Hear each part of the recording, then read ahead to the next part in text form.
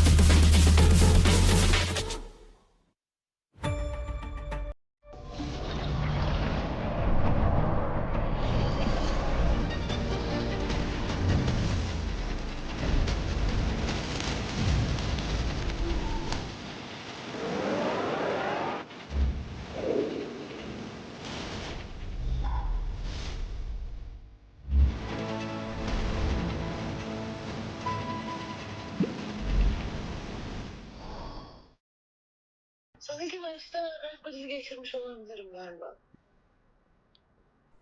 Alo. Anneciğim ne yapıyorsun? İyiyim bebeğim. Sen ne yapıyorsun? İyi ben de çok iyiyim valla. Maçları izledin mi? O yüzden ben krizleri geçirdim da. Ben ikiye çıktınız, ikinci oldunuz. Geri üçe düştünüz, geri ikiye çıktınız. Ben kriz geçiriyordum yani o sıra. Bu da diyor ya, şu formaya takıldı. Valla. Formayla gezdim. İş yerinde yani. Ben de bu resmen durmadan. İş yerinde de formayla yani şey yaptın değil mi? Formayla gittin. Evet, evet. İyi sen ne yapıyorsun? Ya, İyiyim anneciğim. Özledim seni, sadece seni özlüyorum. ben de seni özledim valla. Akşam bakmadın hayırlı olsun demek için. Uyumuşum bir de uyuyakalmışım. Beni de kutlamayı mı gittiler, ne yaptılar? Öyle işte. Tamam anneciğim. Tamam. Seviyorum, öpüyorum. Ben de seni seviyorum öptüm hadi. Hadi arkadaşlarına çok çok selam söyle. Yok Aleykümselam. annem, canın sağlığı. Bunları da tebrik ettiğimi söyle. İlet hepsine tek tek. Tamam aleykümselam. Onların da selamı var sana. Tamam, aleykümselam anneciğim, hadi görüşürüz. Hadi görüşürüz öptüm hadi.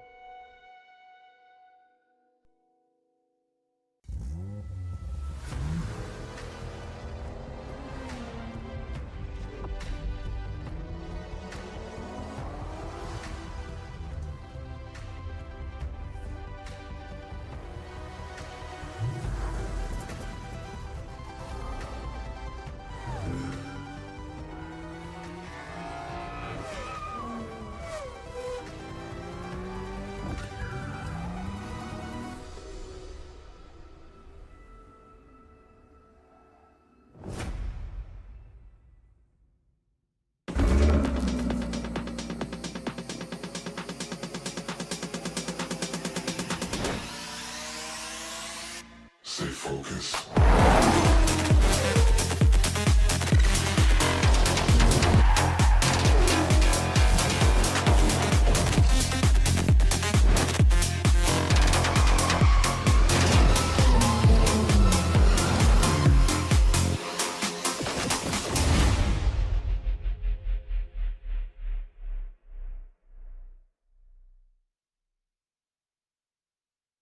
Ok, có chứ, qua cô Vũ chứ, sao bỏ được.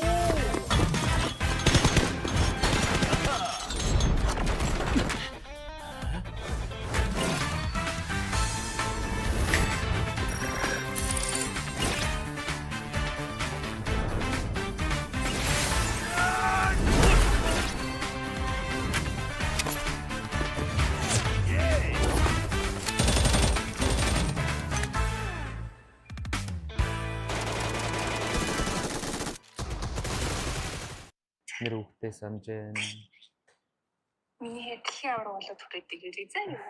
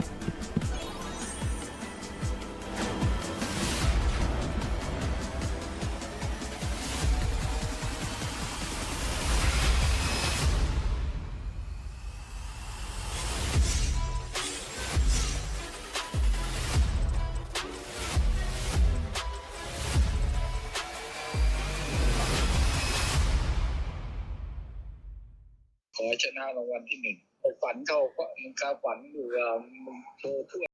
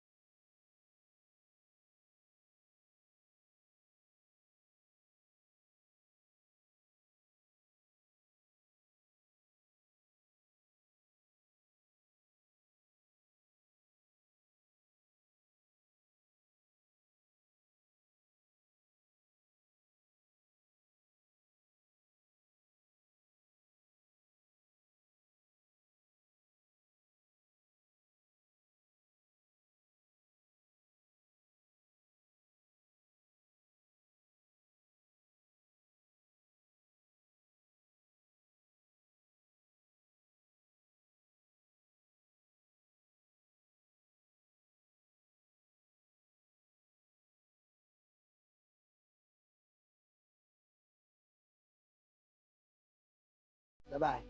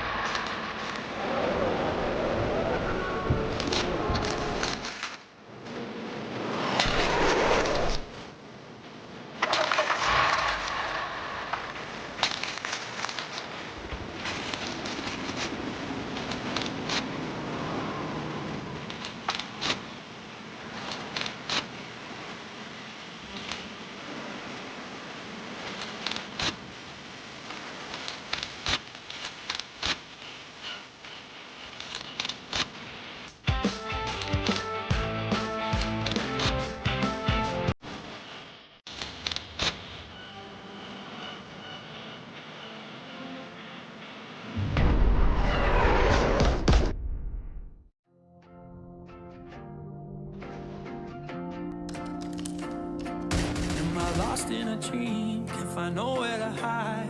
No sign of home, so I just stand like cool. I keep calling, do you hear it all? Let my voice break through the static and meet you in the fire. I'm crawling, I might lose it all, but it's worth the pain if I'm pushing through. 'Cause every time I'm without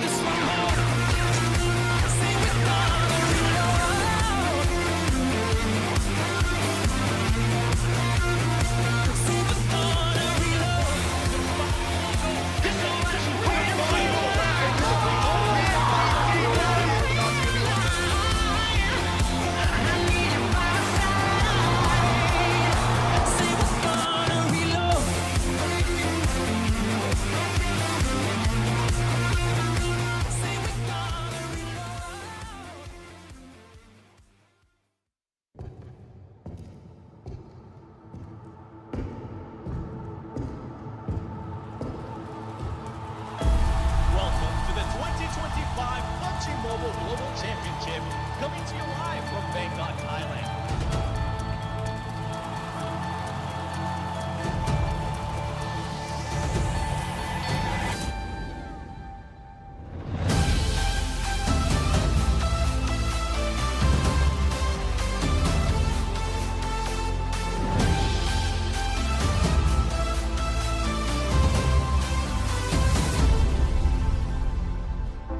I hear a shout, it shatters the silence in the morning. Call your name, I see the doubt. We're falling too fast without a warning. But if you stay, you'll battle by my side. They'll never ever win the day. No matter what they say, this mission ain't broken. Don't take what is spoken. Our path ahead is still unknown. This battle ain't over. Let's walk through the fire. Wash out our fear. Fight to the end.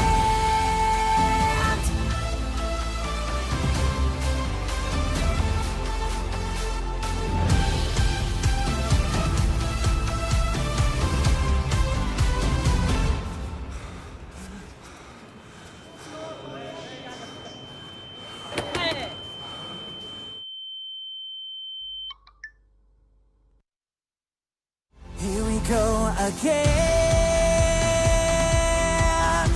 The scars are still fresh, but we will overcome the pain. The lights will never fade. This mission ain't broken. Don't take what is spoken. Our path ahead is still unknown. This battle ain't over. Let's walk through the fire. Wash out our fear, fight to the end.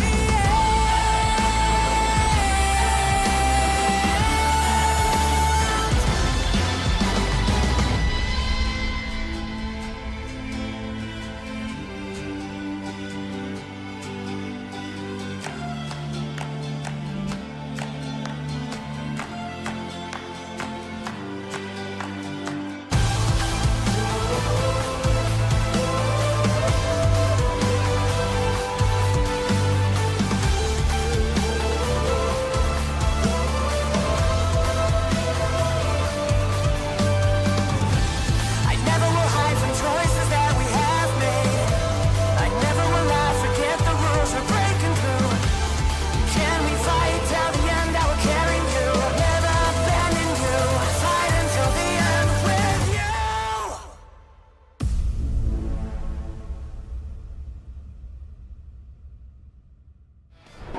Welcome to the Wall of Champions. It's day one of the PMGC 2025, and as you can see behind me, we have the helmets of each and every one of our 16 finalists that's right here trying to claim that championship. We have the stunning trophy to my left as well. But if I direct your eyes over here, we have our Wall of Champions. As you can see, Nova Esports going back to back. Can D+ Kia do the same thing? There's only one way to find out. The wait is over. The stage is set. And the chase for glory begins right now. I'm your host, Hot Jukes, and I'm here with the two best analysts in the business, Maxman and the 7WG. How are you guys feeling today, Max? I'm starting with you. Absolutely fantastic. I mean, finally, it's the PMGC Grand Finals. We're going to crown one more champion. Maybe D+, maybe a new team. We'll have to wait and see. I got absolutely tired of talking to the players. I think it was time that I came to the desk so I can rip some of these teams apart if they do something crazy in their gameplay. Let's get it going, guys. Well, we are finally here live in Bangkok, Thailand. These teams have been battling all the way from the Gauntlet stage to the group stage, and now we are here at the big show, guys. So, right, going into today, Max, right? Which team in particular? I'm gonna start off right off the rip, right? D+ Kia's here, right? I know you're excited to see that. Plus, we got an invited team, right? Vampire as well. We got all kinds of good stuff coming up. Have you seen D+? I'm looking at Korea, but I'm looking at DRX, Human in particular. They're my prediction. I think they can go really far here. They have had such a good initial stage, right? Unfortunately, not quite able to make it in the initial stage of the Gauntlet, but in the group stage, oh my goodness, they were on point. Yes, I mean, and for me, DRX, right? That's yours. Mine is going to be D+, and also Regnum Karya, because that squad, I mean, they were able to just completely change what they were able to do from Gauntlet to the actual groups. It seemed like they were more cohesive. Their tactical play was on point too. Their timing was on point as well. And I'm hoping that's going to continue here in the championship if they want to try to get a chance, especially for Silas. Get that second championship. Dude, Silas wants that thing so dang bad. We've been hearing all this kind of crazy stuff backstage between these squads, and we'll get into that in just a little bit, right? But I'll tell you what. This has been just by far one of the most incredible shows we've seen so far. I know you guys, hopefully we'll get a little sneak peek of it a little bit, but dude, we just saw one of the craziest Thai boxing things earlier. It was wild, right? It was entertaining. I was not expecting. I was like coming for PUBG Mobile. I was like, wait, there's Thai boxing over here too. Absolute peak cinema right now, all over the place, and also so many fun activities. So I know after the game's end, we can have some bit of fun on the outstage. We were already going, and I was trying to get everything that I could possibly see until I got told no. I was like, is that free? Yes? Okay. In my pocket it goes. He is a goblin, okay? He's looting IRL. I'm not even lying. I'm not making this up, all right? I got some PUBG United stickers. Let's go! Hey, gotta get that swag. Gotta get that swag. Thank you. Yeah, Max Banjo was trying to get some stuff, but, you know, Seven was just stealing away from him every second he could possibly get. But I'll tell you what, guys, you know, we have finally made it here, okay? The Gauntlet stage was wild, right? We definitely saw some teams be able to make it, some teams that dropped out, right? When it comes to the group stage, right? Yeah. Which team do you feel in particular, right, just like had a huge, huge pop-off performance? There's one. You want to go for it? There's one that just stands. You know what? Let's say the name on the count to 3. 3, 2, 1. Alpha APG! Gaming. Oh, you said the well, shortened name. yeah, That didn't work. We could have done that way better, to be honest. But no, Alpha Gaming, of course. They were like, Gauntlet, APG trolling. Yep. Now we're going into Group Green. Now that was the APG that we expect to have, hopefully, in these grand finals, right? Hopefully no docketing, because this is a team that we know, especially with Top, right? 7. They can win global events. They've gotten so close so many times. Maybe this will be their opportunity to make it happen. I mean, we'll go even more in depth in regards to APG, but just going back to the Gauntlet, I just want to talk about that stage on its own, right? Because the top 7, we're going to be able to go to the grand finals. And a lot of the teams, and especially because I was here talking to the players, they were saying that the gameplay didn't quite feel like PMGC just yet. Because it was top 7, it was almost a 50-50 to be able to qualify here to the grand finals. And for those squads, we didn't see the urgency. We didn't see all the craziness that happened during the group stages, especially in Last Chance. So for all the squads that qualify via Gauntlet, I'm really intrigued to see what they're going to be coming up with here on the first day of Grand Finals, where there's a lot of stake. You want to be in first place, but let's look at the schedule, Jukes. Yes, as we can take a look, we got the schedule going on. Gauntlet, Group Green, Group Red, Last Chance, all that's over. We are here in the Grand Finals, baby. 3 days of action, and man, am I excited to see it, Max. Oh, it's going to be an exciting Grand Finals. Every single one of these stages leading right to the Grand Finals. Gauntlet was very exciting. And actually, talking about the Gauntlet, there's a little bit of an advantage. A majority of the teams in the Grand Finals lobby have played the Gauntlet at some point in time. Meaning, if you play the Gauntlet, you have a little bit of an advantage because this lobby is not too far off what we have today. Yeah, as you can see right here, we got those teams, and we got that one slot, the host country invite, 7, and that is Vampire Esports. Now, this squad hasn't played at all. How do you feel about that coming in here? I'm intrigued to see what they're going to be doing in regards to their drops, right? We saw the mayhem that happened in Neox Factory, in Rondo specifically. At one point, we ended up seeing 8 teams, absolute mayhem. I want to see what Vampire, if Vampire wants to get into that mix, but do we want to say what we know yet, Max? All I said is the Sir Tanny is looking towards Neox Factory. He said he's quite intrigued about it. Oh, man, I'll tell you what, I'm intrigued about this prize pool, baby. $3 million on the line, and the good old-fashioned point system that we have here. Those eliminations are going to come in big for anybody that just hasn't caught up, right, on the esports this year, right? Rondo, baby. Rondo is in the mix, and it is going to be some serious business, Max. Look, if you miss Sanok, I'm sorry, but man, Rondo's bringing the heat from pretty much Circle 1, the hot drops, the 3-1 splits right here, Savin. Kept happening the entirety of PMGC. Was so exciting to see happen. Yeah, especially when we ended up going to group stages, Last Chance as well. I mean, some of the squads were absolutely popping off. We talked about that 8-team drop that we had in Neox Factory when we're talking about Rondo. The amount of eliminations, too, that we were seeing within the first 7 minutes of the game, it was absolutely insane. We had 67 elims at one point in Circle 5, which is... How do you have that? That's pretty much an entire game, pretty much, right, Seven? It's madness happening there. So if you want to try and create a big lead on Rondo, game 1 of each day, that's the time to make it happen. Out of all these teams right here, Max, and Jukes as well, I kind of want you to go in this. Jukes, you know what? You'll go in this one first. Is there any team that kind of surprises you a little bit?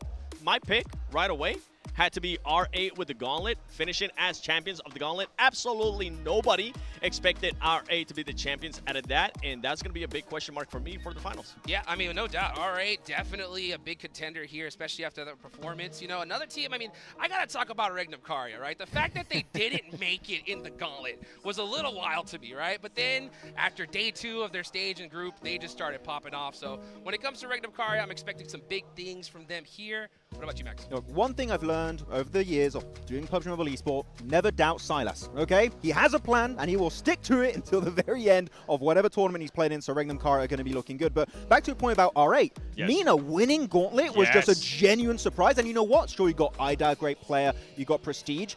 Amori, the off angle, just suppressing fire from this guy was second to none for the MENA region. I wonder, can they replicate this here for the Grand Finals? And not only that, the thing that was impressive with this team is how aggressive they were playing. They weren't really scared. I got a chance to talk to Ida, and they're like, we're not playing scared. We got absolutely nothing to lose. We just got to be able to make it to top 7. I'm hoping that some of the aggressiveness that we saw there out of Gauntlet translates here in the Grand Finals, because we've seen the timing absolutely improve from some of these squads. I mean, D+, at one point, they knocked one player, and they ended up just eliminating everybody on a full push. Yeah, well, you know what? Let's go ahead and take it to Barney to see what we got going on in the fan zone. Welcome to the Fan Zone. Now, for PUBG Mobile fans all around the world, it isn't just simply about esports, this event. This is about everyone coming down and having something to do. So many activations and interactive things to take part in. Right behind me, we have World of Wonder. We've also got Metro Royale over here. Like I said, so much to do here. PUBG Mobile really are pulling out all of the stops, and I can't wait for you guys to come down to Cyan Paragon and check it out. Dude, if you aren't here, you're missing out. I'm gonna say that, because this is crazy, dude. That was just a tiny glimpse of what was happening over here. But man, you know what? They had a crane game, right, to go and pick up some crates. I was at the front of the line and was immediately denied 7. The employees were like, sir, sorry, you cannot do it. Dude, if the winch could talk, it would be screaming. You know, it would just be like, heck no. But it was awesome. It was so great to see. I mean, that's where we got to watch the Muay Thai fights, and I think that's why we were mimicking some of that. And at one point, I think it was 2 sisters fighting each other, which I was really hoping somebody would get knocked out, because the Muay Thai, that happens, and it was awesome, but it didn't happen, sadly. Dude, we saw like a front flip head kick. That was crazy. I missed that. Oh my gosh, it was great. Damn. It was a spinning elbow at one point, too. Blank and I looked at each other like, if that would have connected. If that would have connected. Gone. It would have been over, baby. You know what? But man, you know what? There's all kinds of goodies here. So for those of you guys that are here, enjoy it. You know, for those of you guys that missed out, we're going to have a whole bunch of stuff in-game as well. We'll talk about that in just a little bit. But you know what, 7? You've been here this entire time. That's okay? right. We've been at home during the league stage. 7, you've been boots on the ground. What kind of rumblings have you possibly heard from some different players? Just give us a little bit of the inside scoop since you've been here. I mean, some rivalries that have been building up through the stages as well. Teams just pretty much eliminating each other and then just turning back around and saying, yeah, that's right, don't come to our drop. And I think that's a lot of those teams didn't end up making it here to the Grand Finals. Yeah, all I see is Silas. He's like, oh, I don't want to talk to the Korean teams. Yeah. He's not happy about that. I think the main one that we actually need to focus on, if we're actually talking about the Grand Finals, is what I want to end up seeing, and what some of these teams want to end up seeing as well, is when we end up moving out of Rondo, I want to see what those hot drops are looking like. Because this is a big topic that you guys were talking about and that you and I have been talking about for quite a long time, Max, and is you cannot really afford to have any hot drops, even if you end up winning this, because look what happened to some of the other squads that ended up hot dropping in the Gauntlet, right? Yeah. You had GS team, they're not here. OG, guess what? They're not here too. So a lot of those squads, and right here in the Grand Finals, only 18 matches, maybe even less because of the Smash rule on the final day. You cannot hot drop, and Miramar is going to be spicy. Oh, yeah, if you miss out, no more last chance. You know, it's Grand Finals for a reason. Yes. But yeah, looking at Miramar, Picardo, it's 2 teams in particular. Regnum Karya, they've dropped there the entire time, right? Going into the Gauntlet, into the stages for the league stage. Vampire, also dropped there. And from what we've heard, That is going to be happening, and that's going to be a spicy one. And you have it at the end of each day. That's a good way to end these matches of Grand Finals. Well, let's take it on over to the stage to open the show. Am I lost in a dream? Can't find nowhere to hide. No sign of home, so I just stand like cool. I keep calling, do you hear it all? Let my voice break through the static and meet you in the fire. I'm crawling, I might lose it all, but it's worth the pain if I'm pushing through. 'Cause every time I'm without you, I'm fighting on in the shadows. So tell me, how can I find you? How can I win if I'm on my own? Say we're gonna reload.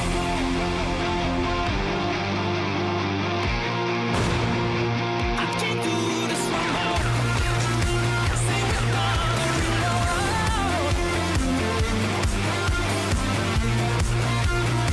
Say we're gonna reload. There's so much way to fight. I need you by my side.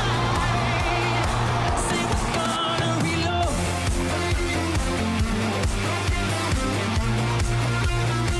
Say we're gonna reload.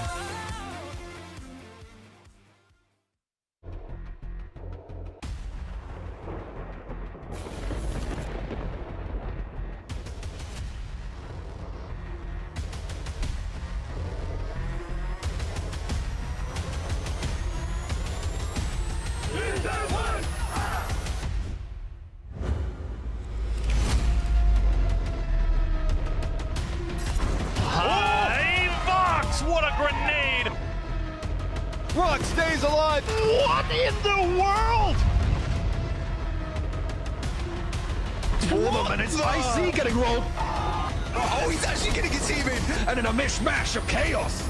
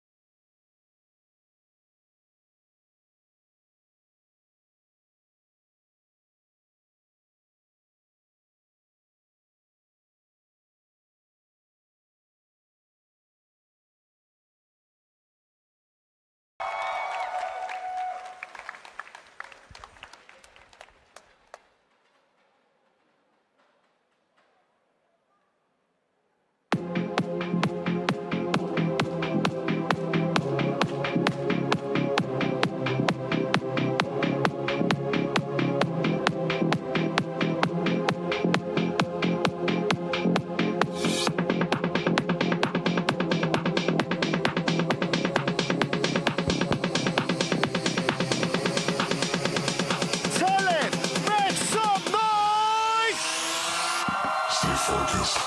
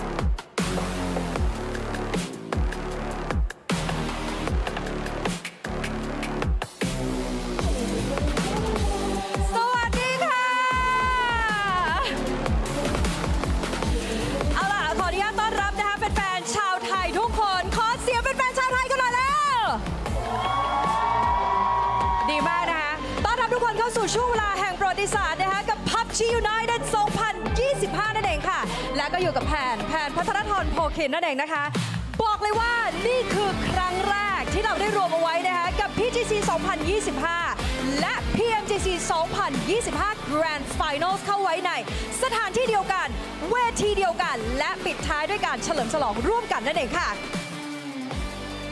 Ladies and gentlemen, welcome to Bangkok, Thailand! And welcome to a historic moment that is PUBG United 2025. My name is Barney Banks and I am your host alongside the incredible Pan. And today we stand together for the first ever PUBG United. That's PGC 2025 and the 2025 PMGC Grand Finals. One venue, one stage, one celebration. และแน่นอนนะคะตั้งแต่วันนี้ไปจนถึงวันที่ 14 ธันวาคมนี้ค่ะทุกคนเราทีมที่แข็งแกร่งที่สุดระดับโลกจะมารวมตัวกันอยู่ที่นี่ไม่ว่าจะเป็นจาก PUBG Battlegrounds และก็ PUBG Mobile นั่นเองนะคะในงานสุดยิ่งใหญ่เพื่อชิงชัยสู่การเป็นที่หนึ่งถึงแม้ว่าพวกเขาจะมาจากเส้นทางที่ต่างกันแต่แน่นอนกับเป้าหมายที่เป็นหนึ่งเดียวกันนั่นก็คือการพิสูจน์ตัวตนสู่การเป็นตำนานในเวทีที่ยิ่งใหญ่ที่สุดในปีนี้ค่ะThis weekend, the world's strongest teams from both PUBG Battlegrounds and PUBG Mobile will be gathered here for one unforgettable event. Different journeys, but all of them with the same goal, in order to prove their legacy right here on the biggest stage of the year. และต้องบอกเลยว่านี่เป็นมากกว่าแค่งานการแข่งขัน e-sports นะคะแต่คือการเฉลิมฉลองของทั้ง2 communities ที่ได้มาร่วมพลังกันภายใต้ธีมหรือวิสัยทัศน์กับ2 ผู้ชนะในโลกใบเดียวกันค่ะ This is more than just an esports event. This is a celebration of 2 communities coming together under one vision. One world, 2 champions. และเตรียมตัวกันให้พร้อมและนี่คือ PUBG United และช่วงเวลาแห่งประวัติศาสตร์ของเราได้เริ่มขึ้นณบัดนี้ค่ะขอเชิญทุกคนได้พบกับ 32 Grand Finalist Team ไปพร้อมๆกันกับจังหวะของ PUBG United 2025 ค่ะ And so, Bangkok, are you ready? This is PUBG United, and history is about to be made, and it starts now. Let's meet our 32 grand finalists and welcome them to the main stage.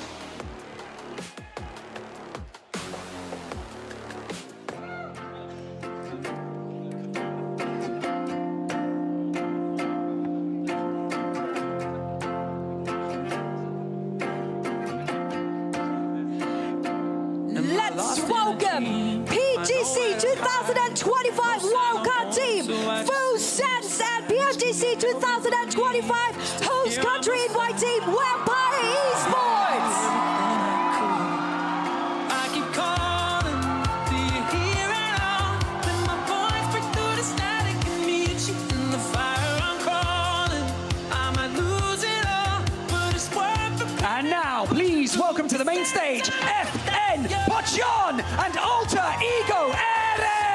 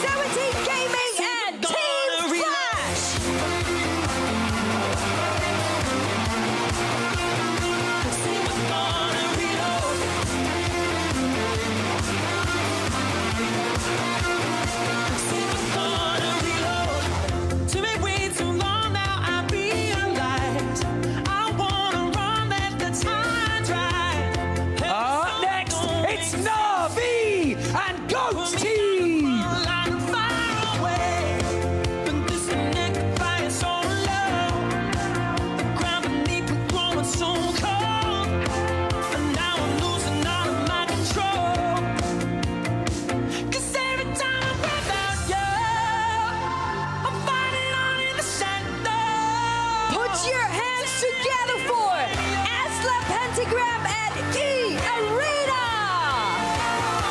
Say we're gonna reload.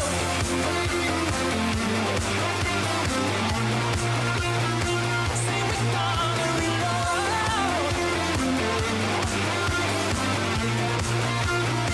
Say we're gonna reload. So what you waiting for?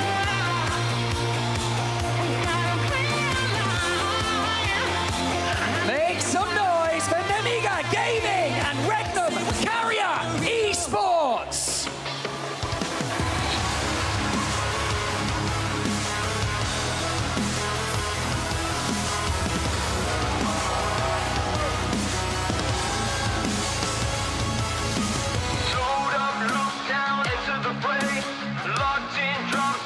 Welcome to the stage, Bagel Bar and Alpha Gaming.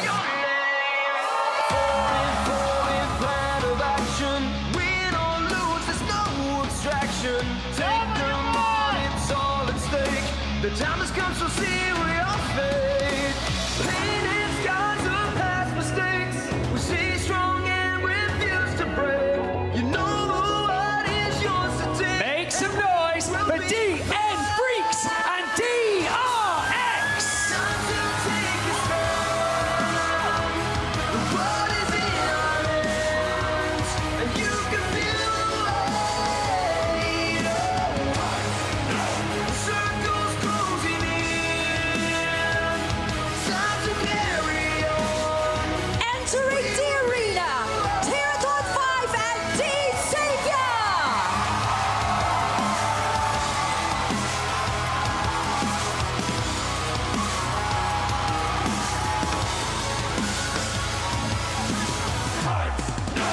Time to take a stand. The world is in our hands, and you can feel the weight. Please welcome to the stage E Arena and Oof Esports.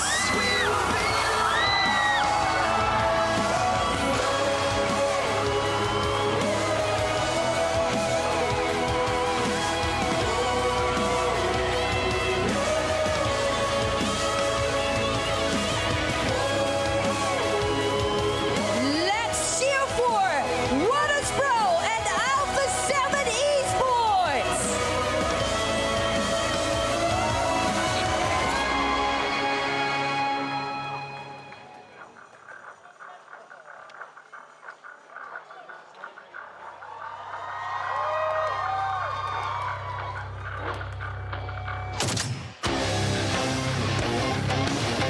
Bangkok, make some noise for T1 and Mad Balls.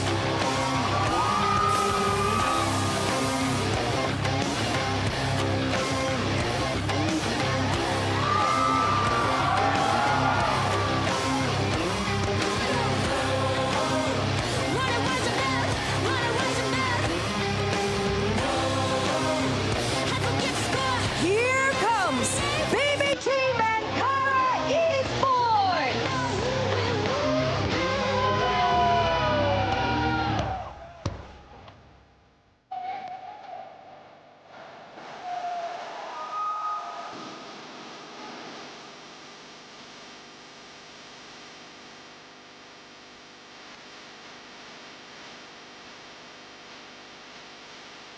Welcome to the stage, Twisted Minds and Thunder Talk Gaming.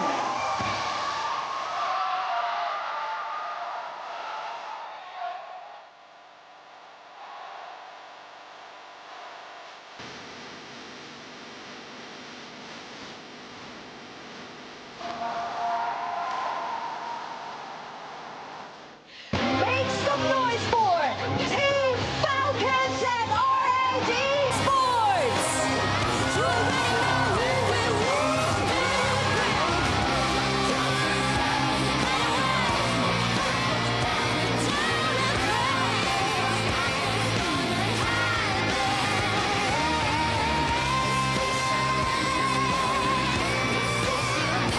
And now it is time for your PGC 2024 Champions champions, the Expendables! And your PMGC 2024 champions, D plus Kia! Here we go again. The scars are still fresh, but we will overcome the pain. The lights will never fade. This mission ain't broken. Don't take what is spoken. Our path ahead. และ PGC และ PMGC ได้รวมพลังเป็นหนึ่งอยู่บนเวทีแห่งนี้แล้ว มาร่วมเชียร์ไปด้วยกันและร่วมค้นหาว่าใครจะได้เป็น2ผู้ชนะบนโลกใบเดียวกันค่ะ PGC and the PMGC now stand united on one stage. Stay tuned until the very end to check out the two champions in one world.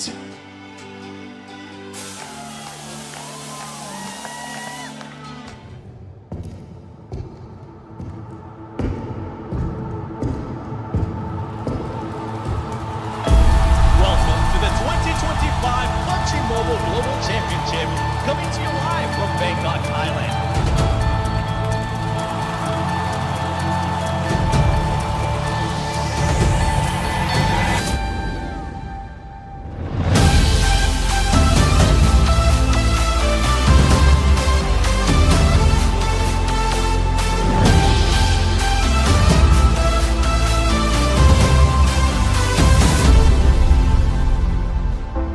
I hear a shout, it shatters the silence in the morning.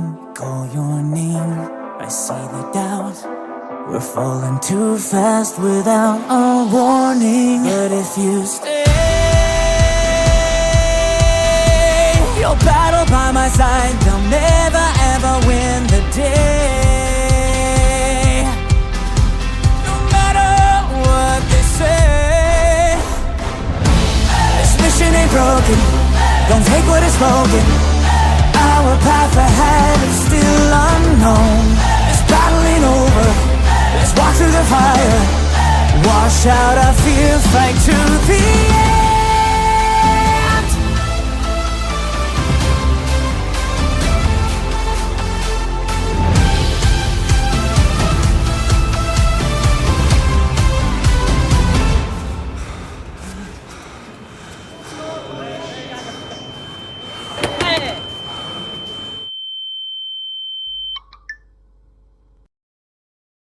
Here we go again. The scars are still fresh, but we will overcome the pain. The lights will never fade. This mission ain't broken. Don't take what is spoken. Our path ahead is still unknown. This battle ain't over. Let's walk through the fire. Wash out our fear, fight to the end.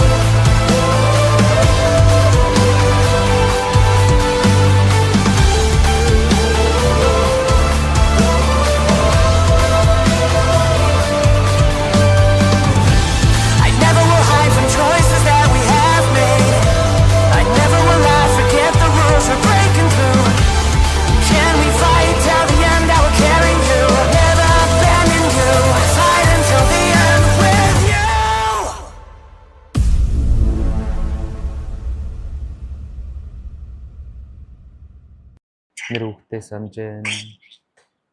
Миний хэд дэлхийн авраг болоод хүрээдэг гэж үзээ.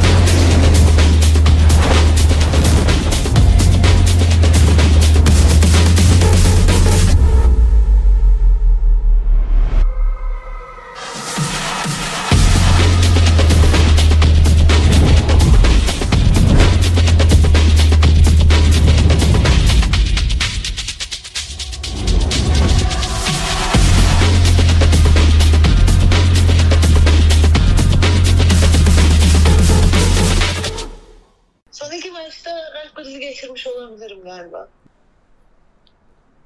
Alo. Anneciğim ne yapıyorsun? Anneciğim. İyiyim bebeğim. Sen ne yapıyorsun? İyi ben de çok iyiyim valla. Maçları izledin mi? Oo izledim. Ben olur mu? Ben krizleri geçirdim. Bana 2'ye çıktınız, ikinci oldunuz. Geri 3'e düştünüz, geri 2'ye çıktınız. Ben biraz kriz geçiriyordum yani o sıra. Soğukluğum anne. Bu da diyor ya. 3 gün formayla takıldı. Valla. 3 gün formayla gezdim.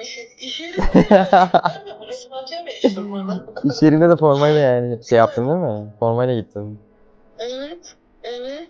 İyi sen ne yapıyorsun? Ya, İyiyim anneciğim. Özledim seni, sadece seni özlüyorum. ben de seni özledim valla. Ha, sen bakmadın hayırlı olsun demek için. Uyumuşum bir de uyuyakalmışım. Ben de dedim kutlamaya mı gittiler, ne yaptılar? Öyle işte. Tamam anneciğim.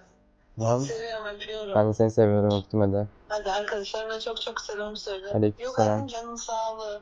Bunları da tebrik ettiğimi sana ilet hepsini tek tek. Tamam aleykümselam. Onların da selamı var sana. Tamam aleykümselam anneciğim, hadi görüşürüz. Hadi görüşürüz öptüm hadi.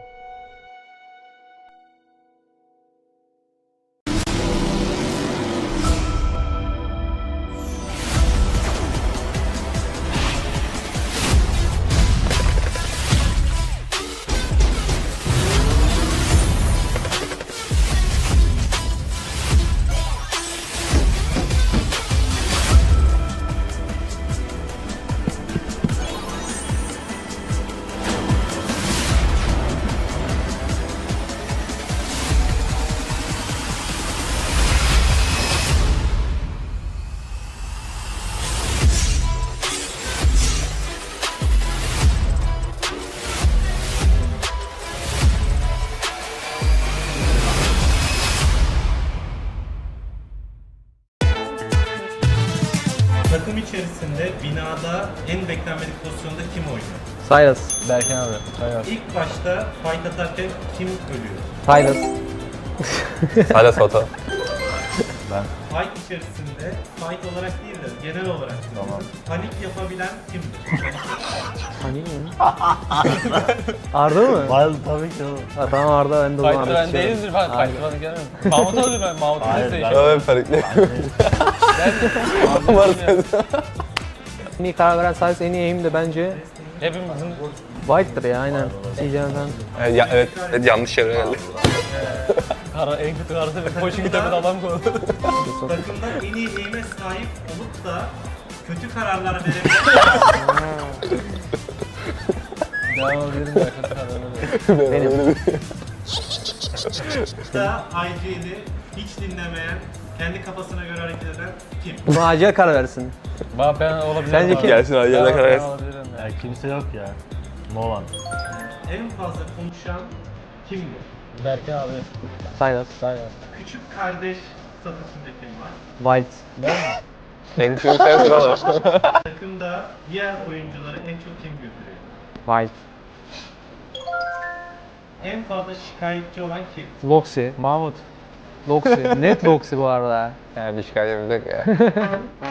En geç uyanan kim? White. En fazla yemek yiyen kim? Ya bu nasıl bir soru yani? Yani şöyle. Bizi izlediğiniz için teşekkür ediyoruz. Çok komik bir takımız. Görüşürüz.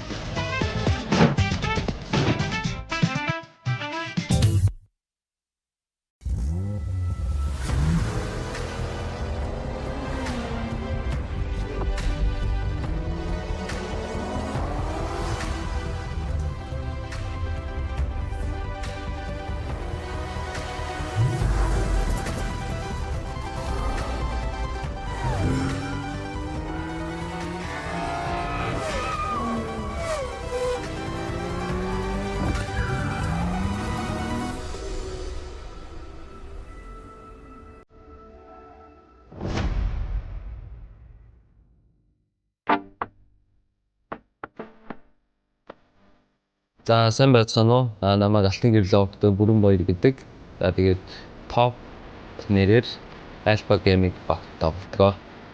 Анх ерөнхийдөө Astra FM гэдэг багаас ерөнхийдөө мэрэгжлийн төвшин рүү одоо ингээд хүл тавьж ирсэн. South Asia Championship гэдэг тэмцээнд ерөнхийдөө авраг аваад яг мэргэжлийн төвшөнд ингээд тоглож болох юм байна гэдгийг ойлгосон. За хуучин Star Wars байхад манай багт IGL-ийг үүсэн PK гэдэг манай IGL байсан. Ерөнхийдөө яг PK явснаас хойш ерөнхийдөө миний тоглолт болоод амар унсан. Амар унаад тэгээ ерөнхийдөө аягүй жоохон тийм шанцх маягтай байсан л да. Тэгээд за PK явсан ч гэсэн одоо надад том зорилго байгаа гэж амар тийм бэлтгэлээ ерөнхийдөө амар ахиу хийгээд тэгэл ер нь гайгүй тэрбэндээ орсон даа.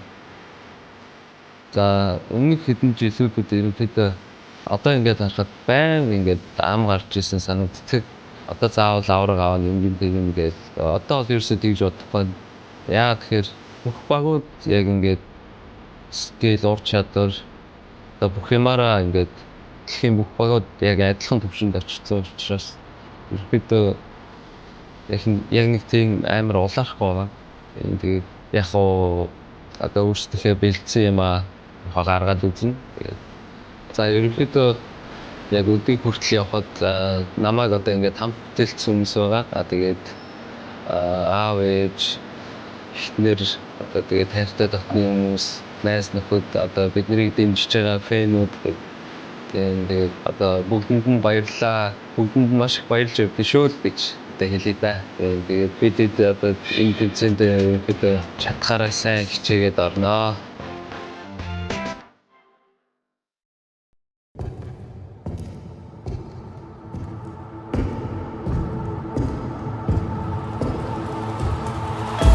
Welcome to the 2025 PUBG Mobile Global Championship, coming to you live from Bangkok, Thailand.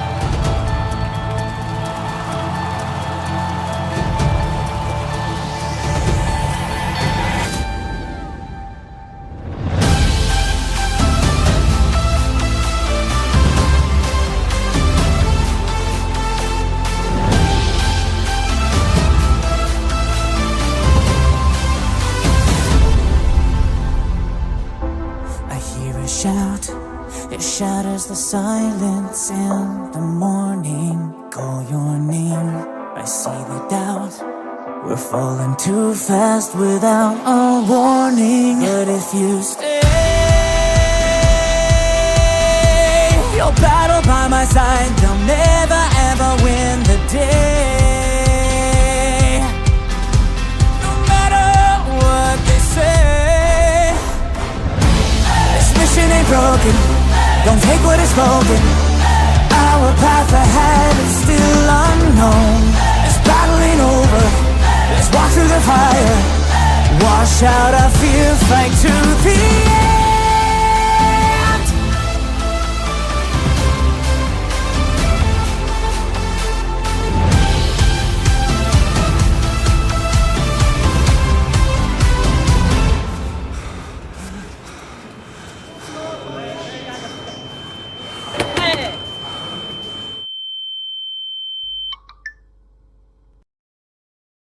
Here we go again.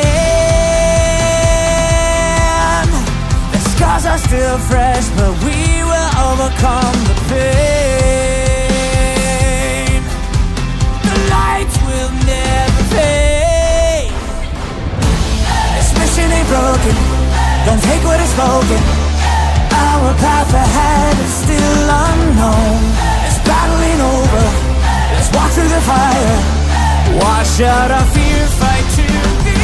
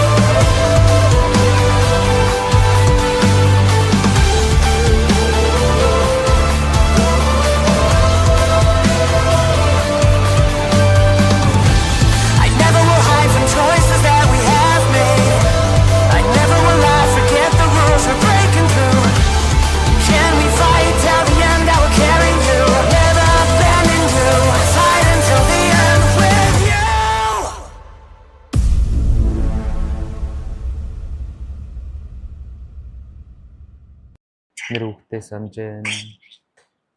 มีเหตุที่เราทุกติกิจใจ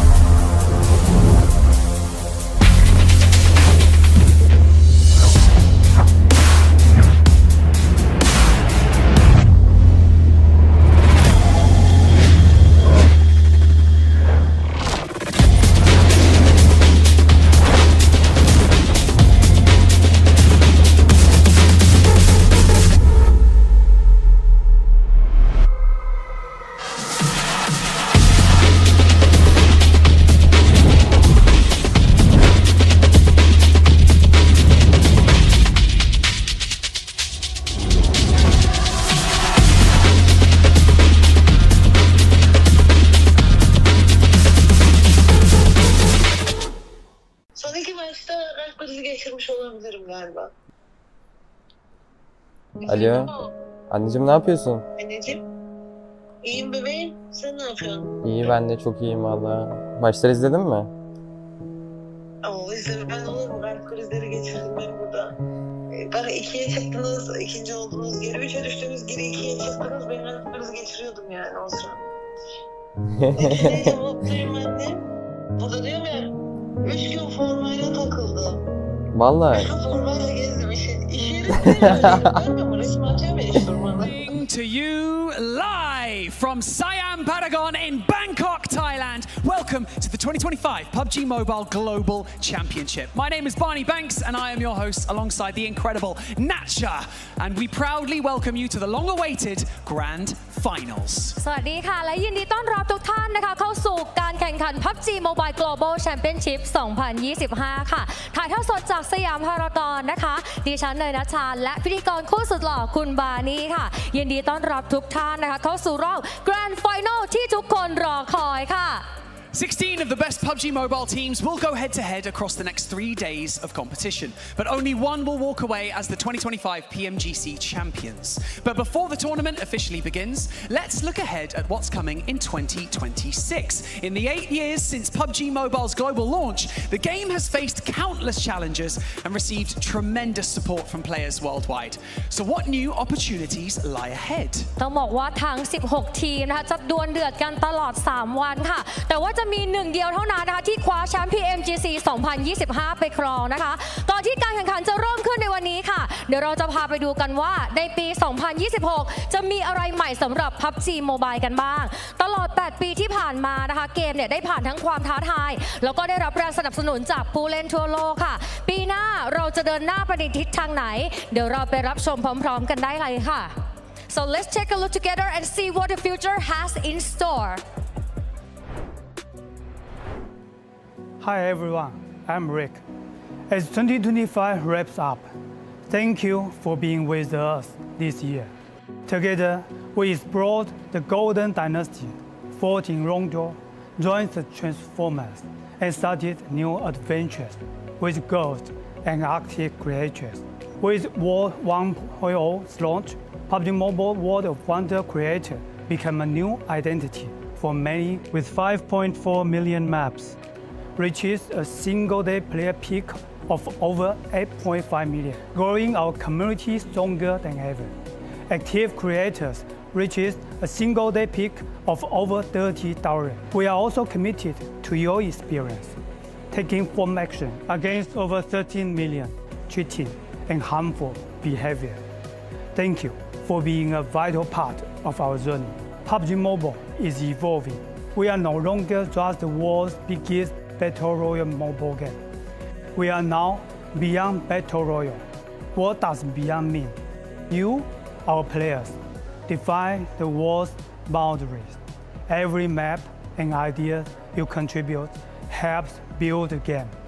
In 2026, we are upgrade World of Wonders editing tool and add AI-assisted features to boost your creativity. Thank you. Your vision drives us beyond to show our gratitude. In 2026, we are boosting support for your creativity with the 10 million incentive pool to invite creators worldwide to join the world ecosystem. Let's make next year our best yet. Our Beyond Battle Royale vision brings a new quick BR mode, a fast-paced 10-minute match with intense action and deep skill combinations. You can build your play style that's truly your own. Battle launches next year if all goes well. Going beyond also means expanding possibilities together. You have collected nearly every supercar brand. Now, PUBG Mobile will be partner of the Scuderia Ferrari HP in 2026 and will have an integration of their sports car in our world. Plus, Scuderia Ferrari HP official reserve driver Zhou Guanyu has a special message for you. Stay tuned for updates, and we hear your requests for more, from animation to sport, and they are on our list. As our world grows, every player counts. Our new vision for every number one. In the game, we are introducing a more diverse visual style and deeper avatar performance, giving you more ways to express yourself in scenes. In 2026, 2 global open tournaments will welcome all players to the global stage. We are partner for more campus, expo, and festival events, bringing esports excitement to everyone. To launch this chapter, our 8th anniversary will be our biggest celebration yet, with reward in-game and in real life. Thank you for being the heart of our journey. Together, we'll continue to build what's next. Winner, winner, chicken dinner. See you next year. Thank you so much to all of the developers. This is truly exciting. We would also like to thank all of the players for their long-term support of PUBG Mobile. In 2026, player creativity will continue to bring fresh energy to the game. Thank you so much for all of your passion and dedication to PUBG Mobile. Next up, we will be presenting the Creative Vision Awards 2025. It commemorates all of our beloved creators out there for the love of PUBG Mobile. And the first award will be the World of Wonder Creator Annual Ceremony. Let's see this year's WoW Annual Gold Award winner. และต่อไปนะคะก็คือการประกาศรางวัล Creative Vision Award 2025 ค่ะเพื่อเป็นเกียรติให้กับเหล่าครีเอเตอร์ทั่วโลกที่สร้างสรรค์ผลงานให้กับ PUBG Mobile นะคะโดยรางวัลแรกก็คือ World of Wonder Creator Annual Ceremony ค่ะเดี๋ยวเราจะมาดูกันนะคะว่าผู้ชนะรางวัล Gold Award ปีนี้คือใครค่ะ so now let's watch the video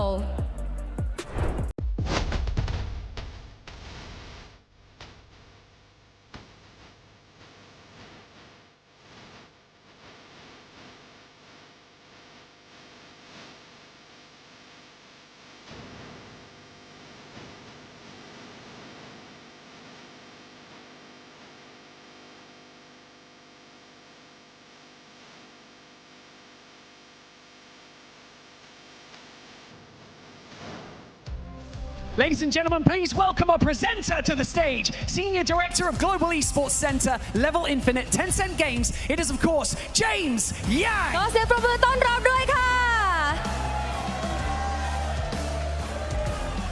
Now we would like to invite our winning representatives of WoW, Sheeta Black, Osed, Yasso, Murshad, Muhammad Ali, and Ahmed Alouk to the stage to receive their awards.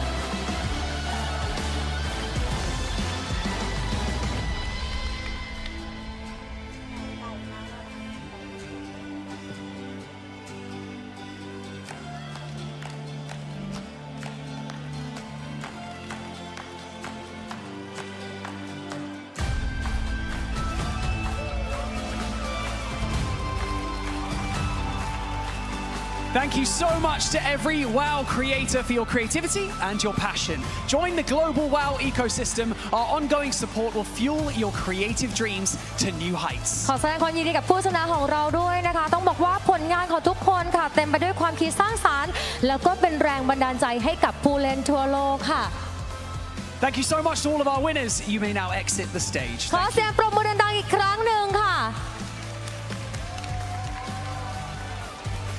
Thank you to all of our creators. Because of you, PUBG Mobile continues to thrive. This year, PDP continues to encourage players' creativity and innovation, and we look forward to seeing even more amazing contributions. And now, we will be presenting the PDP Creator Annual Ceremony. ต้องขอบคุณครีเอเตอร์ทุกท่านนะคะเพราะว่าทุกคนเนี่ยคือกำลังสำคัญของ PUBG ค่ะและต่อไปนะคะเป็นพิธีมอบรางวัล PDP Creator Annual Ceremony ที่สนับสนุนความคิดสร้างสรรค์ของผู้เล่นทั่วโลกค่ะเดี๋ยวเรามาดูผลงานที่โดดเด่นของปีนี้ไปพร้อมๆกันค่ะ Please enjoy the video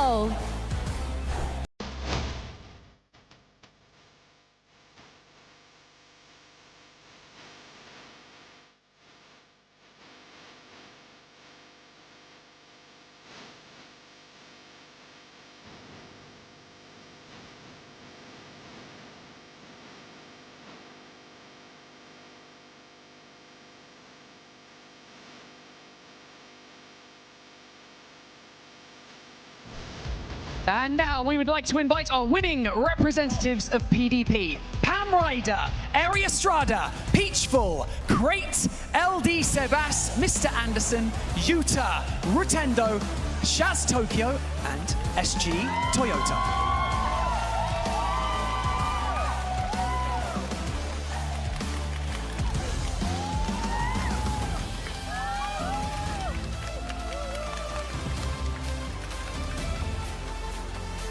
That's right, make some noise everyone, come on! ขอเสียงดังๆด้วยค่ะ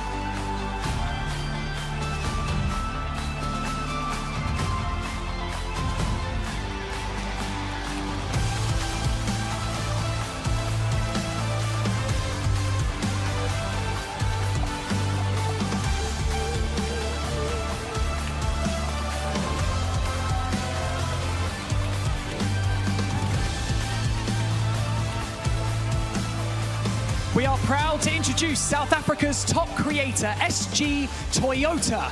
He was recently named Person of the Year by NAG Magazine, South Africa's leading gaming media outlet. This shows that PDP and its creators are gaining recognition from more and more established areas. ยินดีกับผู้ชนะทั้ง10ท่านด้วยนะคะต้องบอกว่าทุกผลงานคือการโชว์พลังความคิดสร้างสรรค์อย่างแท้จริงและช่วยผลักดันให้ชุมชนครีเอเตอร์ของเราเติบโตอย่างก้าวกระโดดนั่นเองค่ะขอเสียงปรบมือดังๆอีกครั้งหนึ่งค่ะ Thank you so much to our winners. You may now exit the stage. Thank you. เรียนเชิญได้เลยนะคะ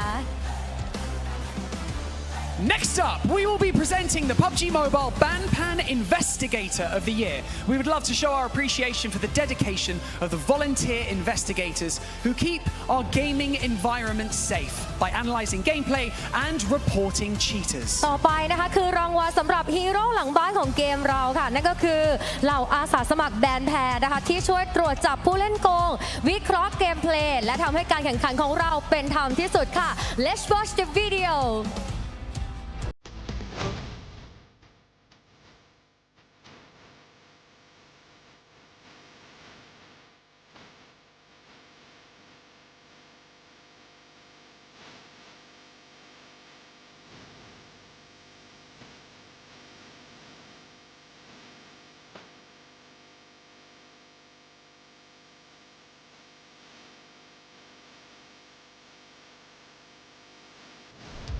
Please welcome our Gold Investigator representatives, Dila, Jenin, Seoul, TC Senior, and G3 ADA to the stage.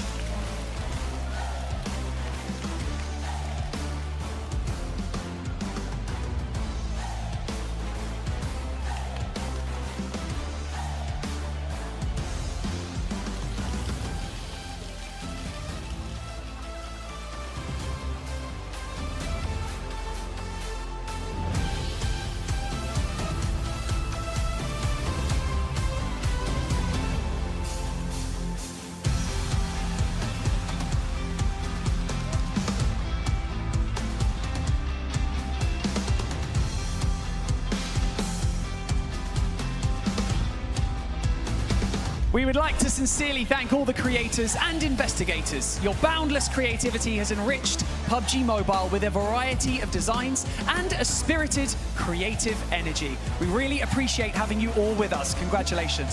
ยินดีกับผู้ที่ได้รับรางวัลทุกท่านด้วยนะคะต้องบอกว่าพวกเขาคือกำลังสำคัญที่ทำให้ PUBG Mobile ของเราเป็นสังคมเกมที่ปลอดโปร่งและน่าเล่นที่สุดค่ะ Thank you so much to our winning representatives. You may now leave the stage. Thank you.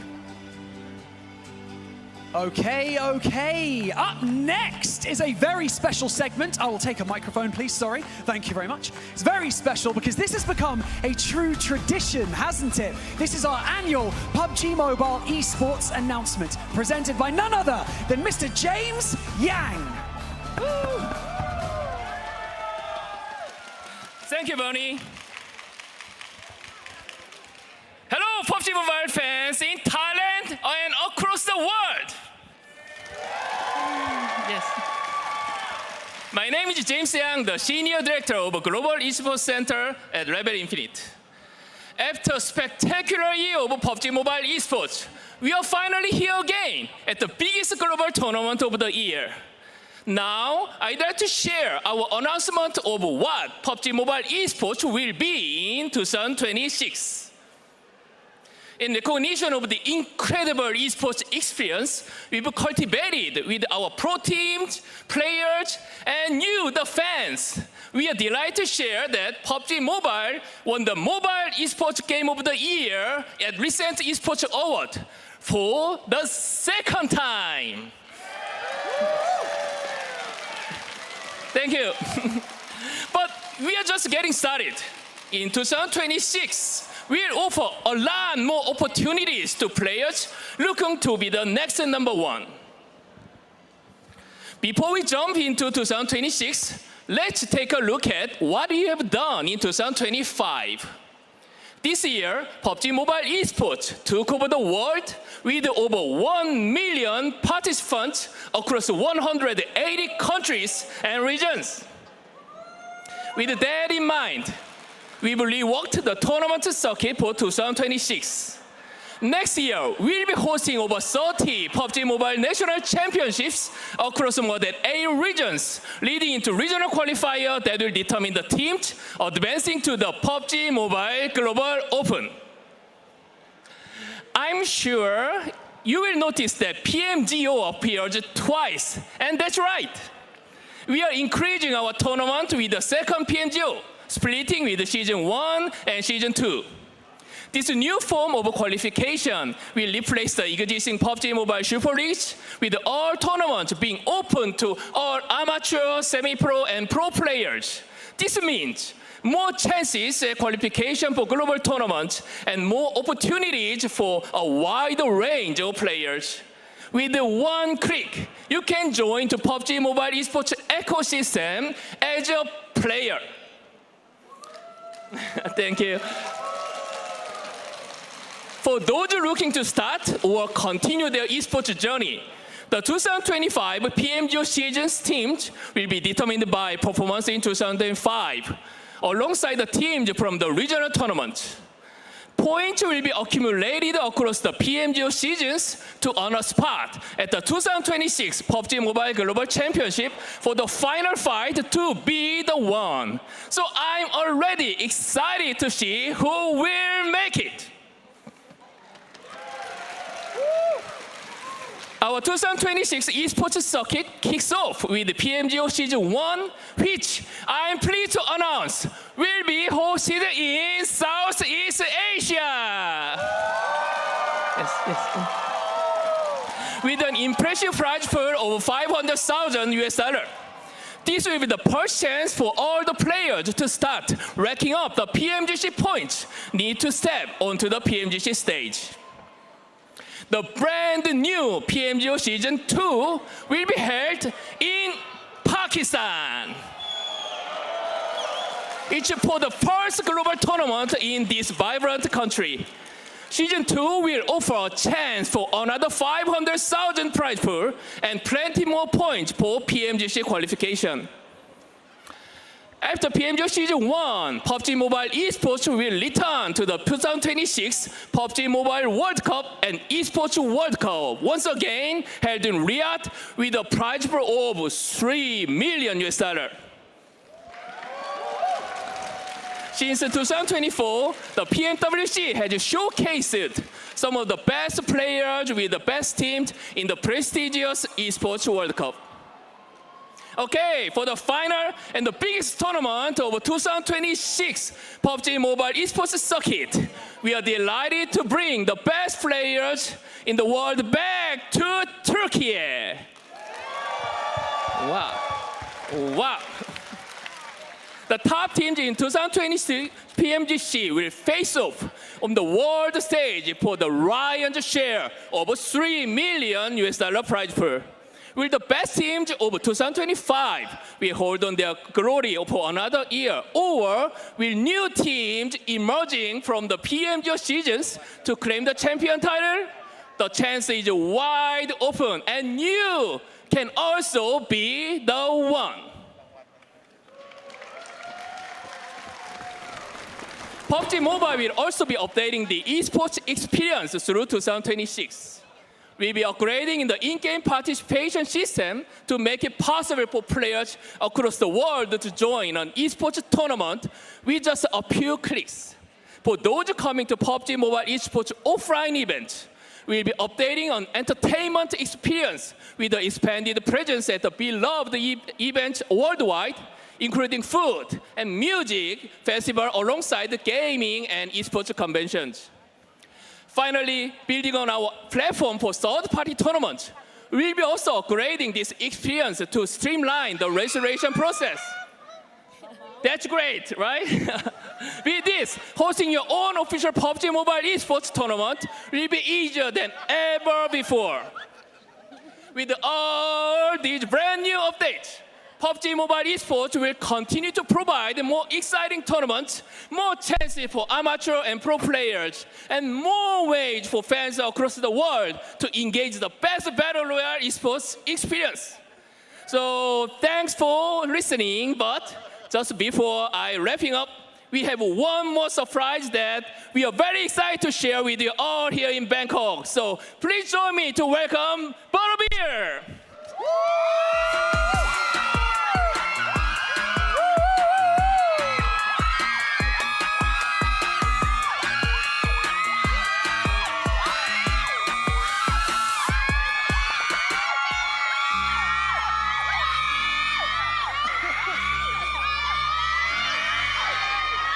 Nice to meet you, and yeah, it's really great to see you. You are so cute, amazing. There are so many fans of you.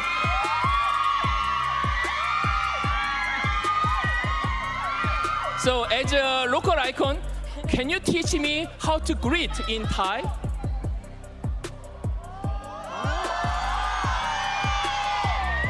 Nice, thank you. So, okay, everybody, see you at the battleground. And please be the one! Thank you so much, Thank you. Mr. James Yang. Let's give him another round of applause, James Yang. And of course, thank you to Butterbeer for joining us as well. If you haven't already, make sure to visit the PUBG Mobile Butterbeer collaboration in the Fan Zone and Siam Paragon. ค่ะขอบคุณคุณเจมส์ยังมากๆเลยนะคะแล้วก็ขอบคุณน้องหมีเนยด้วยนะคะที่มาร่วมสร้างสีสันกับเราในวันนี้ค่ะสำหรับใครที่ยังไม่ได้จับจองเป็นเจ้าของพลาดไม่ได้นะคะอย่าลืมแวะไปชมโซนพิเศษ PUBG Mobile X Border Bear บริเวณโซนแฟนโซนณสยามพารากอนแห่งนี้ด้วยค่ะ Now, before we officially begin the competition, we are pleased to introduce a brand new element debuting at this year's PMGC, the Egg Smashing. This is reserved exclusively for our champions. This exciting feature adds a unique twist to the celebration, offering special rewards from Infinix and a memorable moment for the winning team. ใช่แล้วค่ะปีนี้นะคะต้องบอกว่า PMGC เนี่ยมีลูกเล่นใหม่ที่เปิดตัวเป็นครั้งแรกด้วยนั่นก็คือกิจกรรม X Smashing นะคะที่สงวนไว้เฉพาะทีมแชมป์เท่านั้นค่ะซึ่งกิจกรรมนี้นะคะก็จะเพิ่มความพิเศษแล้วก็ความสนุกสนานให้กับช่วงฉลองชัยชนะนะคะพร้อมกับมีของรางวัลพิเศษจาก Infinix ด้วย And now, to give everyone a clear look at how it all works, please turn your attention to the screen as we present the official introduction video and what each team secretly selected the eggs that they wanted the chance to smash. ก่อนแข่งเนี่ยแต่ละทีมนะคะเขาได้แอบเลือกไข่ที่อยากทุบเอาไว้แล้วนะคะและตอนนี้ถึงเวลามาดูกันแล้วค่ะว่าแต่ละทีมไฟนอลของเราเนี่ยเลือกไข่ใบไหนกันไว้บ้างนะคะเดี๋ยวรอไปชมพร้อมๆกันค่ะ Let's watch the video. In the grand finals of the 2025 PMGC, 16 teams have fought their way to the ultimate honor. Each of them now stands as one of the world's best, and each is represented with the golden egg marked with their team logo. Inside every egg lies a special reward card provided by Infinix, a GT pad, a GT phone, or GT earphones, an exclusive gift waiting to be claimed. Before the grand finals begins, every team chooses 3 opponents whose eggs they would most like to smash. And now with the world watching, only one team has risen above the rest. One champion, one chance to get the ultimate bonus reward. If the champion wins by the smash roll, they may smash 3 eggs and take all the Infinix rewards hidden within. But if the victory comes by points, they may choose only one. One egg, one moment, one prize. This is the 2025 PMGC Egg Smashing Ceremony. This is the one you're looking for. Let the champion step forward and let the smashing begin.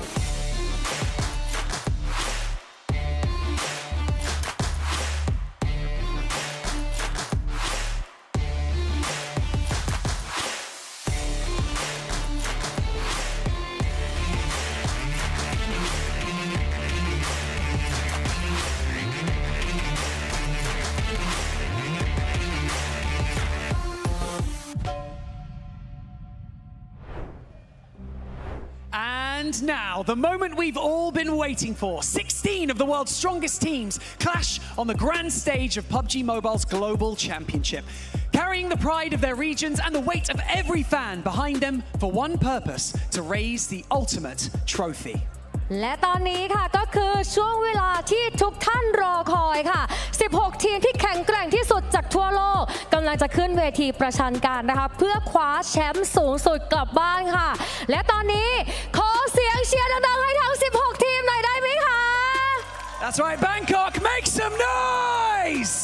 Ladies and gentlemen, the 2025 PUBG Mobile Global Championships Day 1 starts now. ไปชมกันเลยค่ะ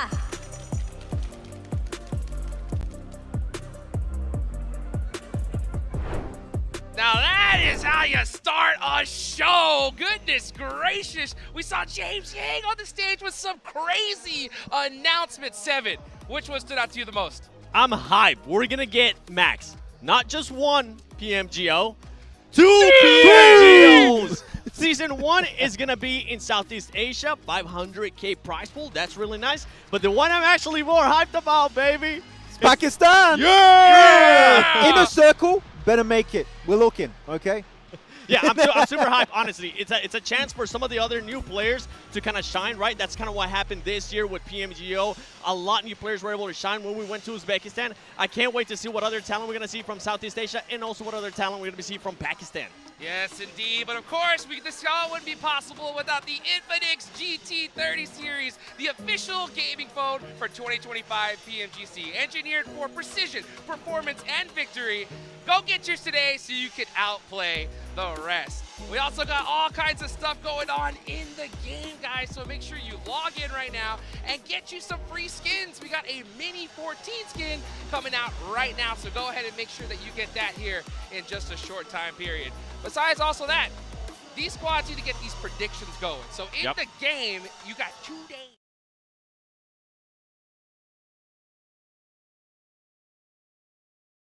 So guys, oh goodness gracious, right?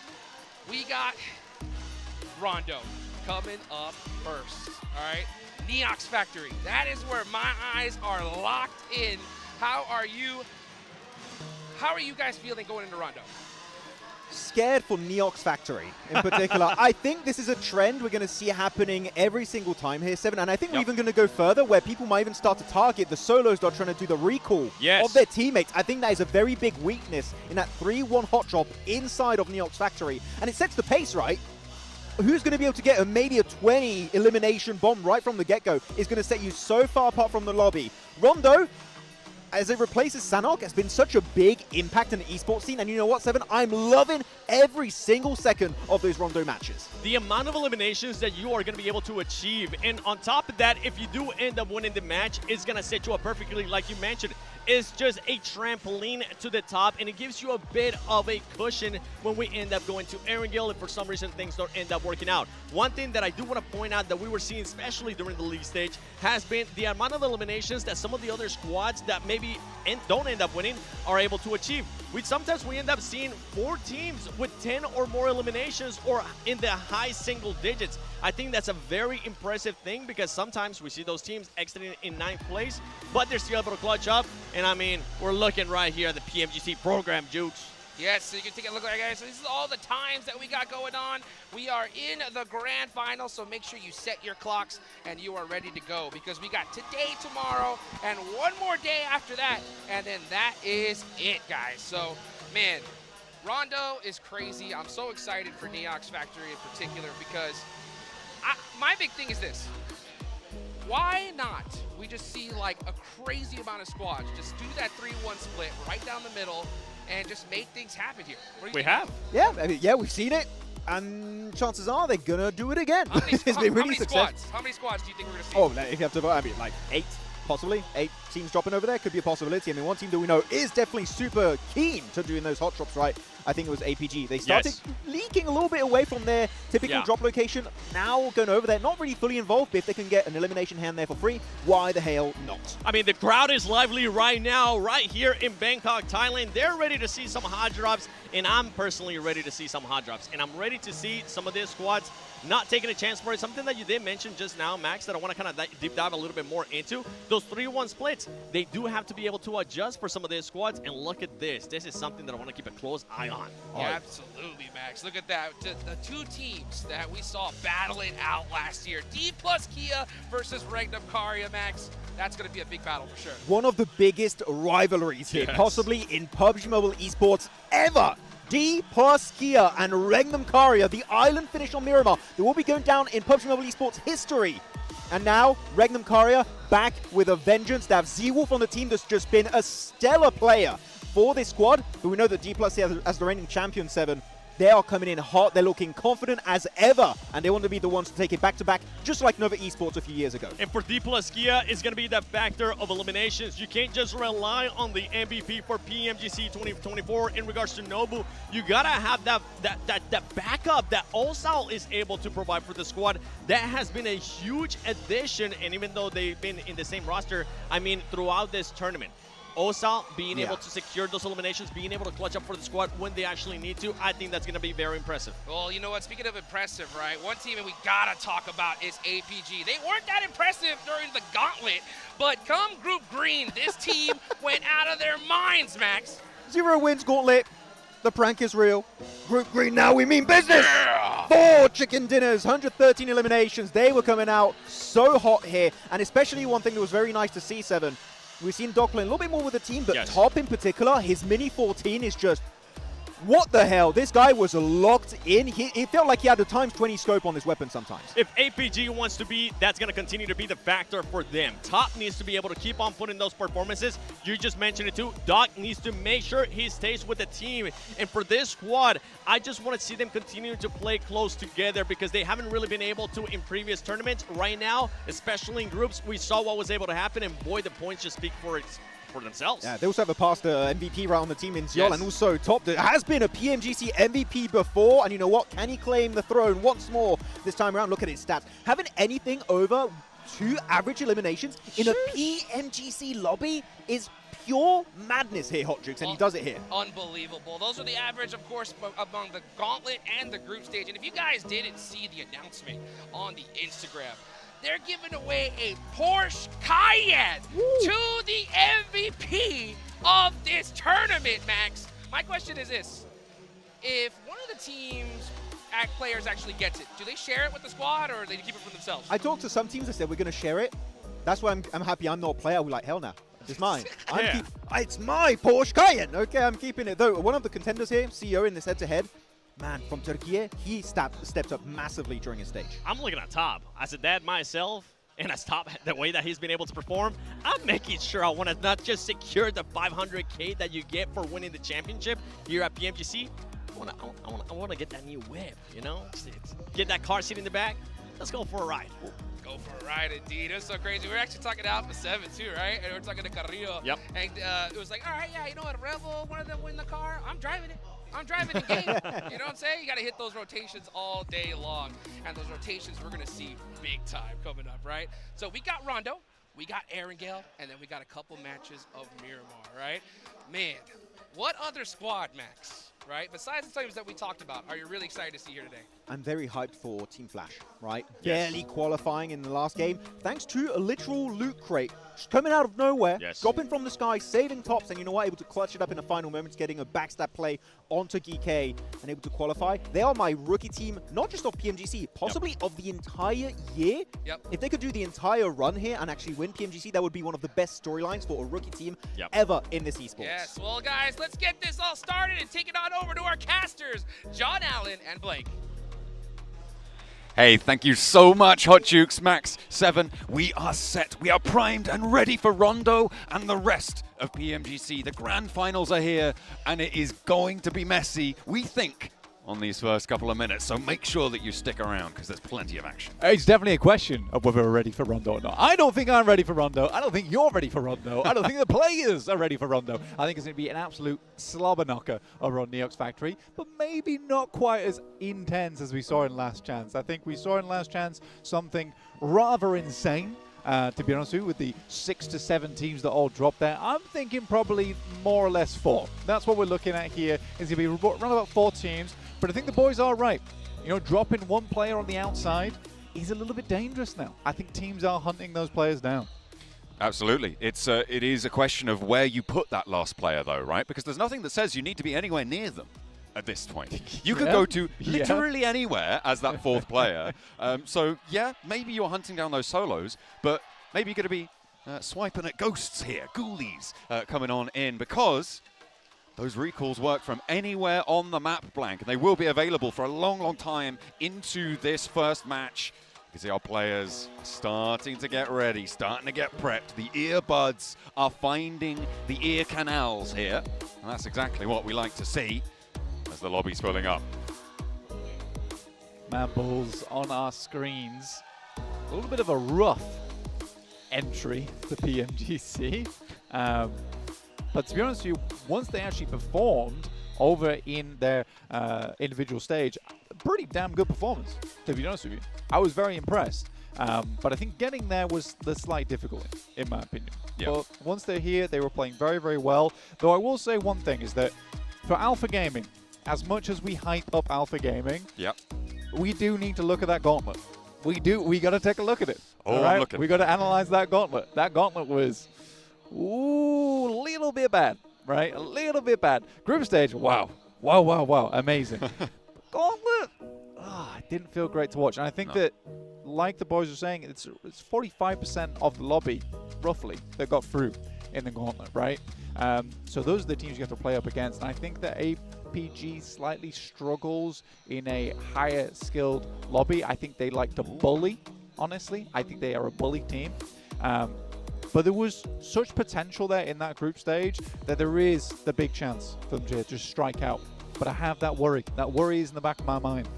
Which of the two teams are we going to get? Which APG is turned up today to start things off? Because it is going to be stiff competition. All of the teams that qualified, you're right, bringing those Gauntlet teams back in and bringing Vampire into the mix, that is sure to draw blood if you try and step to the fight on it. Rondo is getting locked and loaded blank on our map feed right now. I am seeing the map, the lay of the land, arena, making sure that they are locked in. Our crowd is getting ready too, because the first match is on our doorstep.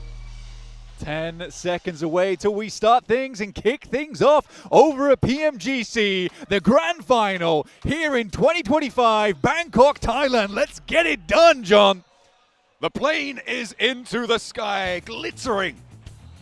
An omen of hopefully not death for most of our rosters, but unfortunately, if we're looking at where the plane path's going, it's going right over Neox Factory.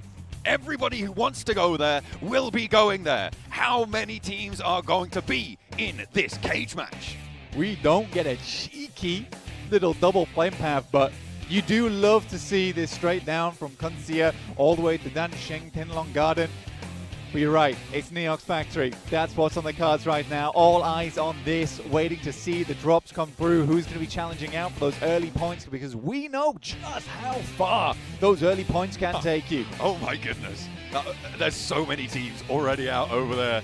You can see a couple of teams not going for that. That's Alter Ego, Alpha 7, Mad Bulls, Ulf. Oh, hang on a minute, maybe. No, there are more Mad Bulls up there. Team Flash as well, not going to get stuck all the way in. And Thunder Talk Divert, they're not going to head on over, but plenty of teams still going there, and actually a little bit of hot drop further south as well towards Dansheng. Seems like a couple of teams are trying to take residence there. This is maybe fewer than I thought would be right on the inside.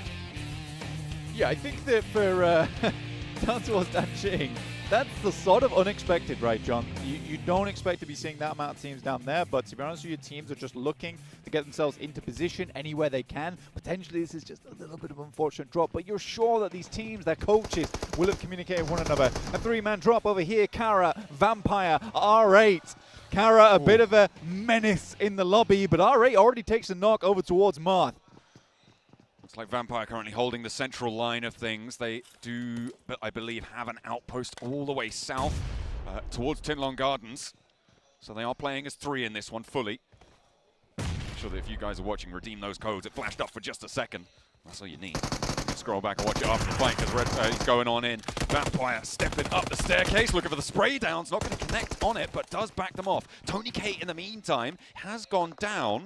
So Vampire need to find themselves together. They do have that res on the outpost, but they are starting to fall. And now it's just Miaola on the inside, looking to try and get the res onto Tony K. Without too many meds here, R8's going to charge forwards, look for the flush. Doesn't quite fully finish it off, but steps in, allows Mark to take up the mantle. Will not find this first shot, but steps on in and cleans house against the Vampires. They'll need to res. We'll see them in Tinlong, but R8 might be not long for it. Oh, I mean, either on basically no HP, life support inside the building, but still rushing it down. Fair enough to him, making it happen here at PUBG United 2025. So cool to see a real mishmash of the two worlds. And that is the first time that we're going to see Vampire in a fight here. And they will be taken down. Not great as a start. The RX, though, starting to chime in. On the fight, nice little spray down. Over towards Reefus. Doc now trying to hold his own. 2 players now alive for APG. Doc on the hot seat now. Playing up and along the ridgeline. Has to back off. Another player on an off angle. Kaikse makes his life all the harder. Now minimal HP. Trying to get the heal desperately, but the crushing force of DRX rolls forwards. He steps out into the fight. Will not find it. APG going down to 1. And those reses are already starting to come on through. Ziol already getting 2 of his teammates back up. And now he needs to bring Doc back in. Yeah, no messing at all. For DRX, so easy, does make it look so easy at the start of the tournament against one of the most touted players in the game there over on APG. The Flash, I think that the boys on the desk, they'd be right. They'd be right in saying that this is the rookie team of the year. An incredible squad. With basically no, I don't want to say no emotions, but they were not nervous at all. Not a single shake in those hands. Not a single quiver on those lips. It was incredible to see. I think that, honestly, for the Flash, it's such a standout performance, such a breakout performance. You don't see this happen very often, and I think 2025 is a magical year just because of that alone. I mean, you know, Max was saying over on the desk, oh, hang on a minute, Rosemary. He's got shots over towards Lemon. Doesn't finish the job. Oh, dear, that's going to get untidy potentially. Lemon, though, with a pump action, low HP, will be going down. If he isn't too careful about things, Rosemary stepping in, Electric Skill comes through, Lemon hits the deck with the drop shot, stands for the challenge, Lemon giving it a really good crack there, but will be taken down. Rosemary able to win the challenge on that one. Alter Ego happy to purloin the point. Team Flash, though, look at a try and challenge and keep that Rookie of the Year title alive. Win knocked first in the EMP zone, blaring over this fight as well. Will start to fade away. Chips backing them off with a nade barrage. I think this is, no, there's multiple players here from D+. They are going to try and fend off this fight, but with Win getting back up, Zeus on a crucial angle here. Look at the lineup he's got. If they step too far forwards, he's just going to cut through them. There's no cover their way if they don't find it. The picture-in-picture blend is going on, but Chip storms forwards. Team Flash get one, get two, but they aren't really going to get too much of an answer. Zeus behind the tree doesn't connect onto Nolbu. The two players from D+ on the top, they're going to have to stick this one out, but Osal's riding in. He's got that back angle. There is backup coming through for D+ here. I don't think Team Flash are going to last too long in this fight. The nade connects, but it is too little. It is too late. Osal coming through there with a backup. Nice backstab from him. Will keep the team alive. Chips and Nova did a pretty good job, but again, that's why we do fear the Flash. They are a little bit dangerous when it comes to those close-range engagements. Can never really count them out. Bose is already getting down to it. Over towards Alpha 7. Mafioso takes a tumble. And they're continuing here, but Carrillo straight back into it. And the action just does not stop here over on Rondo. Seemingly not. I mean, this is what we were expecting more in Neox Factory, to be honest, Blank, but it seems like everyone has come to their senses on that fight. Not going to be engaging with it. Instead, they're taking the fight to stage 2, as they're all moving in and trying to get in around Neox Factory, around the area south of it, towards Yulin as well. Alpha 7, scrapping it out. I mean, this is on the north side of the circle, Blank, far north of Test Track. Not quite up to the river just yet, but it is on the north side and inside the next circle. On that recall tower, Alpha 7 currently have control of the middle, and Team Flash really wanting to stay alive on this one. Win on the inside after getting recalled. Carrillo steps forwards.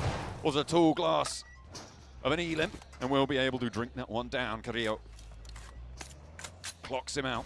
Now there's one player left for Team Flash. Hopefully they can find themselves a recall. Tops moving very far out. Might actually clash with Alter Ego there. As we hop on board now with DRX. Again, they played from Neox Factory, winning the fight with APG. Now they turn their attention to Thunder Talk. DRX, rough start for them over in PMGC. Looked very passive. And then we got a whole new side. Very much two-faced this team, where it's immediately came out swinging. Very aggressive in their group, and definitely dominated that lobby. See what DRX can get done here, because it will be nice for D+ to have a brother on the stage here at PMGC who can go toe-to-toe with them.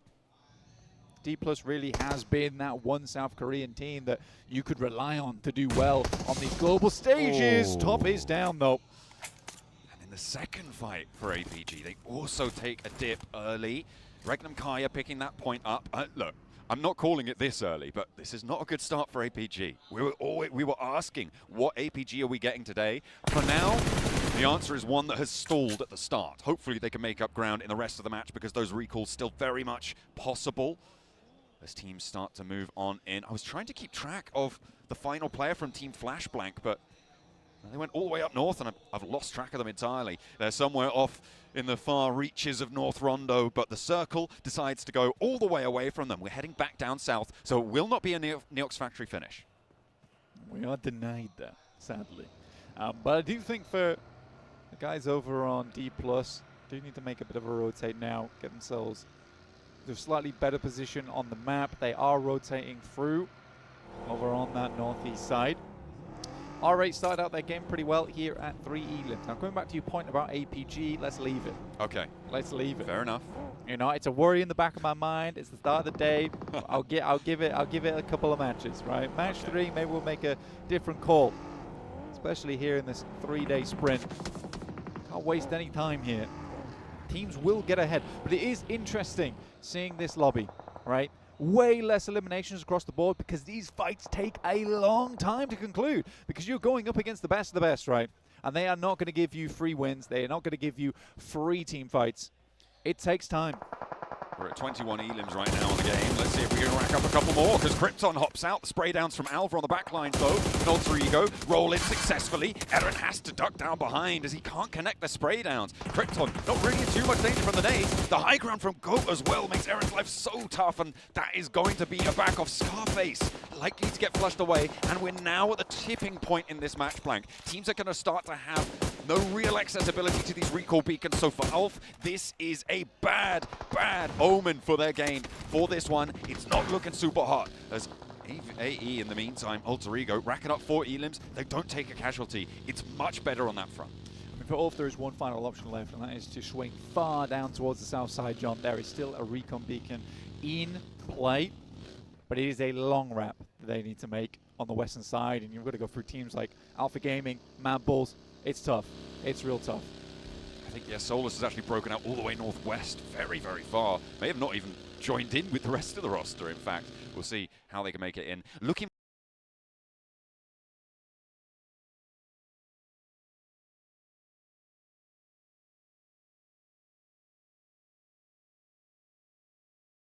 more towards the roadside. That is going to be a little name from Amori. He steps on a landmine, blasted sky high. Amori now with a challenge over towards Flip. Not bothered about Tulika, not bothered about getting that flush, but it's DXavier to chime in on this central location. They have got the angles, and the nade to steal the flush back into the grasp, into the pocket of R8, and they still want to maintain that top spot. Pusher playing on the back lines now. Doesn't really have too many players to play around with him. But APG are taking shots. You've got Mad Bull starting to fall with Vampire moving in on the south, with DXavier in a really important 2-2 split to their east. For Mad Bulls, they are not getting out of this one. Yeah, they're locked in. I think for Mad Bulls, this is going to be a pretty slow start for their day, honestly. I think it's very hard to remove himself from the scenario. Once all the dust settles, it's likely Pusher goes down, but might pick himself up some points before he finally hits the deck, right? Just because it's likely he's going to be leaving this one. I thought R8 had that completely under control, but then there was a cheeky little off-angle knock coming through over to one of the R8 players, and then a nade coming through from Pusher. He gets the flush. Alpha 7 now starting to sweep in through behind APG, not crashing fully, but it's certainly a threat. You don't want to let teams in that easily. APG now have to turn their attention. Maybe a chance to move this one back in. It's unfortunate for R8 Blank that they've lost 2 here. They could potentially still just about swing out southeast to try and get a recall if they want to invest that time. But there's so many teams that are going to be crunching in. I don't know how possible that's going to be. Yeah, I mean, playing up towards the eastern side of this circle, it wasn't likely there was going to be many teams playing here, to be honest with you, with the terrain that was in play. So I think for R8, their problem there was taking a fight in such an open area, right? That was their big issue. There was so many sight lines coming down on this western edge. Alpha 7 makes the correct play. They swing straight past. Alpha Gaming can't really afford to turn around at this point while there's still players right in front of them. So the leapfrog is fantastic from Alpha 7, gets them ahead in the circle, gives them a really good point to actually hold out separate teams. I'm very, very curious as to the thinking behind Lemon's play here. I didn't even realize there was another Mad Bull in this one, Blank. But he stepped up into the fight, and he's immediately gone down. There was an open recall beacon all the way to the southwest that he could have got the rest of the Mad Bulls back up. Oh, okay, they have managed to get everyone else back up as well. Okay, that makes way more sense. Hang on a minute. Need to keep track of these players a little bit better, because Tulika needs to keep track of himself, maybe. As Prestige able to spray him down. A really good hold for these two. All right, happy to go for these nades. Another bouncer off the log pile. This is a little special trick shot, it seems, for Amori, as he pops another one in. Splintering it out, but doesn't quite connect on the second. Murray just needs to hit one of these. I mean, they're so low already, and it's easy enough to do. A Murray with the double, and now it's just down to Pusher again. So we're way back to where we started just a couple minutes ago. For some reason, Mad Bulls decided they were going to offer even more points through to R8, and R8 is only happy to oblige. Hey, 8 in the name, 8 on the points right now. Great kickoff, but APG decide, you know what, enough is enough. We just want to get ready. We don't want this threat on the off angle. Pusher is still very much the last player alive for Mad Bulls, but could have an impact on this fight. So could Alpha 7 and the Outpost on the south side. Lazarus for Vampire. Doc trying to move in on the sidelines. We'll see if those third parties come into effect. The next circle's just about to pop as well. Tension on the western front. DX Xavier with the angles. Oh, Reefus. Oh, Reefus nades himself. But Prestige does go down. Top able to find that shutdown. Now just the one player for the two teams. Look at a hold. Amori on the corner. Purportedly the best player on the roster. We'll see if he can live up to that tally. Pusher landing nades to the backline. Doc not stepping in just yet. Top now healed up, looking to move on through. The res is coming on in. Amori backs off, plays towards the shelves, plays towards the back of the warehouse here. A nade to thread on through, maybe land at the feet. Steps to the open door, wants the challenge. Calls him out, but backs back off immediately. He's given them the runaround. Has he been able to find it? Has he been able to hold the hold? No. Will fall down, and R8 are the first team to go out completely here, Blank. R8 leave, but they get quite a few points for the back of that as well. Now Pusher does live slightly longer than them. They are the first team to fall here over on Rondo, down to 15 teams remaining at the moment. Alpha 7 don't really want to deal with this anymore with Alter Ego from the distance.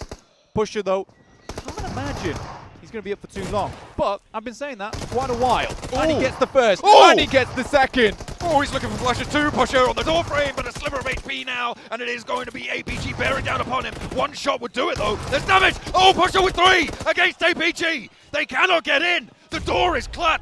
And the clutch here for Pusher onto Zjol. Low HP, but the nade's cooking already. He gets the heal off too, Blank. The nade through, but it's off target. Looking for more healing, and Zjol has no idea what has happened.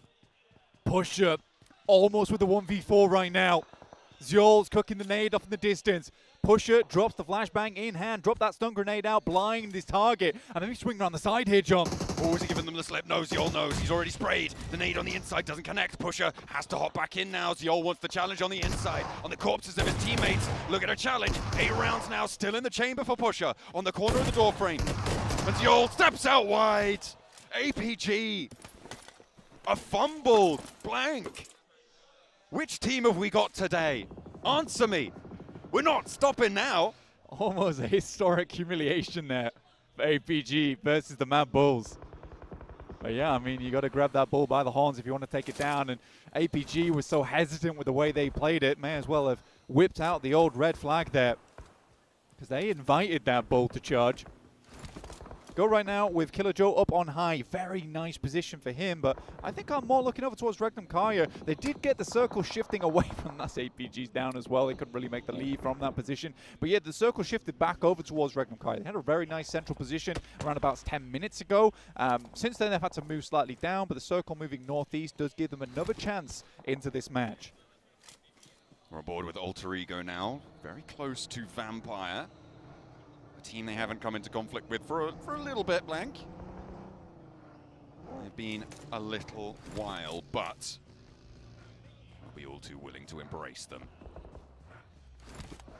in this fight. Rocking up on the western side. They need to hold their ground here. Goat team sit above them as well. That high ground, very, very dominant over this sort of area. You can see Killer Joe just up there on the peak.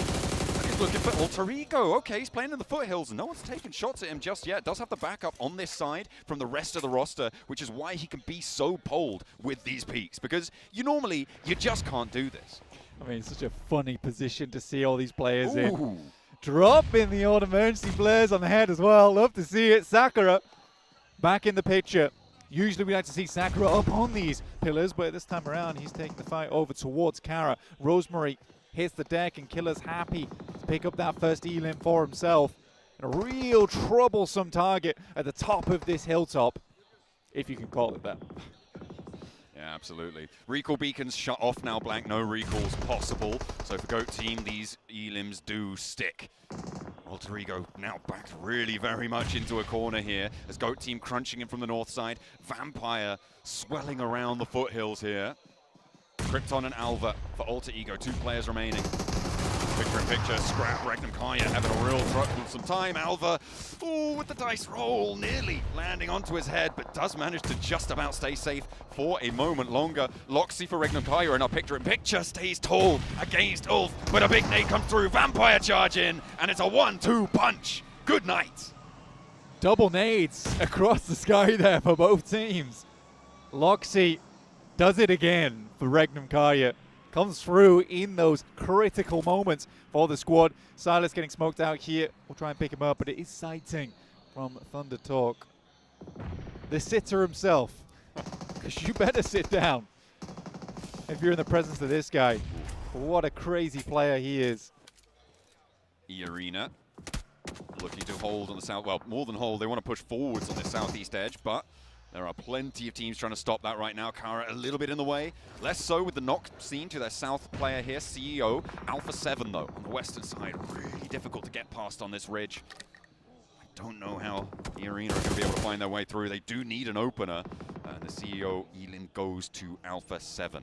A lot of the teams who got stuck in early blank are down. We look at Regnum Kaya and Alpha 7. Very much the teams now who remain with those slightly higher elim counts. Teams are definitely looking now for that chicken dinner, right? If you're DXavier, you've played the long game here. You are wanting a top 5 off the back of this game, and I think it's very likely that DXavier is able to make that happen. E-Arena as well has been fairly good on Rondo. They really do know their angles very well here. They know their terrain. Good shot towards Xing there from Wild, from Regnum Kaya. Will keep Thunder Talk at bay, but they will have to push through them soon. South side, Alpha 7 fanning out. Lots of ground covered by them right now. But it's that western peak that is going to be, it's almost a vortex that's keeping these teams under on the western edge. And I think GOAT team have the most flexibility right now to try and break that vortex. But we'll see if they're able to do so or if teams are going to extract value from them. Poser very much in danger right now. E-Arena are playing this slow, carefully, but it should work out. The nade posted in through the window. It's going to force him out of position. Should force him out of position. As Poser steps out wide, the nade's still on the inside, but he dodges that somehow. Goes down either way. Was that shutdown came from Paragin? I'm not entirely sure where that one came from, but the point goes to Paragin either way. And E-Arena lose a player, Joker, needing a res now. And if DXavier weren't going to get a top 5 before, they definitely are going to get it now. Yeah, I think with DXavier, that's a great little bit of awareness around the map. Get the little knock, get the flush through, going down towards that southeast side. As much as they can damage these teams on the southeast side, the easier it gets, because it's going to be a long while before they have to turn their attention to this pillar over on the western side. So the east to them is the most important at the moment, which is why you're seeing DXavier make those flexes a little bit. Getting Killer Joe from down here probably has a vehicle up top that he can just send down, but yeah, for Tony K, this is an aggressive push and one that should be punished soon. He's only got 9 ammo though. He's waiting. He can't take the spray. I see. This is the big issue. He's waiting to see teams or players start to take damage. Yeah, he has to change it out. Doesn't have any nades. Doesn't really have anything. Okay, that is hopeful, mate. Come on, pull the other one. Okay, down you come. Time for you to get back with the rest of your team. Meanwhile, oh, a nade from Regnum Kaya. They're down to 2 players blank. That looks good. Taken another one. The bounce not quite reaching the full distance. Oh dear, Regnum Kaya getting lit up though, and it is going to be Thunder Talk. Taking the shots is just Wild left now. 5 elims blank on this match already. And Regnum Kaya up to 8 with 10 teams remaining though. The placement points aren't here yet. King with a pickup, and Thunder Talk gonna slither on out of there. Vampire is down to DRX, no less. I do think for looking towards that side of the map there, John, I really like the way Thunder Talk played that one now. I mean, setting up AJ as that outpost on the outside gave them all the information that they'd ever need while still having a foot in the door of the circle. So any moment, Sighting could turn around, and then they send King in as a taxi driver. Just about makes it in, but Lazarus does not have a revival that he was looking for there. Not quite, not quite. The water's a little bit too toasty, burning away that health bar. GOAT team now on that northwestern side. Regnum Kaya also will take the knee. And it's all, for me, I mean, it's a 3-way fight at this point, in my mind. Maybe 4. We'll see who wins that Western side. But Alpha 7, E-Arena, DX Xavier. These are the teams I'm looking at. Central, fairly controlling positions right now. I think Team Flash on the east side is going to have a real tough time. I think Thunder Talker may be going to have an even tougher time with a lineup that exists with E-Arena on the lookout. I think E-Arena is struggling, to be quite frank with you. You think? Yeah, their escape from this location is not easy. It's very open. They can't really peek anything too much at the moment either. This spot right now from Thunder Talk is looking lovely. I mean, they've covered off really the only difficult angle for themselves on this left-hand side of your screen. Obviously, they want to get further in. DX Xavier is the prime suspect for a chicken dinner here. Absolutely. Money's on them. And let's see if someone can change the fates. Team Flash, the rookies, the new bloods. They have made a name for themselves already. I mean, they were saying on the desk, oh, if they win, they'll be rookie team of the year. They're already rookie team of the year. Yo, I think that's what Max was saying, that they are the rookie team of the year right now for him. Maybe rookie team of all time if they're able to get the PMGC title. Yeah, if they're able to do that, I think that'd be a very, very tough target to beat. I mean, how can you do better than that? Yeah. That's going to help E-Arena, though. That shift. That will help E-Arena. I mean, it's the removal of themselves from that location, which is hard, but luckily the circle coming down to them does keep them safe for a little bit longer, so now teams will have to venture into the E-Arena jungle slightly sooner than they might have liked. Ooh. Go team trying to take shots, DRX giving it back.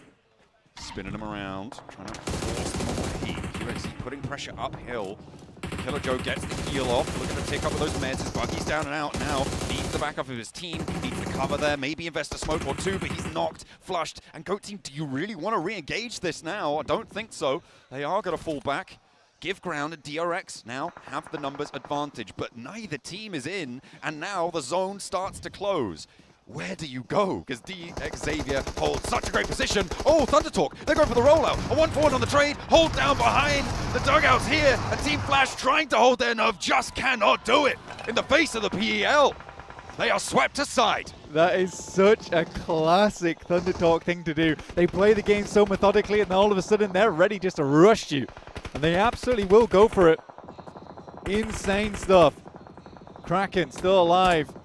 The goat tails were turned and they ran. But now DX Xavier maybe a little bit of a threat sent towards their way. Kraken has a little bit of time still up at the high ground, but no, he's seen. He's going out to the blue, tried to deny, not to be. E-Arena want that point.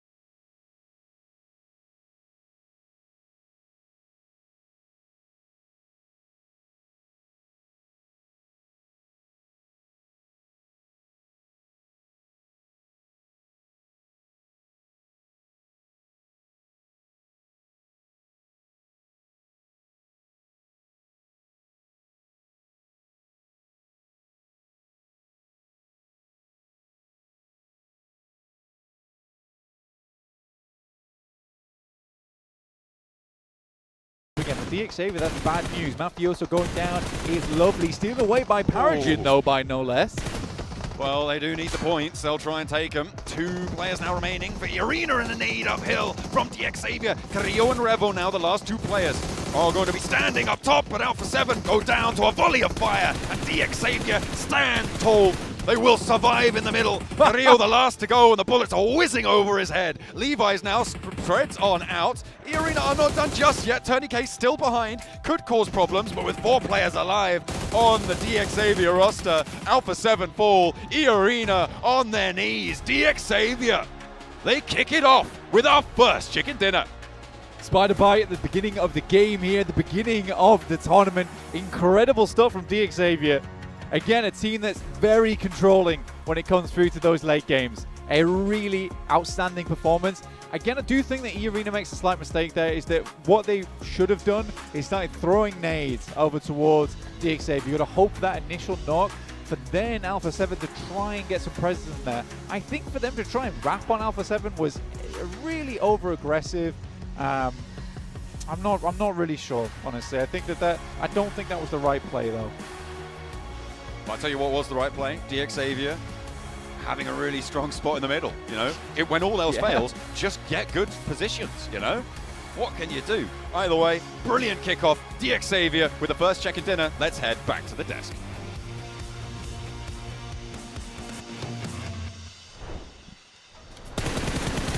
DXavier get the chicken dinner right off the rip here, man. They got that center position, and they put it to work.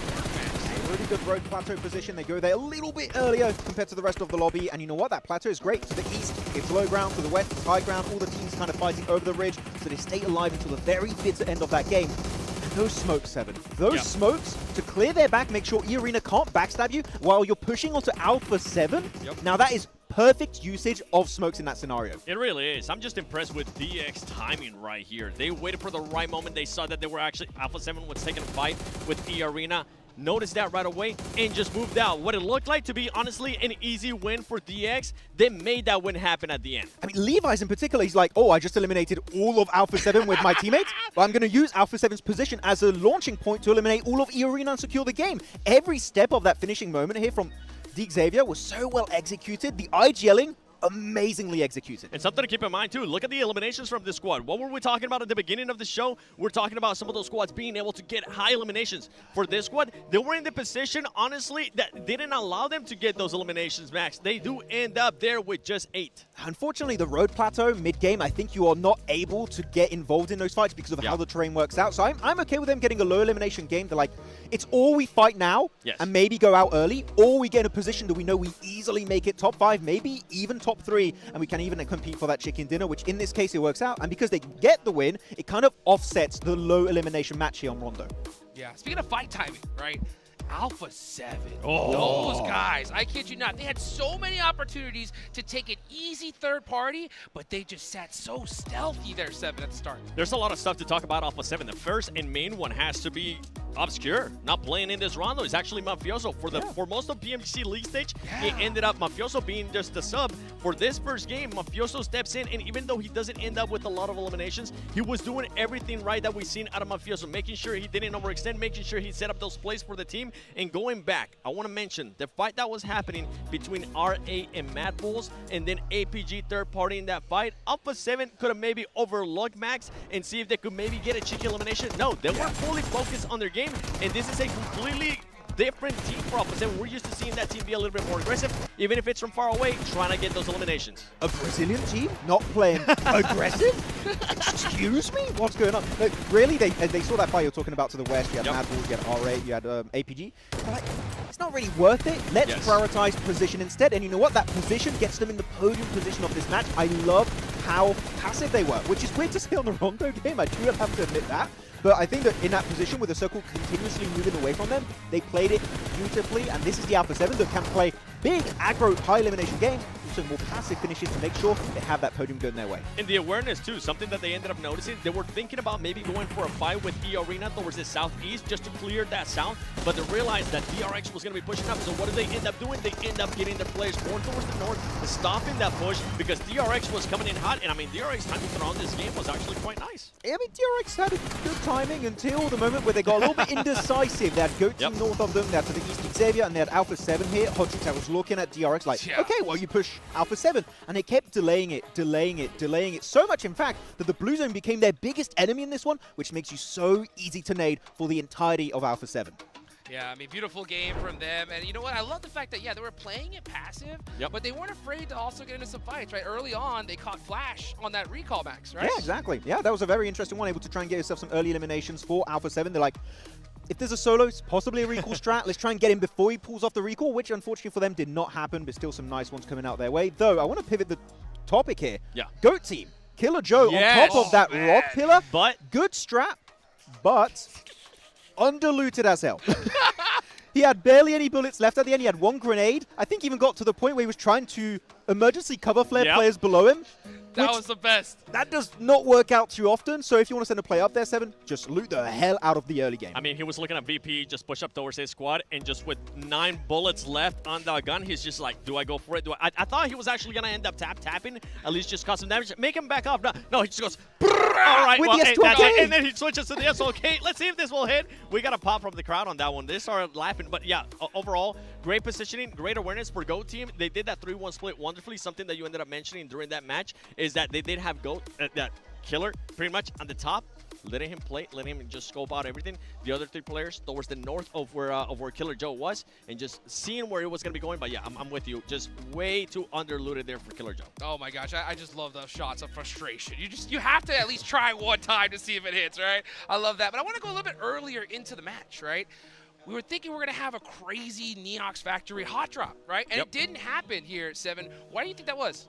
I think some of the other teams decided to go elsewhere. We ended up seeing some fighting there from RA, Vampire. That's just something that from Vampire, I mean, even if we take a step back, for Vampire, I feel like the first 3 matches, and let me know if you agree with me on this, Max, I feel like the first 3 matches are going to be a warm-up. This is a squad that's coming in cold. They haven't really played any of the PMGC League stage. They were able to, I think, at least secure a couple eliminations here as we're looking at the match ranking.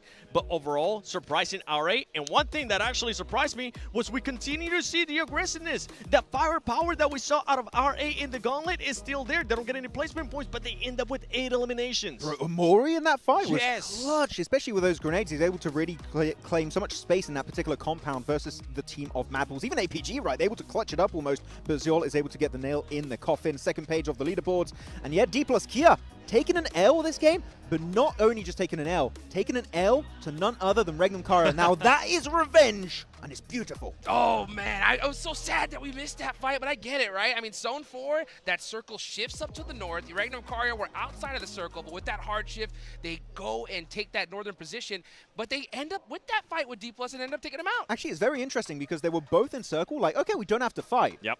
But we want to. Yeah. And it's actually a really good idea when you think about it, because the circle is not always going to go your way. At least it's very rare to see that happen. So like, what if we take the fight versus D+ Kia early, and if we win it, guess what? The chances of us getting third-partied are infinitely low. And in that case, they did not get third-partied until the circle shifted away. And for Reg, not just that, finishing that fight and then pushing up to Ulf, I think the awareness out of Regnum Kara right there was, okay, more than likely, if we delay this fight, it's going to end up happening at some point. And you were talking about her earlier, Max. Guess what? He ends up securing that MVP. DX Levi's right there. 3 eliminations, 454. It might not seem like match because what I was talking about. That squad was just chilling for the longest time on that road. Might be the lowest elimination chicken dinner record in the entirety of the grand finals. Maybe, I'm just saying. Hey, you know what? But they took advantage of it. You know, you don't get those zones pretty often, but when you do, you got to get that chicken dinner. Unfortunately, they weren't able to put up those eliminations, but hey, a great start for them regardless of the situation. Now, I want to talk about a team that didn't really, a little underperformed here on this one, right? And it was Madballs, right? They had that super early crash on the RA. We were looking at it and being like, hey, like, you know you're going to get third-partied, right, in that situation. They were completely lost because they're like, oh, we're going to crash. And like, what if we send another player to recall to the west? And it was Lemon. They're like, which actually is very weird. You send your best fragger on the team to leave and attempt to recall. For me, you would give that role to someone else, not someone who's been MVP a few times during the league stage. Very surprising to me. You were talking about their rotation, though. They did end up wrapping north. Is that correct? Yeah, it was actually a very nice northern rotate. I enjoyed what was happening there from Mad Bulls, but they could have played Edge, but Mad Bulls don't strike me as a very Edge-focused team. So, like, let's send it onto R8. Then APG were like, we're going to have the final laugh. And in that case, that was what happened for Zeal. It's one of those where they really they couldn't scout that much because of the positioning. But then they got a recall, and then they went back for that spot because they still had some of the players there. I wish they would have been willing to just back up from that fight because, as you mentioned, APG ultimately ended up winning that. Yeah, though we're talking about all the teams, we barely talked about E-Arena. And we need to talk about E-Arena, right? They had a really good option here to do in that game, and I think they had a really good top 3 finish. Yeah, beautiful game for E-Arena. I love to see just how Rondo played out here. Definitely didn't go as expected, but we definitely see some good teams making some good points there towards the end, right? Now, as we go and look a little bit further down the line, right, we got that southern shift towards the end of the game. Alpha 7 taking out DRX was a really, really good finish from them. But one thing in particular, right, when they had the opportunity to push on the Mad Bulls, right, they didn't do it. And I think that really paid off for them, Big 7. On Alpha 7, on the way back? Yeah, I mean, I kind of touched on it earlier in regards to that team, just worrying about their gameplay, worrying about what's going to be happening towards the next later part of the game. And this is why you were so surprised too, Max, because you were saying a Brazilian team not wanting to be aggressive. What's going on here? Now, if we actually switch focus here from the Rondo, I want to go into Erangel because I'm going to be looking at some surprises. We've been talking about hot drops early on. We're talking about maybe Vampire, what's going to be happening with Ringnam Karya when we end up going to Miramar. But do we think we might see any hot drops? I can't think of any on the top of my head, Max. From what I've seen, Erangel should be pretty chill. Yep. Right? Shouldn't have the only thing I'm questioning is, are we going to have something on Miramar? But Erangel itself, if a hot drop happens, this is completely unheard of. Hey, look at this on the screen. No Mafioso currently there sitting down. They're going to be switching it out. I wonder if that's something that's going to be working for Alpha 7. In the past, we have seen some of those squads, you know what, utilizing that 5th player to one match. It hasn't worked out wonders in the past. So far, it worked out on that one for Alpha 7. Ends up with 9 eliminations, and now they go to Erangel, and they go back to their core squad from PMGC League. I actually like it if you have a 4-man that's a map-specific 4-man, right? Yeah. You're the Rondo specialist, Mafioso, you want to play a different playstyle. Maybe he's the one trying to go for the recall play if that is their strat. So you know what? If it worked out on Rondo, maybe they just keep doing that on Rondo until day 3 of these finals. I'm just over here giggling because if that's why Mafioso ended up just getting subbed out because they removed Sandhog, maybe that was his map, and now they're like, all right, Mafioso, we're gonna need you to lock in when it comes down to Rondo. That's the case now. Maybe they have that option out there. That'd be insane. I gotta actually go talk to the players at some point and figure that out if that's true. Yeah, that's crazy. I'm so shocked that we're seeing a player swap this early on, you know. But I mean, it is what it is. I mean, one team in particular, right, that we're seeing here for the first time is Vampire, right? How do you feel about that performance in the last game? You know, we saw a hard shift to the northern side, and they looked to kind of go into that route, but unfortunately, it just didn't work out for them. It was a bit unfortunate because they played the western side of that rock, that stone pillar position that Killer Joe was on, and all these teams are just getting forced away by the blue zone into making a decision. Do you go north? Do you go south? They actually have a really good fight versus Ultra Ego, right? I believe they even get the full squad wipe onto Ultra Ego, which was great to see, but then the entirety of GOAT want to get involved. DRX are holding the southern eastern edge of that rock pillar. So they had no escape route. The only way for them to actually make it out alive of this one would have been to just pick a fight, fully commit to it. But Vampire, I feel like they were already out of resources at that point. So any fight they took, they would have had a significant disadvantage. If I have to give some props to Vampire, was earlier in that match, they did have a lot of great control towards the southwest of the...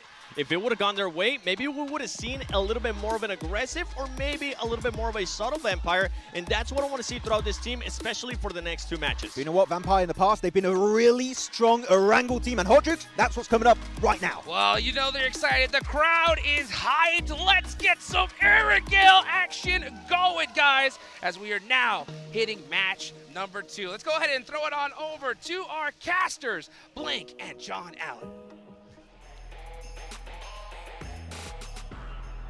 Let's get stuck into Erangel. Blank. A little bit colder of a drop than we were expecting on Rondo, but... Well, I was kind of right, so... Well, yeah, okay, yeah. all right, okay, fine. Than most of us were expecting on Rondo, but let's head over to the grassy pastures with the plane in the skies once more.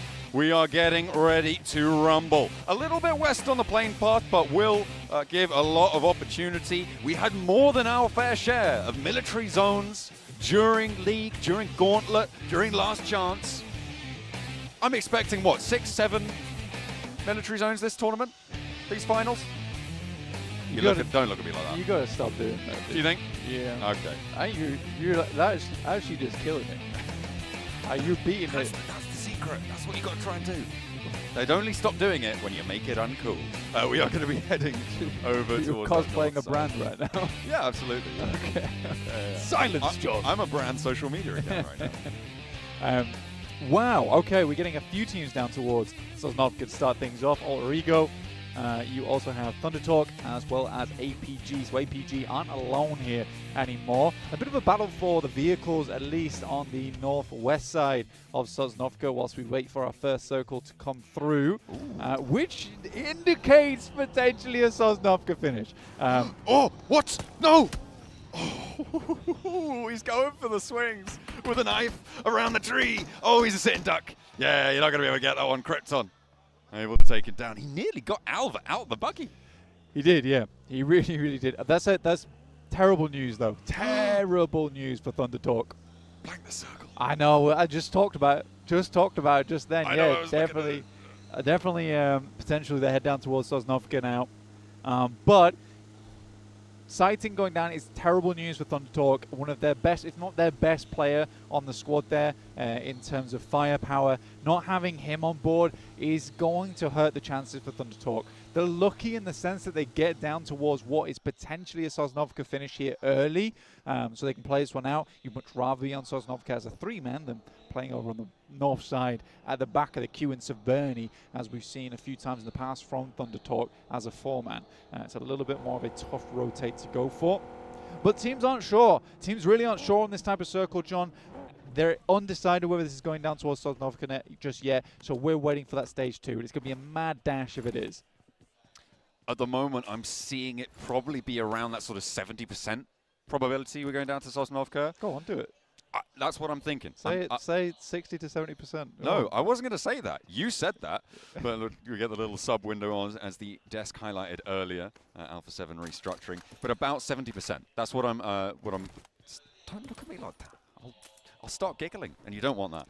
But it's fairly likely. But I would say it may be quite profitable to sit on that north side of the bridge and look for a camp there. Or play a 2-2 split around it. That's a little bit more difficult, though. So for Ulf, I think they have a big opportunity to rack up points. I mean, they could get 6, 7 elims on this position. Yeah, I think the issue is for Ulf is holding as a 2-man on that northwest side is rough. It's very, very rough where you are in such a skillful lobby that the potential of having those 2 players go down immediately is really, really quite high. And that's what I'm worried about, personally.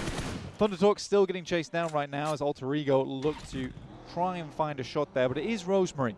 And Rosemary is very split from the rest of the team. I think Rosemary does get overexcited sometimes, but they can't let the tail wag the dog there, which is a lot of times what happens with Rosemary. I don't really like it too much. And the annoying thing is, he finds a lot of success out of those angles. He does find a lot of success. But there is definitely times where we've seen it, and it has been categorically the wrong decision.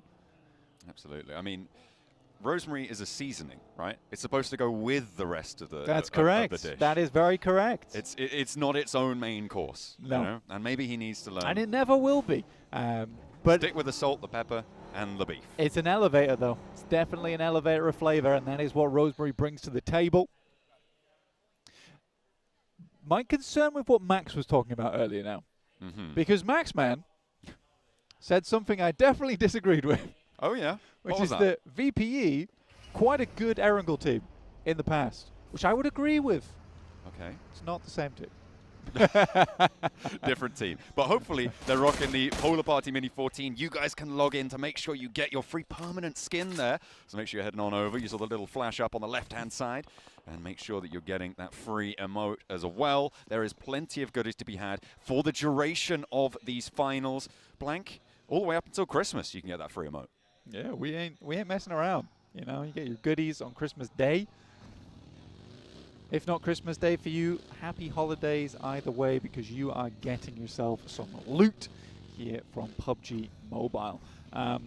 Overall, though, pretty fun game to start off with over on Rondo. I definitely enjoyed it. I think that talking about how Alpha 7 is shifting Mafioso in for Rondo makes a lot of sense to me, because he is very good when it comes to firepower. And I think on Rondo, you take way more team fights than you do on any other map. And I think that, you know, elevating the chances for Mafioso just to pop off there on Rondo, whilst having that fallback option of like, well, we messed that fight up, but we can recall. We can go again. And there has been multiple moments in the past for Alpha 7 where Mafioso has gone for like 1v3s, 1v4s, and he's looked fantastic. But I do think Obscure is the correct choice to bring back for Erangel. He has a little bit more of a tactical mind to him, as we've seen, and has been a great addition to the squad. Singing his praises mighty highly.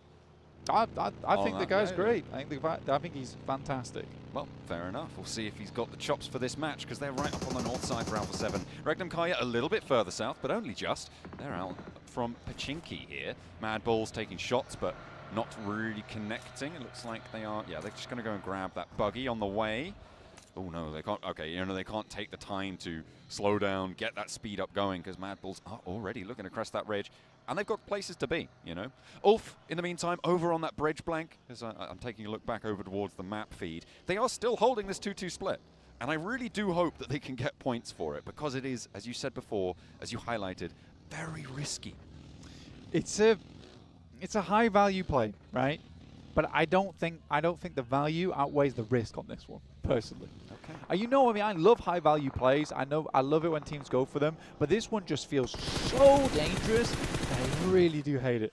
10K getting knocked here out in the blue is unideal. That's from Alpha 7 getting a little bit of revenge from that last match that just came through. So that's 2 knocks, 2 potential finishes coming through for Alpha 7. 2 elims at the start of this game. Very nice. Yeah, and they're all the way north of the river still, up north of Roshok. Far off into the blue zone as it starts to crunch on through. Sakura being hunted down, removed from the match. Will not be playing an E-Arena. Nightmare on the start of their game. On their Erangel stretch, it is not going well. Obscure looking to pick up the point onto Turney-K, ensure that that one is going to go into the back pocket.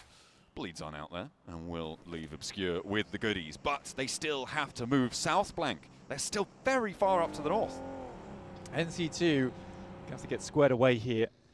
Down towards the south side, live on as a solo. We'll see how they go about it. For VPE, dropping over towards the coastal side. They would get 1 knock here, it'd be fantastic, but can't quite find it, and now reveals the location. That is a nasty circle, man. God damn. Actually criminal.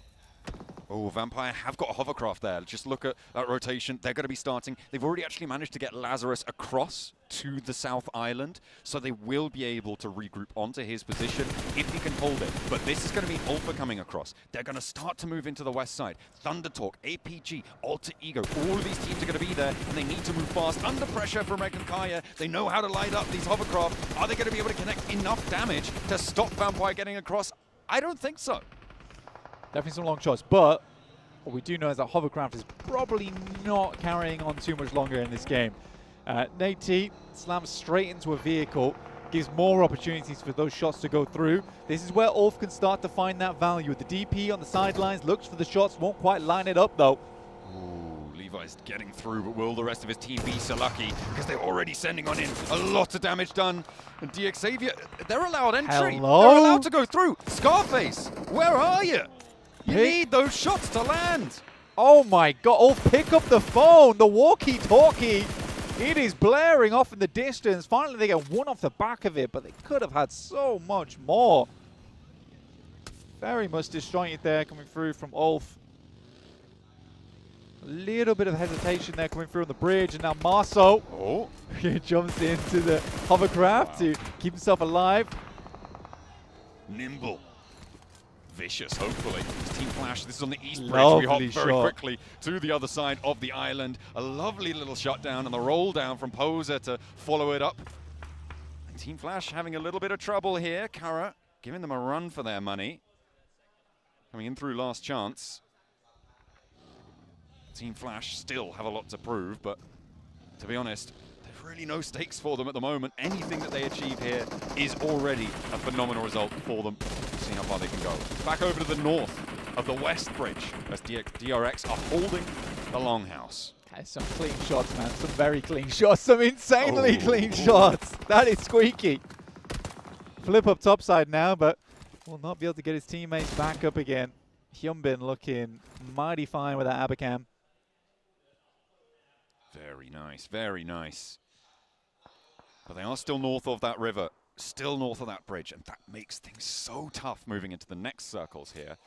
Towards the center, you've got APG who hold the hill to the west of Sosnovka. I'm looking at Vampire as well, further out on that, getting all 4 of their players across. Yeah, I think for Regnum Kaya, there's like this weird moment for them right now where VPE leaves that glider behind, and it's a tantalizing prospect for Regnum Kaya. But also, why did VPE leave that for us? Why would Vampires let us fly if not to take us down? This is a circle you do not see very often, and to see it here at PMGC 2025 Grand Finals is a real treat. We could be ending up over towards the bridge. Nobody enjoys that circle. I'm so sorry for talking about military circles at the start of the match, Blank. I am really I am so sorry. That's okay. That's okay. I feel like, you know, I'm sorry to DRX right now on the north side. I'm sorry to Regnum Kaya. Sorry to Team Flash. You know, it's just ruined their day, really. Kicking things off, it has been a trudge through the mud to move on down towards this south side, and it is not going to get easier. Ulf are getting squeezed.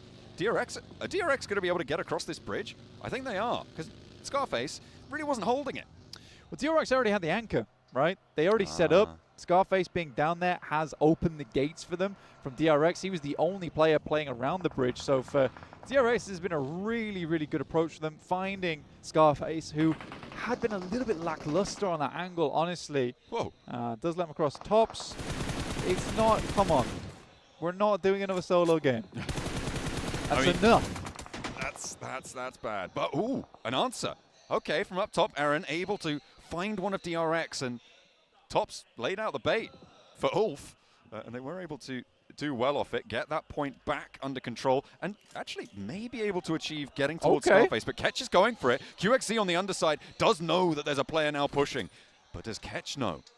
They know they're playing the box. Thundertalk getting absolutely shredded by multiple teams as they attempted to strong-arm some position away from some of the squads there around Ulf, around APG. Might even get the res onto Scarface, which I'll be very surprised about. Ketch, he's back up the stairs. He's back up the stairs, Ketch. Okay, there you go. He's found his teammate. Back on for the res. Thundertalk, they're trying to take the other face of Ulf, and it's not going to work because Eren slides straight on into the courtyard, and Thundertalk, they're looking dizzy right now. That was a knockout punch and a half. Yeah, they got crunched between Ulf as well as APG. Trying to take that position. It was very aggressive from Thundertalk, which I like. I do like, but that felt it needed to have a little bit more oomph. I mean, the idea was there, right? Execution just a little bit poor on that side of things. DRX is kind of concerned with how this all went down. They got all their players across. They got the initial knock, and then Kaiksei just revealed himself for too long. They knew the angles from Ulf as well, so for me, that was a little bit of a mistake there from Kaiksei. Potential misstep. Getting a little bit too bold with things. I'm looking at the middle of the circle, Blank. I'm seeing DXavier pretty close to it. They are maybe on for a nice little conversion match. Alter Ego just to their south. Playing very, very middle. Ulf on a 3-1, trying to flex between 2-2, but the spray down for Marceau over towards Alpha 7, who finally made an appearance on the east side of the circle, but it's going back and forth here. Both teams extracting a little bit of damage, dealing a little bit. But it seems like Kara are more likely to be able to get their players back up. Guizhou now on the east side, trying to stay alive for Alpha 7. Meanwhile, Mad Bulls, one player. Oh, hello. Okay. Secret agent Cody Banks here. Flip. Oh, he's been seen. He's not moving. Oh, his footsteps are going to be there. So Regnum Kaya ruin it. That's so annoying. And D plus Kia might think that they're taking shots at them. Oh, he's down. Okay, they're out. That is so fortunate for D plus Kia that they didn't lose a player to that. Well done, Regnum Kaya. You just helped out the guys that took you down in the last PMGC. Oh, that's friendly. I think that they would have not done that had they known who Flip was guarding out there. Oh, wow. I think they would have absolutely let Flip fly from that position. Now, this game really isn't PUBG Mobile anymore. It's DX saved by the zone once again. Okay, all right. Fair enough right now. They are slap bang in the middle again. Ulf really with a large amount of the north side, but we're on board with this fight. A rematch from the PMGC back in London. 2024, Regnum Kaya looking for D plus Kier. 2 previous title winners going toe-to-toe, but Silas is out of it, so no longer. He's not going to be playing on that match. Not anymore. And they have the blue zone pushing them in too. R8, they've made it across, flexing all the way to the east side. We'll see how much further they can go. Zedwolf? Oh, what? He's still all the way towards Ferry Pier. Yeah, hadn't quite made it across yet. Okay. Hadn't quite made it across. Great nade from Loxy over towards Favian, but there is a nade coming over the top there. We'll get the air burst, but mostly damage over towards Wild, honestly. Some points is better than no points. At the end of the day, we get to stage 4, and this is going to start to hurt. Going for the run. Zedwolf, yeah, just going completely down there. Not great. Wild now with a challenge and steps out for it. Good peek there of 2-player peek onto the angle, and Chips gets dunked. Unfortunately, though, there is an immediate response, and D plus Kier, while still on 2 players, will be able to flex out for it. Lit up from the sidelines, though, as DRX turn their attention back out to the bridge. The arena have been eliminated. We are all the way to the south. We're all the way to the northeast. We're going everywhere, Blank. We're checking out all the angles. Zara, they've made their way in on a late rotation east. Right behind Kara right now. Kara a little bit of a dangerous team, but at the moment R8 sort of has their number a little bit. For Ulf, I am amazed at their resilience, right? It is very impressive that they're able to slowly work their way back into a position that is holdable, that is playable. Very, very impressive stuff from Ulf here. Feels much more like the Ulf that we saw in PMSL EU, who was just so dominant. Had a little bit of a fall off going in towards PMGC, where there was plays, times we thought that they could go so much further, but it's just not the case. This is their last chance to try and make that the case in this year, during this tournament. APG playing on the south side a little bit, close to the edge here. Goat team behind them. I don't think Goat team are making it out of this one. Zone goes south. Ooh, keeps APG in this one. And the DX Xavier compound. Don't worry, you know, they're still inside the circle with a shift. It's fine, it's fine. I think it's most unfortunate for Kara, who just about get themselves towards this spot, and now moving across the roadside is really hard. Getting over towards the west, John. DX Xavier will absolutely hold Kara out as much as possible. And for R8, who moved in slightly later, just were able to get a much better deal out of this one, right? They squeezed a negotiation out of Kara, and they got the better end of the deal. Absolutely. Down towards this south side. Flash is in this area, but they're only playing with 1 player, still trying to hold on as best he can to this map. I mean, placement points, every single point helps, right? That's why we saw the denial of points there from Goat. They know you don't give points away for free. You're very much not getting out of that one. You just hide away, you wait for the blue zone to do its job. Take those points out of the running. In the meantime, though, on the north side of this, Kara, with the road crossing, under pressure, off angles. Multiple off angles here from R8 down the road. And teams up the top as well, as Ulf still trying to hold their ground. Vampire have slowly marched in from that south side, again in the hovercraft, but this time it's on fire. Ketch starting to take the rest of its health bar. The spray down answer is good from Lazarus. Backs him off a little bit, but Eren now trying to divert attention his way. Doesn't quite get the damage on, and Lazarus stays alive, but for how much longer? Dodges just about in time. Eren is crazy, man. That's relying on the mag being empty. I'm telling you, that's relying on the mag being empty there to get himself across. Ulf is taking a lot of fights at the moment. Up to 8 elims on the game. It is a real big one. Solus is DC'd. Oh, no. That is bad news on the northern side. He is having a bit of a nightmare there, and it's not likely he's going to be back into this game, and with Eren going down, that's going to leave them as 2. Scarface and Ketch going to be playing on now. Solus, yeah, he gets knocked there. Should be flushed away by DRX. That is so unfortunate. That's really unfortunate, especially in their position. They needed everyone at full force, but they still have 2. They still have Scarface and Ketch, and hopefully Scarface can pick it back up. A little bit lax on the bridge hold, but as you said before, they've got 8 elims already on this match. More than could be said for most of our other teams. It was fairly flat on the points distribution over on Rondo, so that has helped them mightily in their points standings. Teams are going to try and pressure them out now, though, as DRX want a tad of revenge on this northern side. Just a little bit. Would be fantastic. For VPE, 3 players still alive here. Trying to get back into the mix of it, but Ulf is holding. Onside, Scarface looks to find more, but VPE will get the job done. 2 players down. DRX don't make the distance either. And Alter Ego, we're all to play for at the moment on that northeast side, but can't count out APG on the high ground. Can't count out R8 in the wings. Waiting for their moment to pounce, waiting for their moment to strike. Ulf, as you said before, they are down on this match. APG looking to try and push up the hill, push a little bit closer. Kara still corralled into the corner compound there. No off angles really as R8 start to look to cross as well. It's going to be difficult for Win to do anything about and will go down. Eliminated, only the 1 point in Team Flash, not off to the best of starts. Our hopes, but still plenty more games to play. APG lighting up R8 on the crossing. Marth going down, going low, and there's an answer immediately up there, but the flash has already gone through, and R8 a little bit too late to try and save Marth on that fight. Kara probably not so lucky here. DXavier cooking some nades. They are only playing as 3 though, and that may be just about enough. I mean, the hovercraft is the defense you need here, but they've left it so long to make this cross. And again, like I said before, this cross is disgustingly hard to make. Love this flex out coming through from Alva, though. This is really nice, actually. Looking towards buildings that he knows he can guard.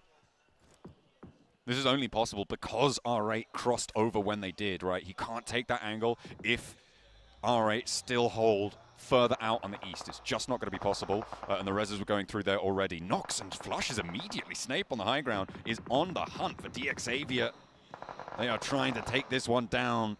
The team at the top of the tables, even if you get the circle shift, Alter Ego, they're going to still try and challenge you out. But R8, this lineup on the roadside blank, it is back and forth. Yeah, Snape kept trying to re-peek on that one, but it was a good shot back coming through from R8 there. Keeps them at bay for the time being after they rolled out on that south side. VPE, Meowlag, Tony K, Lazarus. 3 players from VPE still trying to make it work on this western side, who've done very similar things to Ulf with some great resilience on a pretty open area. But APG not finding the amount of success they might have liked here on this game from the high ground. 5 elims. Still a springboard to have a solid result here versus Vampire. Three players up the top. Doc on a wide off angle here, overlooking R8 right now, gathering intel. Can't really go for the peak. And actually, Alpha Gaming regrouping south. A response to R8 who are flexing out. They saw this one coming from a mile off, and Amori and Ida7 have to back off. They can't go for the rollout straight over the top, but Vampire might be able to backfill this. Take a lot of pressure on that northwestern side. R8 really looking for something, but not really getting too much. Back they go. Just need to find one there. If they can take down Ida, it makes it a much easier team to handle, and that's exactly what they do. Very smart from APG there. You take shots over towards that north side. What's going to happen? The team on the south is going to try and wrap on that hilltop and get a bit of a better position to play. So it was a lovely decision from APG to make that move. DXavia's in the circle. Don't worry. We're totally fine. We thought maybe not, but no. They get the north side of the compound. Up on that north edge. They are going to have a good time on this one. Likely a 3rd place. Guaranteed here for DXavia. And for Alter Ego, I think this could be a chicken dinner spot. It could be. I think the only thing for Alter Ego right now is that, yes, they hold this position, but they are on the low ground. Technically, VPE or APG could hold them out from the hilltop on that northwest side. It depends how quickly they're forced out into open ground. The fight on this north side. Really going to decide who's going to be up to bat against Alter Ego, as you said, to try and shut them out here. All right, a little bit diminished after their chaotic flex out. We'll put it that way, after a good response from APG, and likely that they're going to be going down as well. APG really reluctant to take the fight on the northern side. It looks like they might be trying to roll down the hill here towards R8. Put more pressure on. Could be just trying to clear their back. Yeah, you've got to clear the mosquitoes, man. It's going to be very hard to take a fight with VPE properly, with Amuri as well as Prestige. I mean, Amuri's going to hit those shots. That's an undeniable fact. This guy's a very good player. If you give him an opportunity, he will cause problems for you. Prestige makes the rollout, and there's the shot, as I was talking about it. Oh, okay, Reefus does hold his nerve against it, but Amori is still there, into the buggy. Reefus actually turning around, leaving all the work up to top. Amori dodges back behind the tree trunk, and top not quite connecting, gets a little bit done, and there's the off angle. Okay, R8 will be going down as Yol steps into the fight. APG a little bit...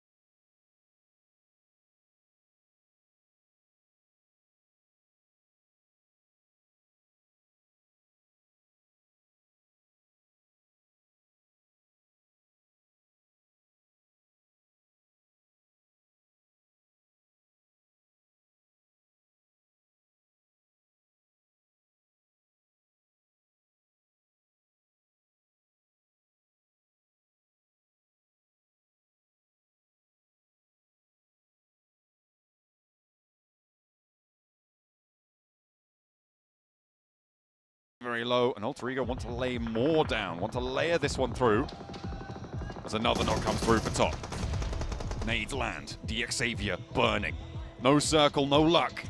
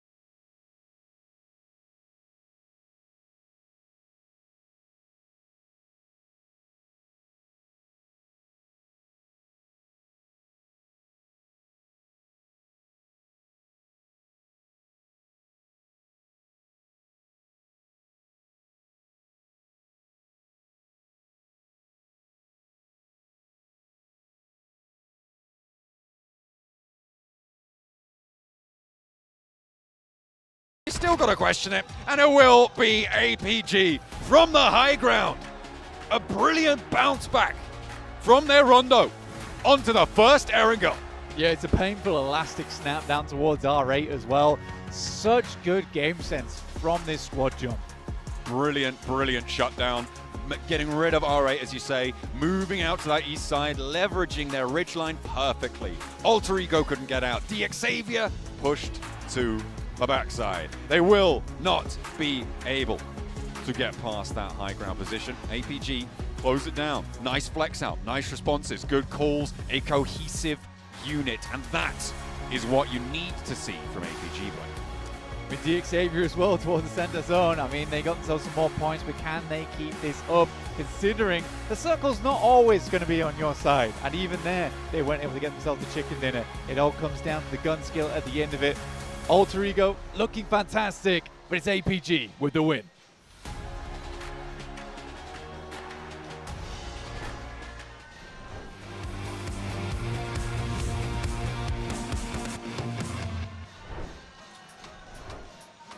Alpha Gaming get the first chicken dinner in Arigale, and they do it in beautiful fashion. 7, their positioning was just so on point this match. The positioning from this squad is really what was impressive and what allowed them to get this win. For the longest time, we have been saying, Doc, please don't be alone. Doc, please stay with your team. This time, guess what? It was actually due to Doc being away from the squad. They were just working on 3-1 splits, Max. They were working on 2-2 splits, with Doc actually being the passive player and having the rest of the 3 players just scout around. I mean, they were scouting a fight between all of them. They were scouting a fight between Vampire Esports, just collecting data and not overcommitting, not making sure that if one of them got knocked, get that revive as soon as possible. They were docketing, but together. Yes. And that's the way. And even then, he was able to get 5 eliminations. Oh my goodness, 5 elims on that game. I mean, they've already won a game during CSA, right, in this exact area before. They know how to play those games, and they played it exceptionally well. Not getting involved on the bridge situation because, you know what, it's a bit messy. Play the southern western hilltop compound. They played it beautifully. The timing was great. Refos is off angles too, 7. Yes. That was really impactful and not overcommitting in that game. And even before that fight, keeping an eye on R8. We've seen R8, by the way. Yes. We gotta talk about R8 in a bit, but for that squad, just making sure that they control all of the eastern side in regards to those teams that we're going to be pushing up. With APG, they had full control of the south, start spreading out, and the ridge, especially at the end. I feel like that's what ended up winning them this match. And I like they don't commit to the fight with Alter Ego and Xavier. I was like, you could third party it, but don't commit too hard because otherwise you're giving control over to Vampire and they're going to be fully pushing you. But they didn't have cars. They're like, okay, Vampire, no way for you to leave. Let's eliminate Vampire first. And then we can put 100% of our undivided attention onto Alter Ego to make sure we get the win. And this is something that I want to end up pointing out. Alpha 7 against E-Arena, once again on their rotation. 2 teams that were rotating late. Alpha 7 making sure that they ended up hunting down not just 2 players of E-Arena, 3 players of E-Arena. Man, so crazy. You know what? I gotta talk about this though, right? This bridge finish, right? How did Xavier get across that bridge so unscathed? I don't know. They just gave a free pass over to Xavier. DRX did not even take a single shot, if I'm not mistaken. They're like, just go. Make it across. Welcome to military. And they even almost lost a few players over to the side of, they didn't lose 1. They instantly take that road trifecta compound, and that was what allowed them to make it so fun in this match. So Xavier, they were given an opportunity out of nowhere, and they made it work heavily in that game in their favor. Yeah, and for Xavier, something you and I were talking about during the match as well was the way that they were able to just become roommates in a way with Alter Ego. Not having to fight each other. They're like, we only got 3 players. We really don't have to push anything. And at the end, it's what ended up hindering them because they didn't get favored by that circle. Yeah, it didn't work out for them. But actually, back to your point about working together, being neighbors in that compound, there was Kara pushing in, like, let's eliminate Kara, and then we can fight each other as we go over the rotations here. And you know what? They drop a military. APG, Alter Ego, both able to make in first and second place respectively. The circle, very kind to these 2 squads. And for Alter Ego, right off the bat, they ended up getting one of the players from Thunder Talk, which was none other than C-Team. But yeah, you're pointing right now at what's happening there within that western bridge. All deciding to do that 2-2 split. At one point, you were thinking it was too aggressive. It was a little bit too aggressive. You know what? They did have the 4 players being able to make it back to the southern edge. So you know what? I was scared they were going to be completely thrown out of this match early on because it was weakening their position. But the timing actually of that regroup on the southern edge, really well executed. But here you go, looking at this position, the hilltop compound from APG. Right the 3-1 split here, 7, getting the information while getting involved with 3 players in those fights against VPE, Ulf, and DRX. Beautiful. I absolutely love that graphic. I love the 2-2 split that they did there towards the end as well, making sure that they sent Seal to the other side. 25 points for APG after this match. I know APG fans out there are going to be very happy because the docketing was happening, but to their favor. Oh, that was looking good. You know what? I was wondering, going into the finals, are we going to get Gauntlet Alpha Gaming? Are we going to get Group Green? This is Alpha Gaming. This is Group Green Alpha Gaming. And I am loving it. Keep it up, boys. Hey, you know what? Speaking of Gauntlet, right? Ulf in particular, right? How do you feel that they performed here compared to their Gauntlet? I think that that bridge camp on the southern edge should have been maybe a little bit tighter, you Yes. know, on the hold, not allowing too many teams to push on by. Like Xavier, they got one. I was like, you should at least get two, if not maybe three on that spray down.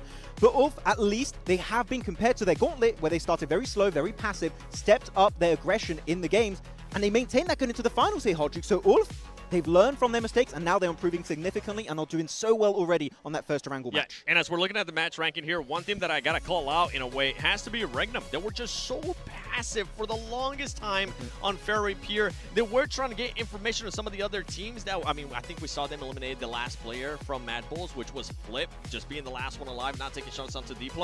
But it seemed just way too passive for Regnum. I wanted to see a little bit more proactiveness out of them, pushing it to the top, pushing them to against D+, I think it was. But yeah, no surprise here. Max? Yeah. Do you know what that means, though? If Doc is MVP of the Grand Finals, APG can't win. Those be the rules. Unless. We did not write them. Unless. I've been saying that for the longest time. Unless we see this type of APG. That was a completely different type of APG that we've seen from the past. Making sure that Doc, whenever he's by himself, just be passive. Don't overextend. Don't overpush anything. Don't overfight anything. And with that win, guess what? APG is currently sitting in first place. Ooh, what a way to make up for that Rondo. My question is really this, though. If Doc does become MVP, do you think he could actually crack a smile behind that Porsche Carrera? Impossible. Impossible. I remember when Barney gave the trophy for at PMWC, he's like, cool. Another day in the office for Doc, and he's looking really strong. But yeah, APG in first place, 30 points. You know what? I don't want to make them too confident, so APG, you're bad, okay? No, I don't want to get them too confident going into this. You don't talk about APG, I'll stick with APG. Any of this squads right here. I mean, Alter Ego, I was mentioning in regards to the fight that they had there against CT and the rest of the squad. But yeah, no surprise there. Doc, Top, Seal, and Krypton, which has been, honestly, an outstanding performance for Alter Ego, considering that usually we end up seeing Rosemary. Normally it's Rosemary, a.k.a. Rose Carry, going into the games when it comes to SCA players in particular for Alter Ego. But yeah, Krypton really rising up the ranks heavily, very quickly during the league stage of this year's PMGC. And also Snape, he's not on this graphic, but I'm telling you, Snape had some really good knocks instantly pivoting into a flush. Yes. He's very accurate with those mid to long range sprays. So the entire squad has been very impressive, but so has Alva, that maybe is not a frag on the team, but the positions he secures for his squad, we saw that during PMWC, right, 7, and he's been doing it once more at PMGC. That's something that we saw, especially out of Alter Ego when we came down to last chance, was their positioning towards the center of the circle, making sure that they kept working on that. Right now, it's working out wonders, and they're being aggressive. I mean, you see Krypton collecting 3 eliminations. I want to see this team, if they do find themselves in good positioning, I want them to be even more proactive. This is taking me back to Bigatron. Golden Arrow. Oh! Talk about a throwback! Ooh. Hey, right now, the way Alter Ego are playing the full squad is putting up numbers. I'm loving it. Hot Jukes, SCA, maybe looking to take the trophy. I know it's match 2, okay? I'm going to calm down a little bit. But I'm very excited for Alter Ego. Dude, I mean, this is so crazy, man. We see, we saw Xavier get some good, solid positions back-to-back. They put some points on the board here.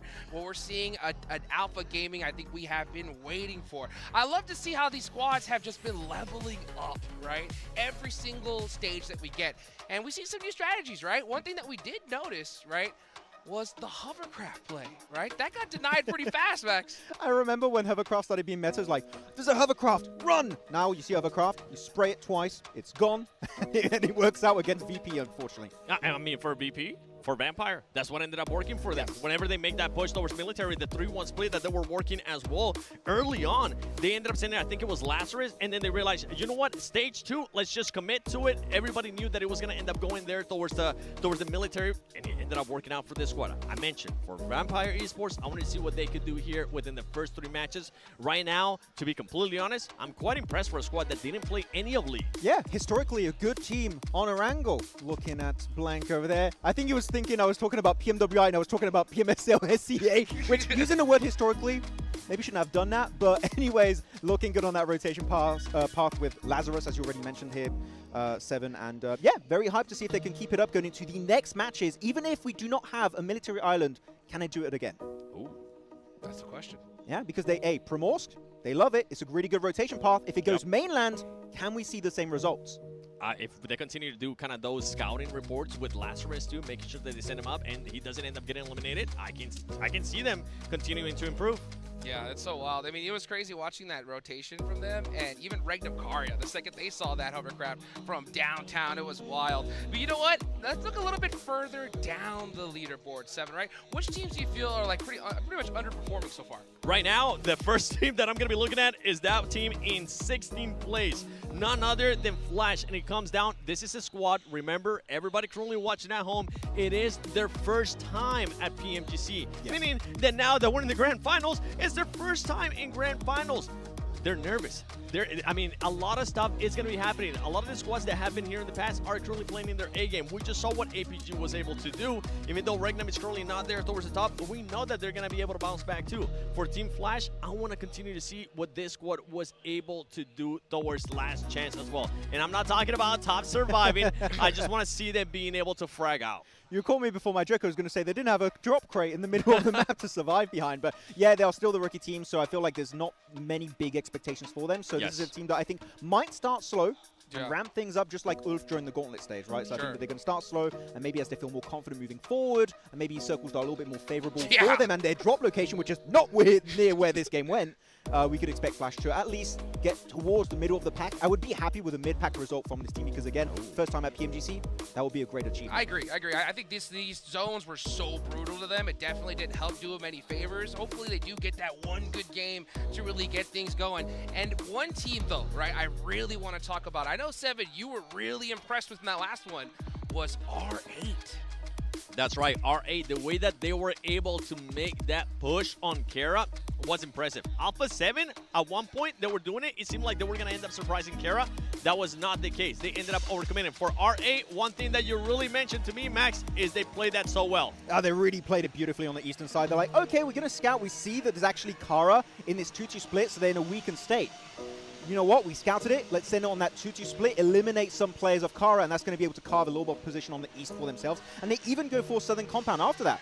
The scouting to be able to pull off a late rotation on the east like that was really well executed. Unlike Alpha 7, they went in fully blind into Kara, and as we saw there, unfortunately, 7, it did not work out for the Brazilian team. To be fair, to give some props there to Alpha 7, Gisao, they had a good angle that didn't end up working out for them, but it's good to see them trying to set up that play. It was just way too late of a push for this squad. They were already fighting, remember, earlier with the arena. They were trying to hunt down stuff. No scouting. This didn't end up working out there for Alpha 7. But yeah, I'm with you. I'm really enjoying what I'm seeing out of R8, that they're continuing to be aggressive and continuing to be smart in regards to some fights that we're seeing out of them. Yeah, in particular Mori, right? Like, I know we set him up as like the guy from the league stage doing so well for R8, especially when you have storied players like Prestige and Ida. Yeah. This new player from Amori is doing so much heavy lifting for the squad. And you know what? I kind of want to see everyone level up with Amori at this point, which is it's surprising for me to say. But R8 from Mina, nobody expected them to win the Gauntlet stage, Hot Jukes. Yep. Right now, already a hot start. Loving it. Making it happen. Making it happen off the rip here. We love to be able to see that. I mean, to be able to get a good game here off the rip is going to do just wonders for the confidence, right?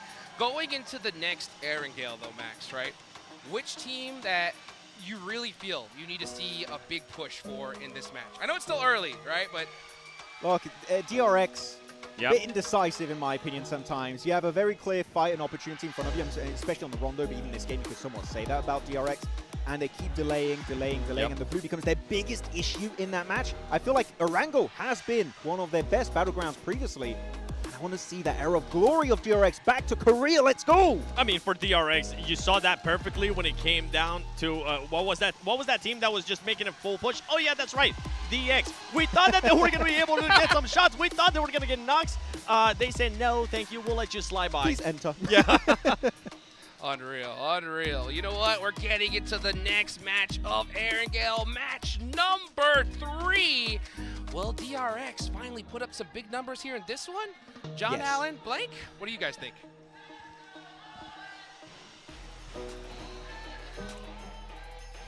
I mean, what do we think? Well, I don't know what you think, but I think if you're going to put up points, better start now, really. You know, crack on. Days are wasted. We're on to match 3. We're already over the grassy pastures once again. Lovely look at the marble plain.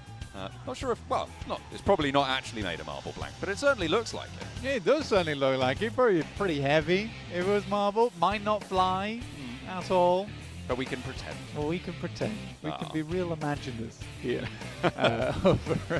That's my new team name. PMGC, the real imaginers. Yeah, we never win, but we just imagine we do. TRI. Yeah. All right. Going back to the DRS then, so we've got a whole new outlook on life here. But for some of these teams, it really is a lot of their lives on the line here, or at least life-changing money. Because that is an incredible prize pool towards the top of the table, right? And it has changed multiple lives in the past. For APG, they are the sole contenders down towards Sosnovka here to start things off. Ulf starting over towards Ferry Pier as well. Did feel a little bit bad for Ulf on that last game for reasons.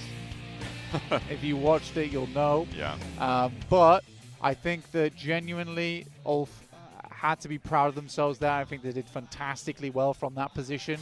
But we do get a northeastern circle jump. Yeah, it's not going to be another military. I wasn't going to mention it. I promise you.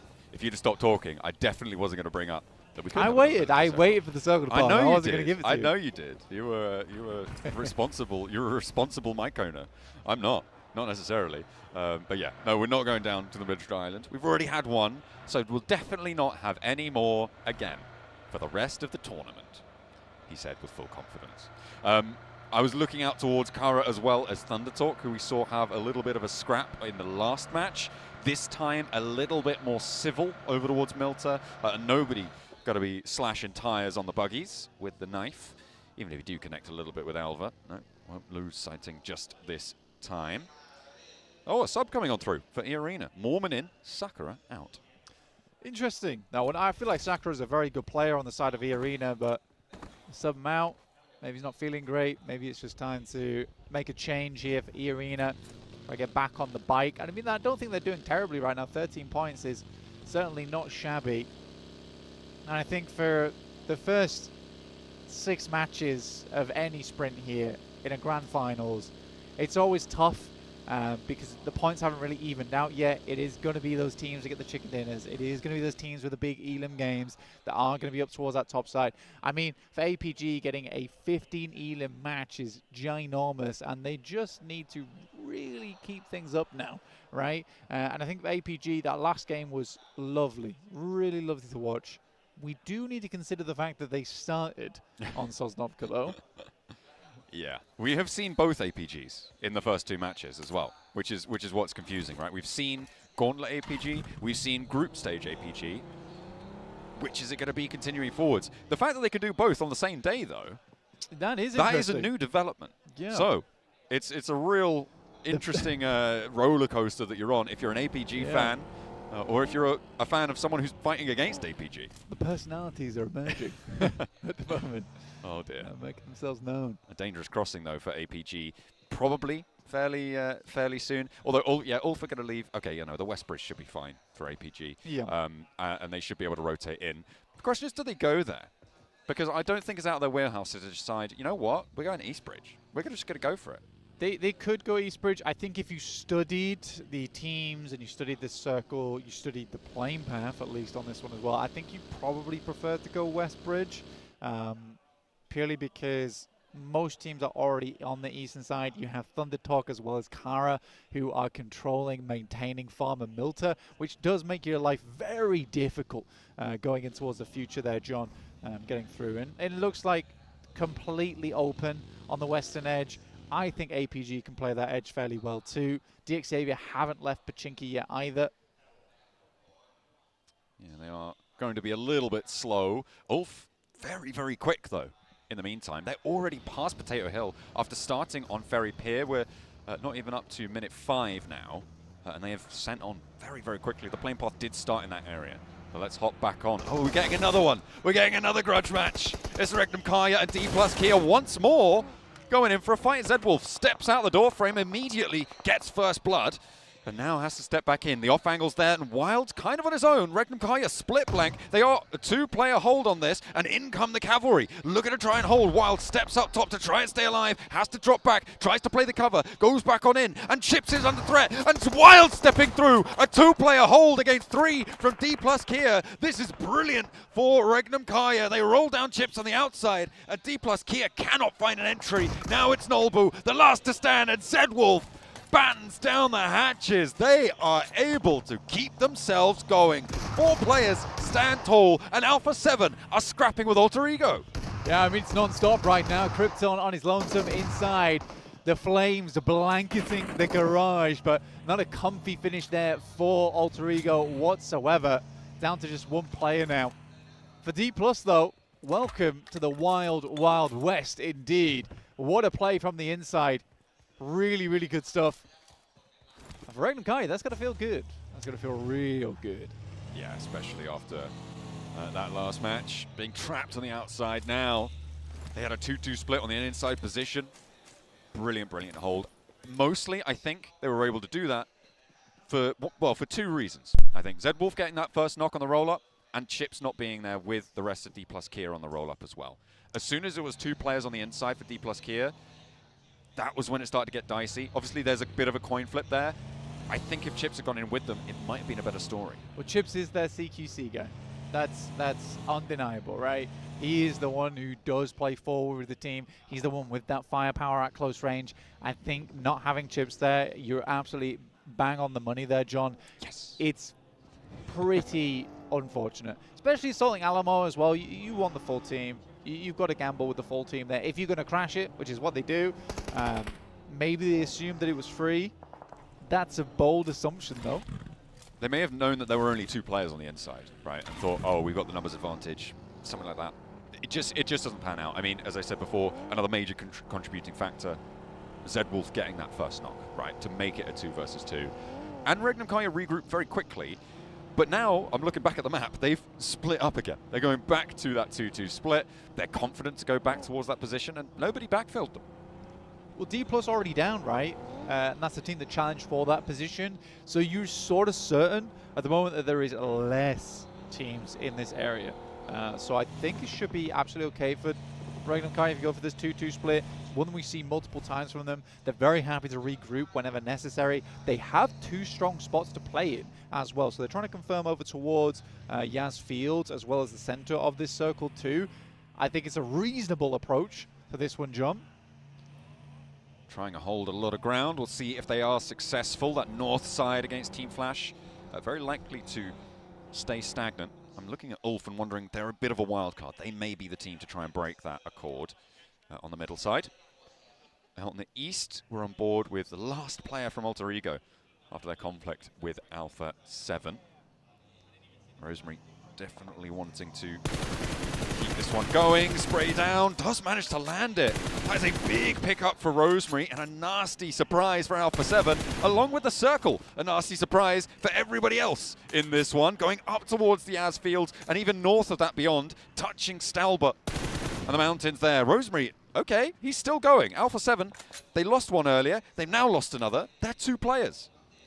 Alpha 7 getting ruined there by Rosemary. Final player left alive. Obscure still going on side the buggy. But yeah, up towards the north side, a little bit awkward. Regnum Kai should be regrouping fairly shortly over towards the south side of Yas Field. Don't really want to enter it just yet. I can't imagine this is heading over towards Stalbert, but if it does, what a circle that's going to be. Great game starting out there for DX Xavier as well. The Mad Bulls, but they do have neighbors now, right? DX Xavier and Mad Bulls potentially clashing in the near future. Huge amount of space inside of Yasnaya though, so it's a matter of time and when this is going to happen. There's a team here right now, Blank, that has been immensely proactive and very, very fast on these rotates. That's Ulf. They started down towards very pier. They moved very quickly out of there, and they have now once again moved to a very central position on this circle to the east of Yasnaya. I think they're going to have a good time of it. And now they're able to take shots like this over towards this fight with DX Xavier. Yeah, I mean, DX Xavier already taking a knock there is pretty rough. And it's from no other than Aaron himself. Really, really skilled player. Has had an unbelievable come up over the years. So lovely to see. Zeus also spots over towards DX Xavier, sending shots down range towards them. And although they're in the zone, they have not always fared the best. Is the age of the DX Xavier circle over? They've only got 3 players though. Lambert already down and flushed. Let's hop back over to Mansion. because Rosemary is still alive and kicking, and maybe a very unknown quantity here to Goat Team, right? They may not suspect there is one on the inside, although he did take shots earlier, and you maybe expect that there is at least one. So perhaps being careful, but either way, not going to come into conflict just yet. I don't think Rosemary wants to over-peak, over-promise on his delivery. Alpha Gaming rotating very close to Joker, who he's just going to be real chill with it right now. He's just hanging out, and they are going to diverge. This is on the north side. R8 are also up here on that north edge. Oh, hang on a minute. Rosemary. He's popped a shot over towards Vic, and that is potentially going to land on the nade. A nice bounce, but doesn't quite get through towards the rest of it. Kraken tries to go across, and Rosemary, I mean, he's used to these solo situations. Doesn't quite get across the fence on that vault, but steps forward for the rest of it. Side angle. Rosemary making the mad dash across into the open, and he's in the building. That is dangerous. The nade's there, put away, but he steps up the stairs. One flight too many, and will be put down. Rosemary will fall. Circle over towards the western side, fully on those fields. What a grim circle this is for DX Xavier as well as Mad Balls. Lovely start for them to work with this one. DRX also having this spot on the western side is not bad, honestly. They get to circumvent the majority of the players with sort of a hard shift over towards that western side. Most players moving in from that east. If they try and rotate, make these wide wraps down towards the south side, likely they're going to come into conflict with one another. So, although DRX, you know, they might have to struggle a little bit to get towards the western side of Yasnaya later on, they don't have to deal with too many teams. I think it really does rely on this next circle. They should be safe, as you're right, for now, on the western side, but moving is going to be pretty dastardly. I think Vampire on the south, pretty happy. Reckon Kaya, potentially as well, on that south edge. Thunder Talk, much less smiley about things right now because they're all the way on the east side. There's a lot of rotation that seems to be moving clockwise around this circle. That's around, down towards the south side of this one. Kara leading the charge on that and actually impacting on the south edge towards Vampire, who, okay, they're just going to give ground. So they don't want to overstay on that peak, on that angle. Kara may have a little bit of a spot on that south edge. Middle of the circle, though, I think Team Flash currently in with a big opportunity to right their wrongs. Yeah, they've got a pretty nice spot to work with, the Team Flash, and it is always going to be this clockwise rotations purely because of where the circle is. We have half of it which is just unplayable. And you don't want to be playing on the north side of Yasnaya anyway. That's not an ideal position to be in, around the lakes, so teams just aren't going to play there. R8 may be crashing over towards APG fairly soon though, John, which will be an interesting fight because as we've seen, R8 can go toe-to-toe with APG. Sadly, in that last game, they really did not have the position to work with, and that was because of APG in the first place with some really slick rotations, really good mind games going through over towards R8 towards the end of that Erangel. Thunder Talk, I mean, this is the team behind Kara in the clockwise rotate queue. Kara able to pull up successfully. Vampire regrouped to a 2-2. And now Kara fending off Thunder Talk, who are just trying to find their way on in, but really not having success anywhere. Goat team sit ahead of them on the north. And speaking of the north, let's hop on over, because Yol now with the challenge. This is R8 and APG clashing. R8 trying to rock up to the fight, looking to try and control the angle, and Yol goes down, but the off angles bite back. 2 for 2 right now. Prestige is flushed away, and Amori now seemingly alone out in the field here, looks for the flush to top, steps up, able to find it. And maybe on the inside too, but the angles are starting to multiply here as Reefus holds down the line. Doc moves into position, but does take a lot of damage. E-Arena coming in for the third party from the east side blank. They're moving up to the north to try and take these two teams down. Super opportunistic there coming through from E-Arena, and a necessary moment to go for it too. If they can clear out both teams, oh my god, they have so much space to work with on this side of the map. Oh. But that requires E-Arena to make this play. So far, it's mainly R8 and APG who are taking the shots at one another. E-Arena seems to be just watching, observing, like this is a cage fight. Amori goes down, now 2 players on the inside for R8. They need to try and hold strong. They just squeaked out the circle on the next shift here, and a lot of damage done. Leaves Amori out, but Doc is down as well. And that's Ulf chiming in from a really central position now. In the meantime, by the way, on our picture-in-picture, DX Xavier sent all the way out really fast from Yasnaya to crash into that location. We'll see if they're able to survive on it, because Team Flash are putting them under pressure. All right, though, they are still surviving here. And APG, very much not so. Yeah, weird. This is a weird play that E-Arena makes here. I think it is sort of a lack of confidence from them almost to not just fully invest onto this. Already allowed to get 2 players in a buggy. Basically, at the start position, DRX chasing down 1 player from APG. But we do need to talk about the circle a little bit. As things start to pop off on the map. Quick barrel roll, but not enough. Evasive maneuvers do not work. But yeah, moving over towards the eastern side now. Much more playable. Still a little bit awkward, but you'd much rather be here than in the fields of Yaz. Absolutely. I think, to be honest, at the moment, though, Thundertalk will take what they can get because they are getting lit up. The east side, Obscure, for Alpha 7, the last player to survive after a tussle with Rosemary, and the rest as well. And Thundertalk and Goat Team coming into conflict. I don't think that Obscure is going to last too much longer. It depends if Goat Team try and take shots up towards him or try and put pressure out that way, but Thundertalk, I don't think they're going to be able to escape this blue zone. May just succumb to it. As AJ is flushed away, Obscure down as well. King now the last to stand for Thundertalk on the east side. Alpha 7 down in 13th place. Yeah, not a amazing game from Alpha 7. They do get 5 elims though, and that's fine for now, at least. With DXavier, the only other team towards the top of the lobby, still standing. It will keep them in contention. Thundertalk though, our PEL team, struggling. Ooh, Lewis with a long drop there. Trying to get some backup sent on in. Regnum Kaya not really able to find the opening shots, but Marceau goes down. That is a brilliant drop coming through from Loxy. Now Wild and Loxy on the inside with Lewis bearing down.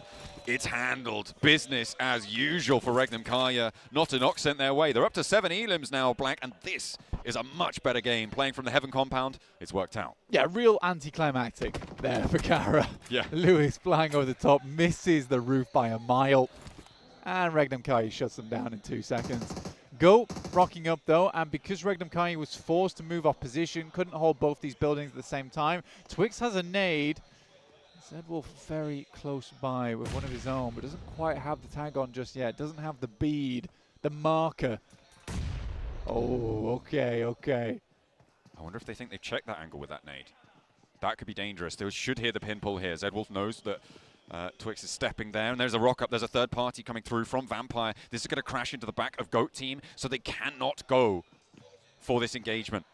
Vampire playing in the foothills. But this is only 2 of them, and Vampire actually going to probably turn around off this shift flank because it's hard back towards Yasnaya. At least you have information, because the circle moves north, and it's again now a pretty nasty circle. For DXavier, they're quite happy with the position they hold, but for the Flash, this is a very much winning position for them. Absolutely winning position. You have clear sight lines over towards that eastern side as teams start to approach towards you. They really only need to deal with Mad Bulls, and Mad Bulls have to leapfrog a lot of buildings to get here, which gives plenty of time for Flash to dig them out of those trenches as they try and wade through. I think Vampire is going to be pretty pivotal in how successful Mad Bulls are going to be. Potentially E-Arena on this north side as well. From that shack, they have a lot of sight lines, but they do need to take it first, and it's not going down without a fight. 2 players fall on the inside. Marth cleaning house, not quite. Mormon able to step on in when his team needs him the most. They're dropping the smokes now, and they need to try and live this one out. But the north side, again, for E-Arena, if they can clean this out, great news. NC2, me, blocking my smoke. Oh no, catches the heel there. Not friendly, not nice. Catch for Ulf, did flex all the way out to the east side. Vampire still doing a lot of damage, but it's actually Silas who chimes in for another knock towards Goat Team. There is an answer though. Oh, he's flushed away. Okay, hang on a minute. Kaya losing players. They've actually, okay, they moved ahead. I was wondering, why are they taking shots from that back? Don't they need to get a move on? But no, they already did. But they have moved in with 3. That should be fairly successful here. For Regnum Kaya, they are at 3 still, so they're not doing terribly. Wild is down again. That's a 2v4 versus Vampire, and you start to believe that it's gonna be rough now for Regnum Kaya. Already had a fairly decent game though with the 7 elims they were able to get. Zedwolf just peppered at the moment. I think for Regnum Kaya, likely they go down soon, but I think they'll be quite pleased with this match so far anyway. Zedwolf could go better. 1. Oh, it's traded. Killer Joe there. Loxy tries to move in to save his teammate, but he's flushed away very, very quickly. The roll down not going to quite connect. Catches on a mission, on a wide angle. The off angles are there. And Vampire now trying to stop this fight dead in its tracks. 2 players still for Regnum Kaya. Go up in smoke. Goat soon to follow. Divided and conquered by both Vampire and Ulf. The flex outs working wonders. Tony K, what a player this guy is. Has always had a huge amount of talent and is now looking to prove it here at PMGC. Catch goes down to Miaulak. And Ulf realizes maybe they bit off more than they could chew here versus Vampire. You don't want to get into a chewing contest with a Vampire. That's just a terrible idea. All things considered, there are far better things to be going for. Although Wolves, pretty good chewing themselves. An age-old rivalry. We'll have to wait and see how that one's going to come on through. They choked on their group stage. Yeah, okay. All right, that's fair. Vampire didn't even play a group stage. Shift into Flash's favor. How many points do they have, though? 0. They've got no elims right now, Blank. And it is very much one of those late game, not gambles, but investments, right? It's a late game investment for Team Flash. They have put a lot of, well, they have a lot of presence on this East Point, as you were highlighting earlier. We'll see if they can maintain against some incredibly strong teams here. Going to look to try and take it from them. It's still a weird circle in the sense that wherever it goes next does change the way the game plays, right? There's multiple circles in the past where no matter really what it does, there's still one team that has that really strong spot. For the Flash, though, if it starts moving up towards the north side, they start to have a difficult game. It's tough decisions ahead of them. Lovely shot on Aaron, though. On the moving vehicle. Luckily, Solus is there to find Turney. And that was 3 players in the same vehicle, just getting sprayed down. Scarface, a complete broadside on that rotate. So just Joker remaining for the arena. I thought maybe, but no. They weren't the ones to save me. Not this time. Ulf is ahead of him here. I think for Joker, he's not long for this world. They also have sightlines on him, right? They already took tags over towards this guy, so I'm pretty sure they know where he's playing.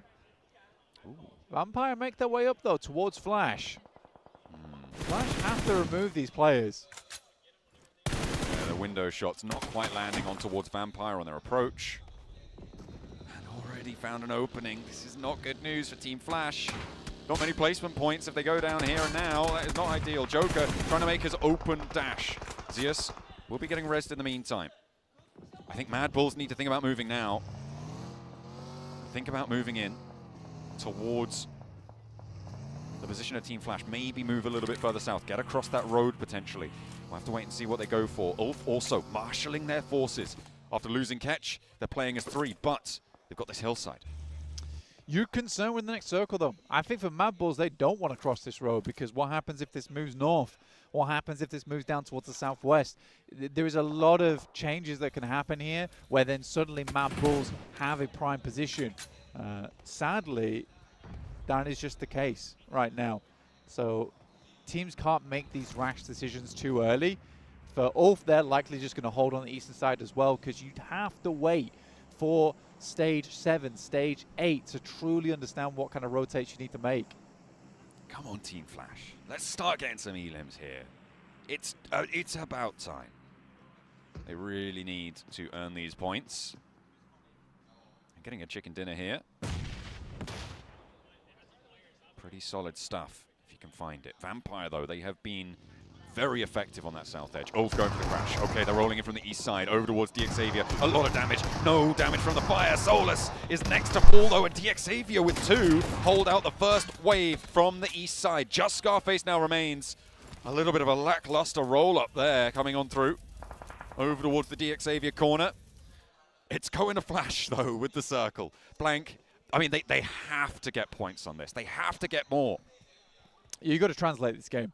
And if you don't, then life gets real difficult. Especially being in 16th place right now, this has to be the game that Flash really gets things back under control. If you can't win this match, you are starting to look a little bit scared for the Flash, because this is very much a winnable game. And with Vampire, who, like we said before, didn't play any of the stages of PMGC, they are our invite team. To go down to this squad, that would be a little bit unfortunate, no? I think so. I think so. Ground floor now, though. Under pressure, the Mad Bulls make the dash. Team Flash give ground. I don't think this is a terrible idea. You can't hold this with Vampire being in the wings, right? You cannot go for that fight with Vampire in such close quarters. They're already nading out your positions. They will third-party you at a moment's notice. It's going to be a three-way fight, I think, for this one. I think it's safe to say this fight is going to be our final three. Yeah, for Dig Xavier getting in from this northeast side, very difficult. Oh, Scarface will try and put those long-range antics to good use for himself. But more likely looking for the top three here. Try and live things through as long as possible. You can see what kind of open ground he's crawling into. It's likely one of these players will spot him at some point in the near future. This three-way standoff, I think, kind of helps Team Flash survive, but does slow them down. I saw an explosive bow. I just saw an explosive bow. I didn't realize we'd invited Sook. What's going on? He's not supposed to have qualified. The legacy lives on. Oh, it's there. In Team Flash's hands. I mean, it's good. It's definitely good for clearing out these types of windows. So I don't mind it. I really don't mind it. Outside. They find their first point. Blank. That is good news. All right, they're off the mark. Surely now they get the rest of them too. At the moment, there are 10 more eliminations.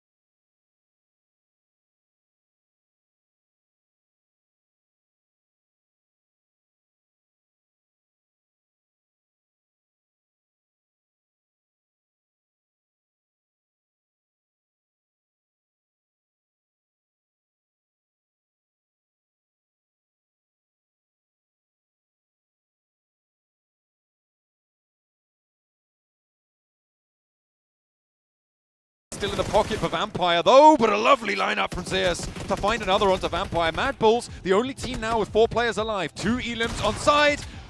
The Mad Bulls will be denied entry. Nobody now healthy. Pusher moving forwards. Team Flash starting to lose players. Wind drops down in the off angle there and is the last player to go. And he will go up in smoke. A low Elim game and Team Flash denied. God. Vampire now burning in the sunlight under pressure. But 4 players alive, just about dodging it. A bounce on the nade and 2 Mad Bulls now. Look at a charge through the Vampire. On the off angle though, there is nothing to do. Oh no, it's self-made. Disaster strikes and Lazarus with a bad bounce. Steps up, a challenge, 2v2. Nyola now needs to come up big. Goes for 1, goes for 2, no! How on earth do they let that go? Vampire on their home ground fall to a self-nade. Lazarus, what are you gonna do? And a miraculous turnaround for the Mad Bulls. Actually, diabolical moves towards the end there. That nade ruined everything. But I will say one thing. The Molotov sent through the window. It got sent through the back window, through the side window, onto the shack. That was really, really well played from Mad Bulls. Super good knowledge of everything in that area in terms of terrain, in terms of building geometry. Gorgeous. I mean, they were helped along slightly. And then I also really wish that Meowlag came out of the shack a little bit earlier. Yeah, I feel like maybe that could have gone either way. The 2-player lineup with an auto shotty, you can make it happen. It does exist, right? But they were on the snap and they were able to find that shutdown. But yeah, a big misplay there for Vampire. Give that one away. Team Flash, they cannot make it either. We're going to be heading back to the desk. They're hopefully going to have some insight into how that match happened.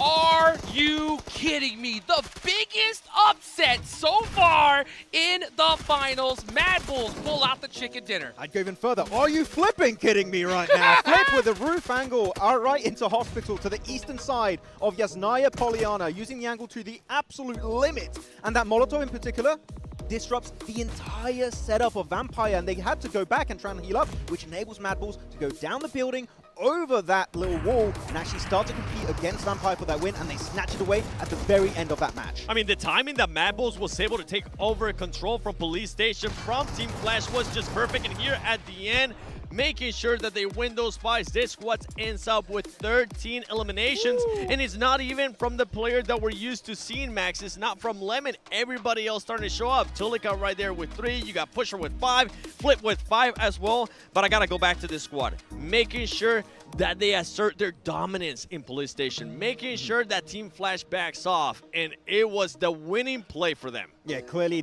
Also a good play from Team Flash, because like, we have these 2 really strong buildings. We can't hold the 2 buildings as a full squad. We have to relinquish one over. And I think Mad Bulls understood. They're just going to say, hey, we want to take control. They give it up. They kind of work together. A symbiotic relationship, right, between Team Flash and also Mad Bulls. And it works out beautifully for them. So Mad Bulls, again, keeping up that momentum they built up during the league stage. And to be honest, I want to see Team Flash be a little bit more assertive, or their dominance. They shouldn't have given up that one. And I got to go back. I'm going to have to rip this team apart this early on, because they were able to allow Vampire Esports to crash without losing any players. And for the longest time, now you're having to worry about what's going to be happening, right? Which gave the opening to Mad Bulls to end up overtaking Police Station. You gotta be able to make sure you defend a building, Team Flash, early on in that match. You cannot just be conceding those buildings over and over again to these top teams, or you're gonna end up like this. If they would have stayed in Police Station, guess what? We would have been talking about Team Flash getting the win. Yeah, it could have been Team Flash to take the win, but unfortunately that was not the case. We know what was the case. Regnum Karia fighting T+ once again. It keeps happening. They have a vendetta right now after they're like, no island finish can save you this time around in 2025. It's been looking good in the early stage, but man, late game, so many wide rotations. Yes. We saw RA go for it, trying to go for this fight, but APG, at one point, Dog was going to split. Yes. And the fight breaks out 7, and he instantly regroups. They don't win the fight, but it's good to see that he's willing to fight with a team in close quarters. Hold on, Max. Repeat that for me.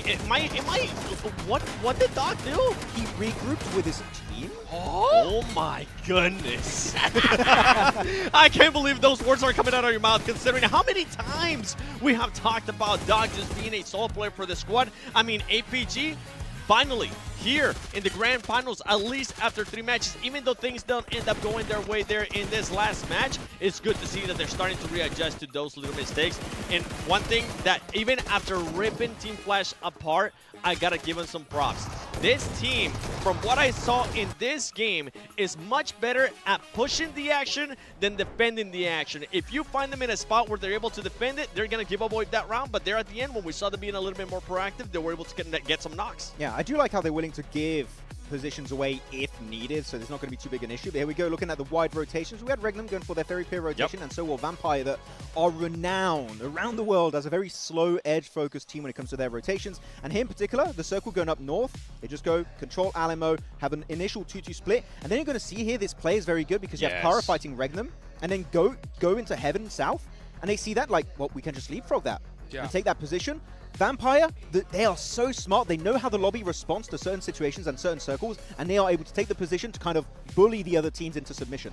I mean, talking about Vampire, I wanted to see what they were going to be able to do here within the first 3 matches. If it was a team that was going to end up contesting for that championship, even though they didn't get anything done in regards to league stage, they weren't able to play because they were that special invite. For them, I'm super impressed with the way they've been able to work out. I mean, you see right there, Mad Bulls with 23 total points, Vampire with 7 eliminations. Props to them for deciding to back off with the fight. I think it was against GOAT, and GOAT ends up crashing on Regnum Karya and just asserting. As soon as they noticed that, Vampire was like, you know what?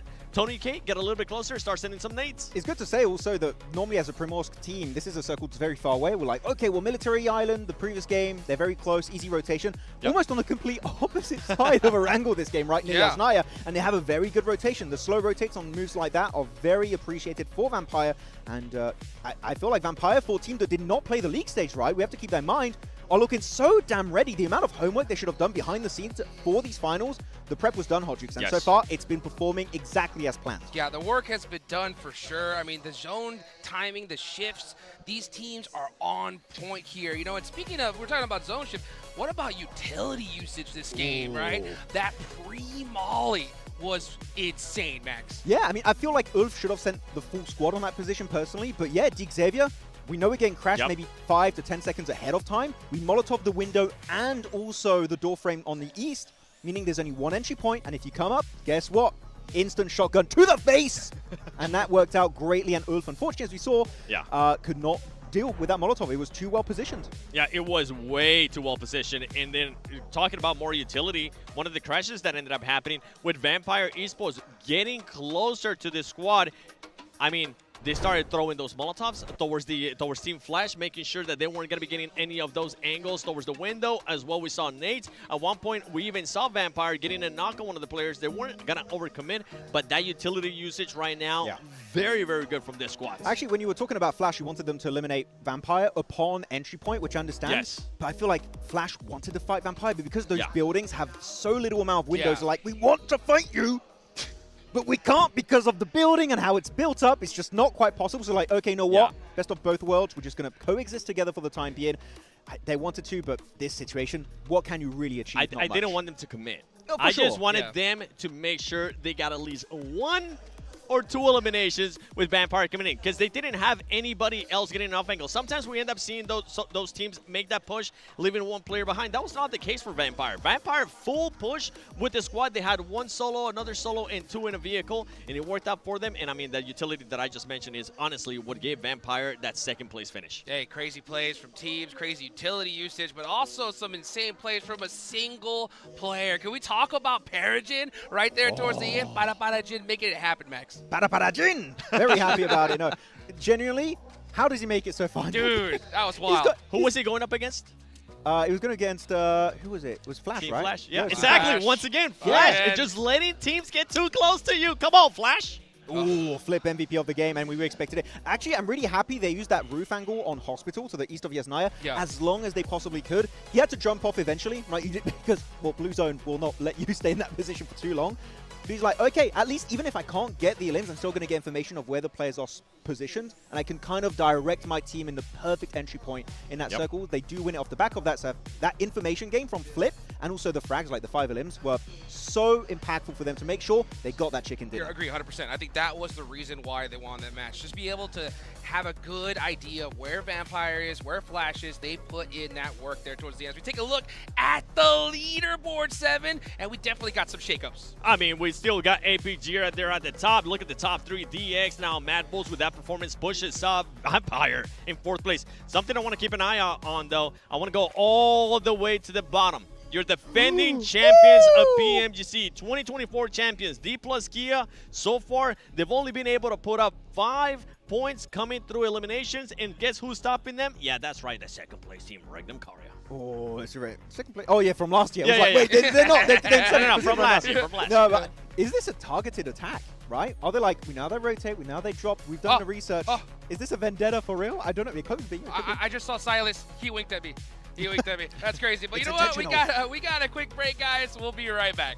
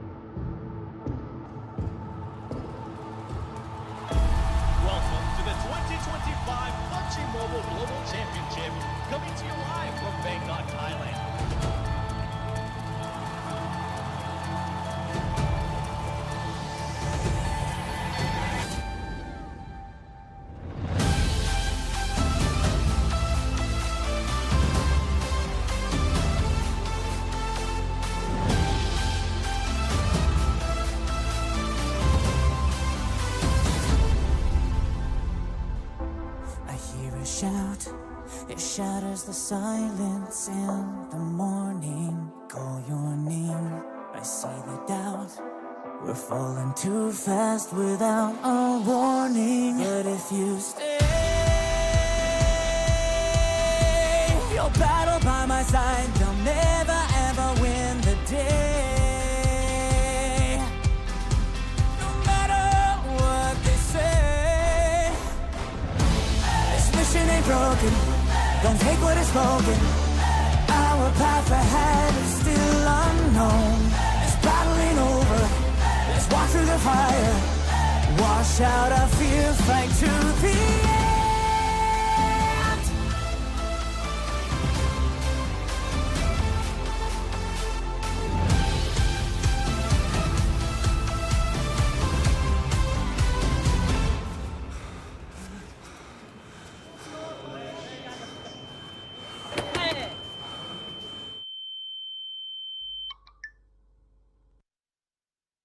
Here we go again.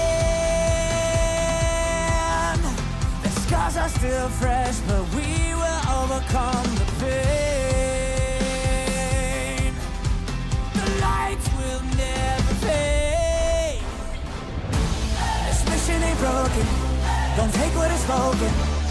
Our path ahead is still unknown. This battle ain't over. Let's walk through the fire. Wash out our fear, fight to the end.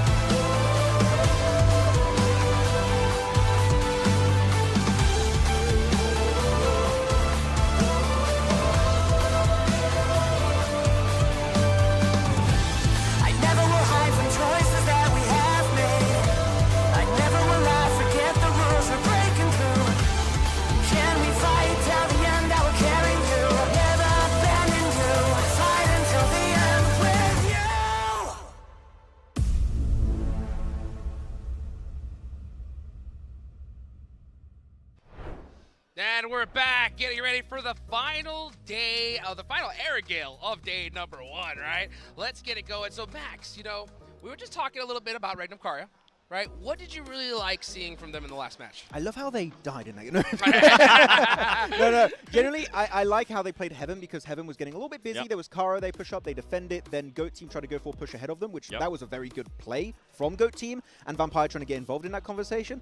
Most teams, I feel like, would just be like, let's wait for the fight to break out and third party it. But in that case, move ahead. Really smart play from Regnum. Yes, well, of course, we got to go give some big love to the Infinix GT30 series, the official gaming phone for 2025 PMGC. Engineered for precision, performance, and victory. Go get your hands on one so you can outplay the rest. Also, guys, we got to make sure you get your predictions in, right? Day number 1 is almost over, right? So you got a little bit of an extra advantage here. You got some info, right? So hopefully you can go ahead and get some of these sick rewards, Max. I got all my rewards already. Really? Even though my predictions were terrible, I still got enough points. I got everything. Nice. I got everything wrong. So if I do it, you can do it because we all know my prediction game is very bad. Yeah, I mean, who is it that you have right now with DRX? It's still early on. Shut up. Okay, yeah. As we take a look at the top 4 gunslingers here, 7. Yeah, I'm going to be looking, honestly, Regnum, Wild. This has been quite a performance, not just from Wild. One of the players that's not even here too, Luxy. Yes. They've been performing so well in Team Flash. I got to give him some props too. Seo's right there. 557 damage. Yeah, I really like actually, you're talking about Regnum Karya. Yes. To go a little bit deeper on this team. You're talking about Loxy. I feel like Loxy is the clutch guy. Yes. He's like, you give him a 1v4, 1v3, he's like, that's impossible. But I am Loxy. And he does, and he performs really well. Wild is like the consistent performer for this team, always putting up numbers, securing really strong positions. He's the guy that every situation thrown his way, he's going to get consistent results on board. And even with Z-Wolf, we even haven't talked about him. In the background, he's also putting up numbers, and Silas is putting these guys in the best position imaginable. With this entire squad, the synergy of this team is looking amazing here at PMGC. Would you agree with me on this, Max, in regards to saying that Loxy, this feels like just a breakout performance for him in regards to as a solo player? Yes. It honestly does, right? Winning those fights, making sure he clutches up for the team. I'm happy with that we're continuing to see this out of Loxy.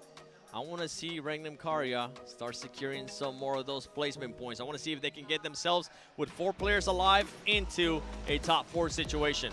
Maybe by stopping the fights with D+, and keeping all your team alive. But they win in those. They do win those, but it's like, maybe prioritize positions. They'd be like, most of the time they do win them without losing a player, but so far it's been looking really good for Regnum Karya. I do think maybe pushing Ulf instead of just going for the dip north would have been a better rotational path for them, just to be hypercritical. But I still feel like the idea in general was very, very smart from Regnum. By the way, from Mad Bulls, even though he wasn't there on the top slingers, something that they end up working out great for their squad was Lemon. Lemon was very important in this last match. He was the last one scouting. He was the last one getting that information on Team Flash, and ultimately that scouting led them to a winning play and crushing and making sure that they made back off when it came down to Team Flash. Well, we're getting into the second half of day 1, guys, right? Bottom 5 teams. Which team do you want to see make something happen right here in this game, Max? Thunder Talk.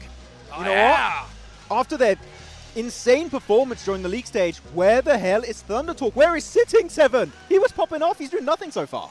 He was getting eliminated by Alter Ego in the Oh, first he was area. busy doing that. True. That's all I can tell you. Now, I'm going to be looking at D plus Kia. Come on, the defending champions, 5 points. I said it earlier, all those 5 points coming from eliminations. I want to see more out of them. And from Team Flash, please hold down our compound this next Erangel. Hold it down. Here we go. The last Erangel of day number 1.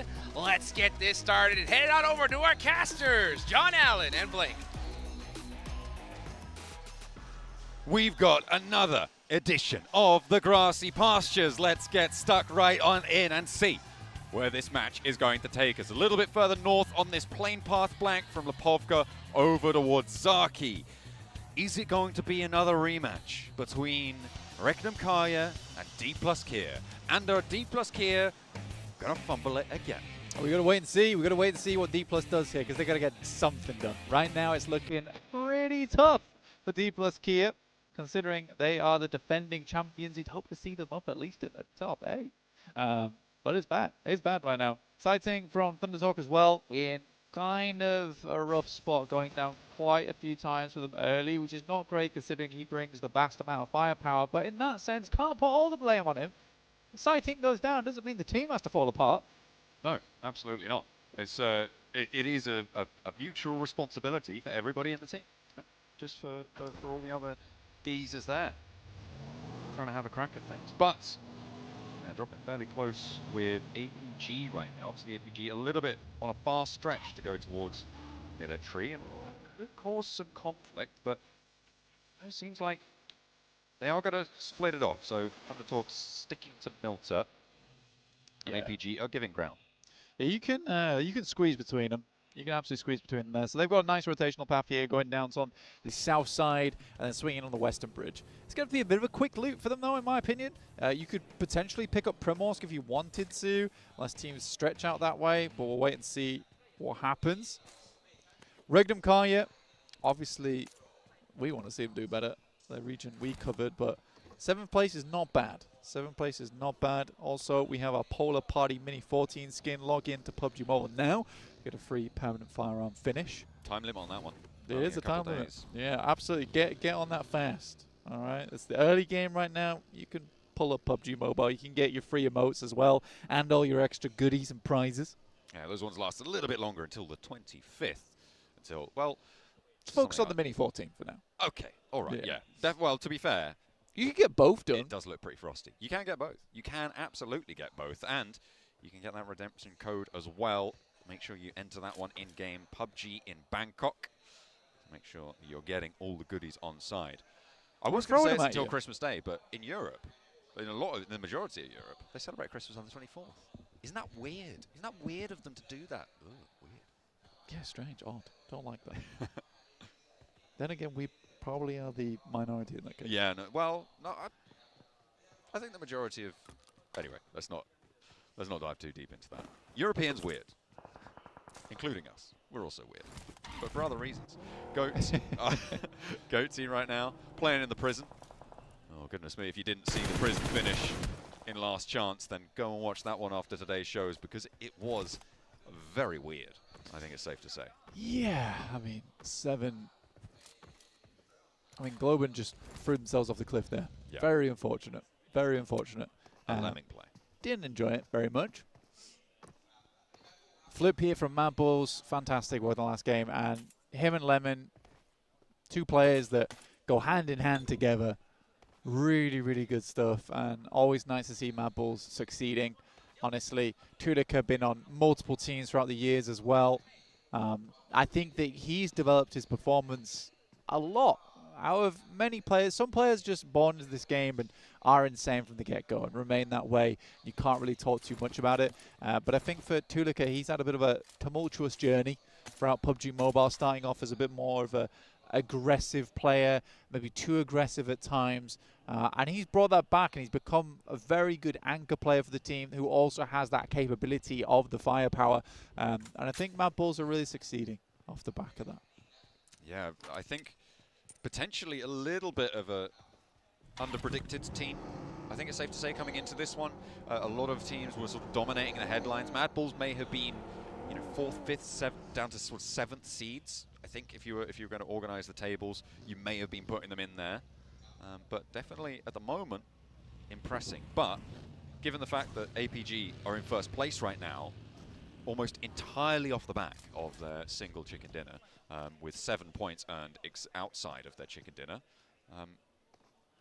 it's still very much anyone's game at this point.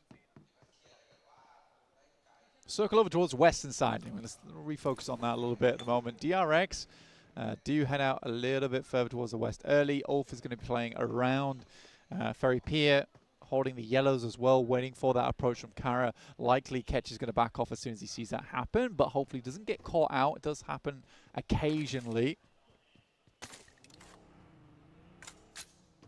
DX Xavier with a decent starting position for themselves, and they are at their post ready to sprint across the circle. But always a curious one. We do have a little bit of Sosnovka cut in here. There is a small chance it heads down towards that bridge, but probably not for long. Much more likely we head over towards Everest or even the swamps around Quarry, which I really wouldn't mind, considering so many teams have got a long way to go to get over there. It would be a massive mad dash for a lot of our squads. Really have to get the old sneakers on and moving. Absolutely. Going to have to keep moving. I have the question of, are we getting Gauntlet or League Stage APG again? We've seen, as I said before, both of those 2 teams today playing under the same banner. Reckon Kaya are going to try and jet their way out towards the middle of this circle, get over towards the west side, get closer in. See what they're able to pull up. Right now, not too much contest ahead of them. Mad Bull's going to be potentially crashing into their western side, so could be trouble ahead, but I'm sure they'll find a way to navigate it. Alpha 7 splitting out, getting another vehicle on side. Playing from the west side, seems like they're going to have a good time setting up. We'll see where they choose to go. I mean, regardless of Vampire not getting that win last game, they have dragged themselves to the table quite a bit, right? 4th place right now, 23 points. It looks quite good. DX Xavier riding off the back of their 2 matches, let's be quite frank about that. But we are still just getting into match 4. So there's still time for these things to even out. But I think for DX Xavier, out of all of these squads, this is the team that has had a few more freebies. Yes, they've played a good game towards their first match of the day. They're over there on Rondo in the open area. I think that was actually a very nice match, but they had the zone for a long, long time. I want to see more out of DX Xavier outside of just those 2 games. Yeah, I think that's the story for both of our top 2, as we highlighted earlier with APG. We do want to see more.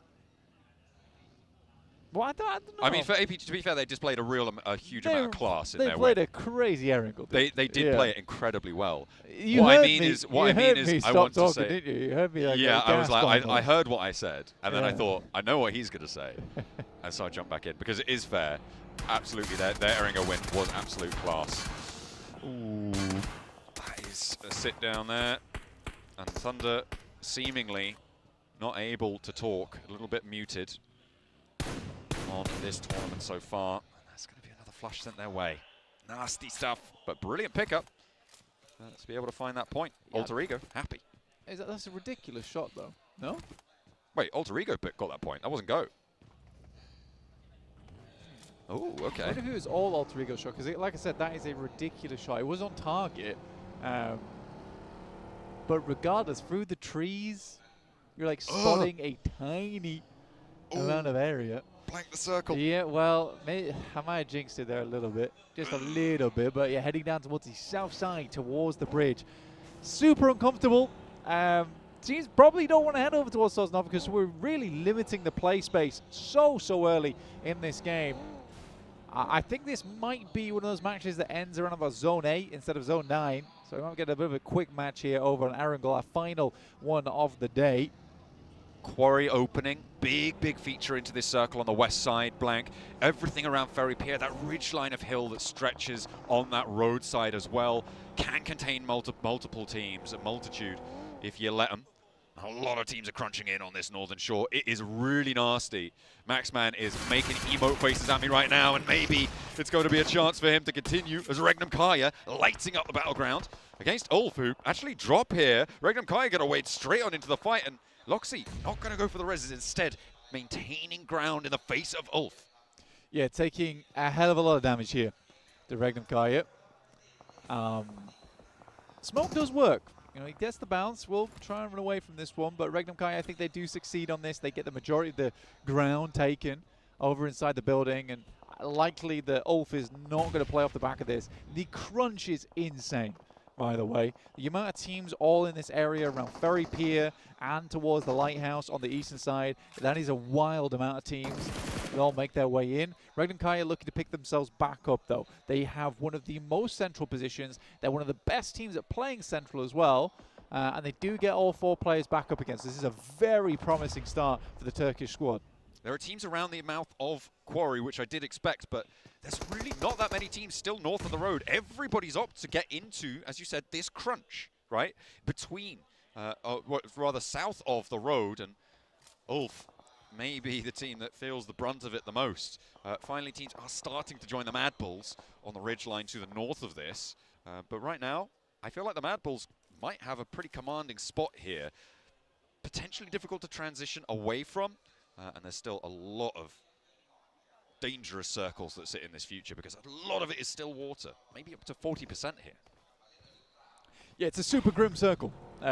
We'll put it that way. Super grim circle. I think for most teams, they don't really enjoy it. But the reason you're seeing so many teams like group up around this area is you want that chance to cross the bridge if you absolutely have to, which is still a potential in this match. It really is still a potential. We could head over towards the north side, but players equally not fond of that, as we'd be heading over towards the fields on that northern edge. E-Arena would control a fairly decent position, but it's Alpha 7 with that lovely compound that sits over towards the eastern side of Quarry. Not the one that's down in the ditch, but you can see right here on our screens as we are next circle, it is over towards Ferry Pier, which was sort of a given considering the circle, unless we got some absolutely crazy scenes down towards the southeast side. Glad we're not seeing that for a lot of our teams on our screen at the moment.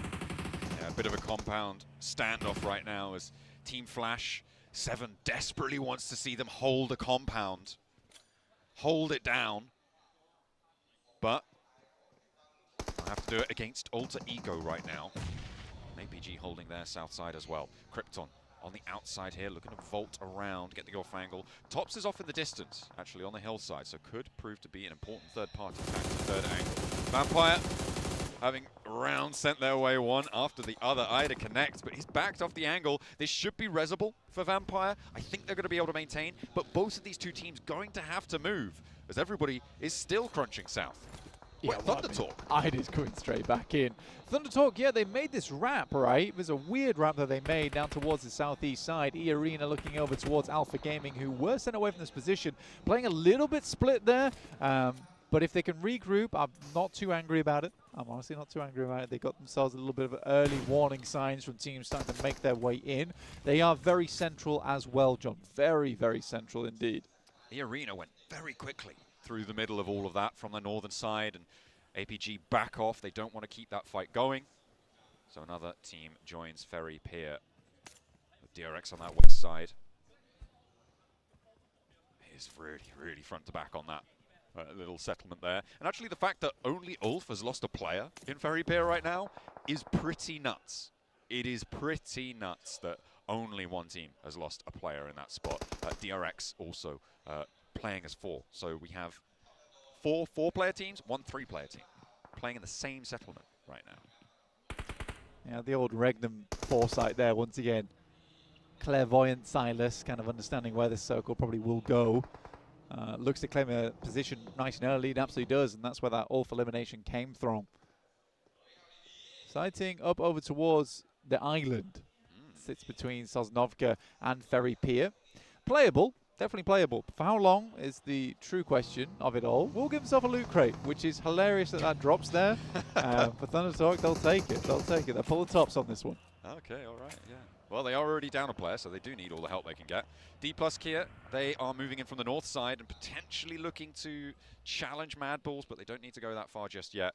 DRX should be aware of Thundertalk maneuvering around on this south side. It's actually not too many teams that are going to be within render distance of Sighting's position. There are...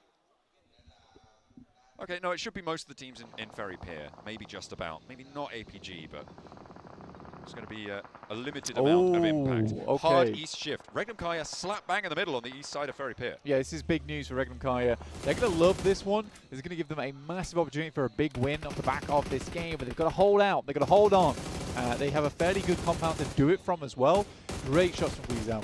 Again, you are going to see this regularly over here at the PMGC Grand Finals. Players are getting so good these days. Players are getting insanely good when it comes to those long-range shots, especially just with the assault rifles as well. Very surprising to see, but they're happening more and more often now. Ooh, Team Flash on the north side are winning their fight with Alter Ego, busting them down to 2. Haven't lost a player yet, but that could all change. And D plus Kia in the meantime, by the way, off in the distance. Nice little pickups coming on through for Team Flash, go moving out in dribs and drabs across the open grounds here. Vampire making their crash in the meantime. Again, looking to join in on Ferry Pier as another team getting into the mix. Oh, the needle threaded there. That should be resable as soon as the smokes bloom, but Miaola needs to be careful, needs to be a little bit tentative. Come on, guys. Oh, yeah. Come on. That's a little bit of communication is all we're asking for. Not much more than that. Okay. Looking towards the circle, though. Blank Thundertalk have made landfall on that south side.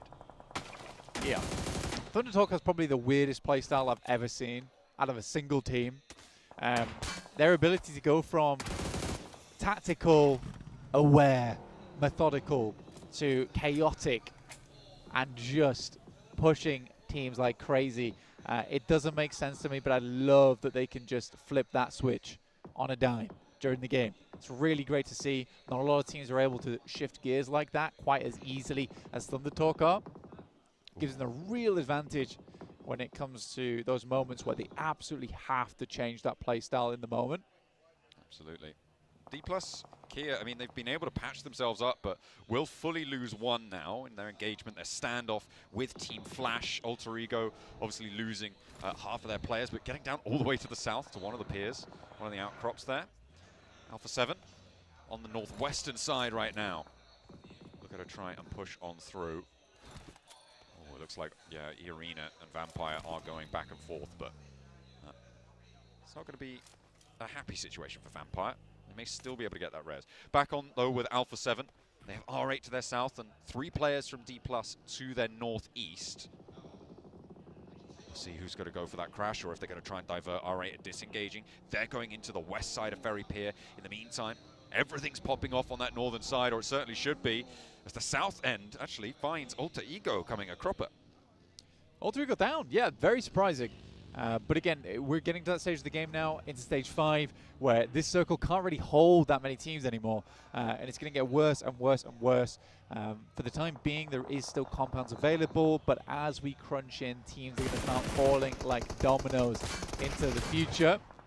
Chips here, CQC for D+, but it's looking bad. It's looking very bad for D+ and their prospects. Looking to get toasted here. Alpha 7 rolling in as well, just over the ridgeline. Revo looking to heal. Mad Bulls, I mean, we've seen what they can do in close quarters, and Pusher, Tulika handling their business, moving up, playing now 2 versus 1 on the angle. Alpha 7 not with a backup on the angle just yet. Carrillo maybe looking for it, and a good nade from Revo does bring things back into control a little bit more. These are the only 2 players for the Mad Bulls on the angle, and Carrillo has found another.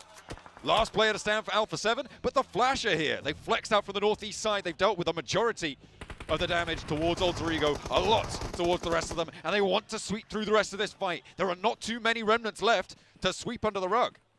I mean, Flash gets a little bit out of this one, but they've already got 6 elims. Oh no. So they're kind of quite crazy with this one. Alpha 7, Carrillo steps out, but as he walks back in, takes a bit of a tag. Wounded now is Alpha 7. Carrillo, that nade should do the trick when it pops, but not even required, as Bose will finish the job with the DBS in hand. For the Flash, at this stage of the game, you know, it's still not too late.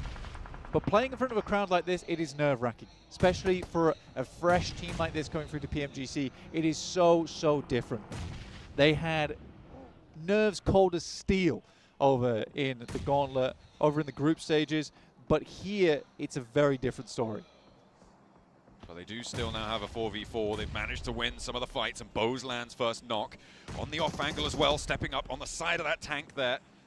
And Ida's not really super resable right now. We'll crawl down and let Amori pick him back up. But in the meantime, Flash need to take initiative. They need to push forwards and use the time that's been allowed to them to look for the pressure on the back line. As soon as that res comes through, R8 start to re-establish. That will start to happen now, and Team Flash not really getting too much done. Zias, though, moving into this angle, I think that might be the saving grace for them. Look at what he's been able to find. Prestige may be unaware. His nades are coming through fast from the Flash. And the only way I can see this happening is because they've got so many to work with. Zias finally finds a little bit of value off the back of that. He does spot Amori straight away. It's a great nade over towards Ida. Very low now. But Zias has got a lot to deal with in front of him. Team not quite seeing these angles just yet. But Ida's low, Marth's low. Ida just gets the first aid kit off, so he's back into the fight. DXavier with a third-party knockover towards Team Flash. Slow their roll a lot here. But the holdout going to try his best, but it's not going to happen. Amori now rampaging over and on through. Marth with the side angles, and Levi's really ruined their day. Team Flash, I mean, they had a really good go at it, but with two players now, facing down R8 is a fearful prospect. DRX, in the meantime, getting some great nades and great damage over towards APG. It's the only players they've got left remaining on side soon.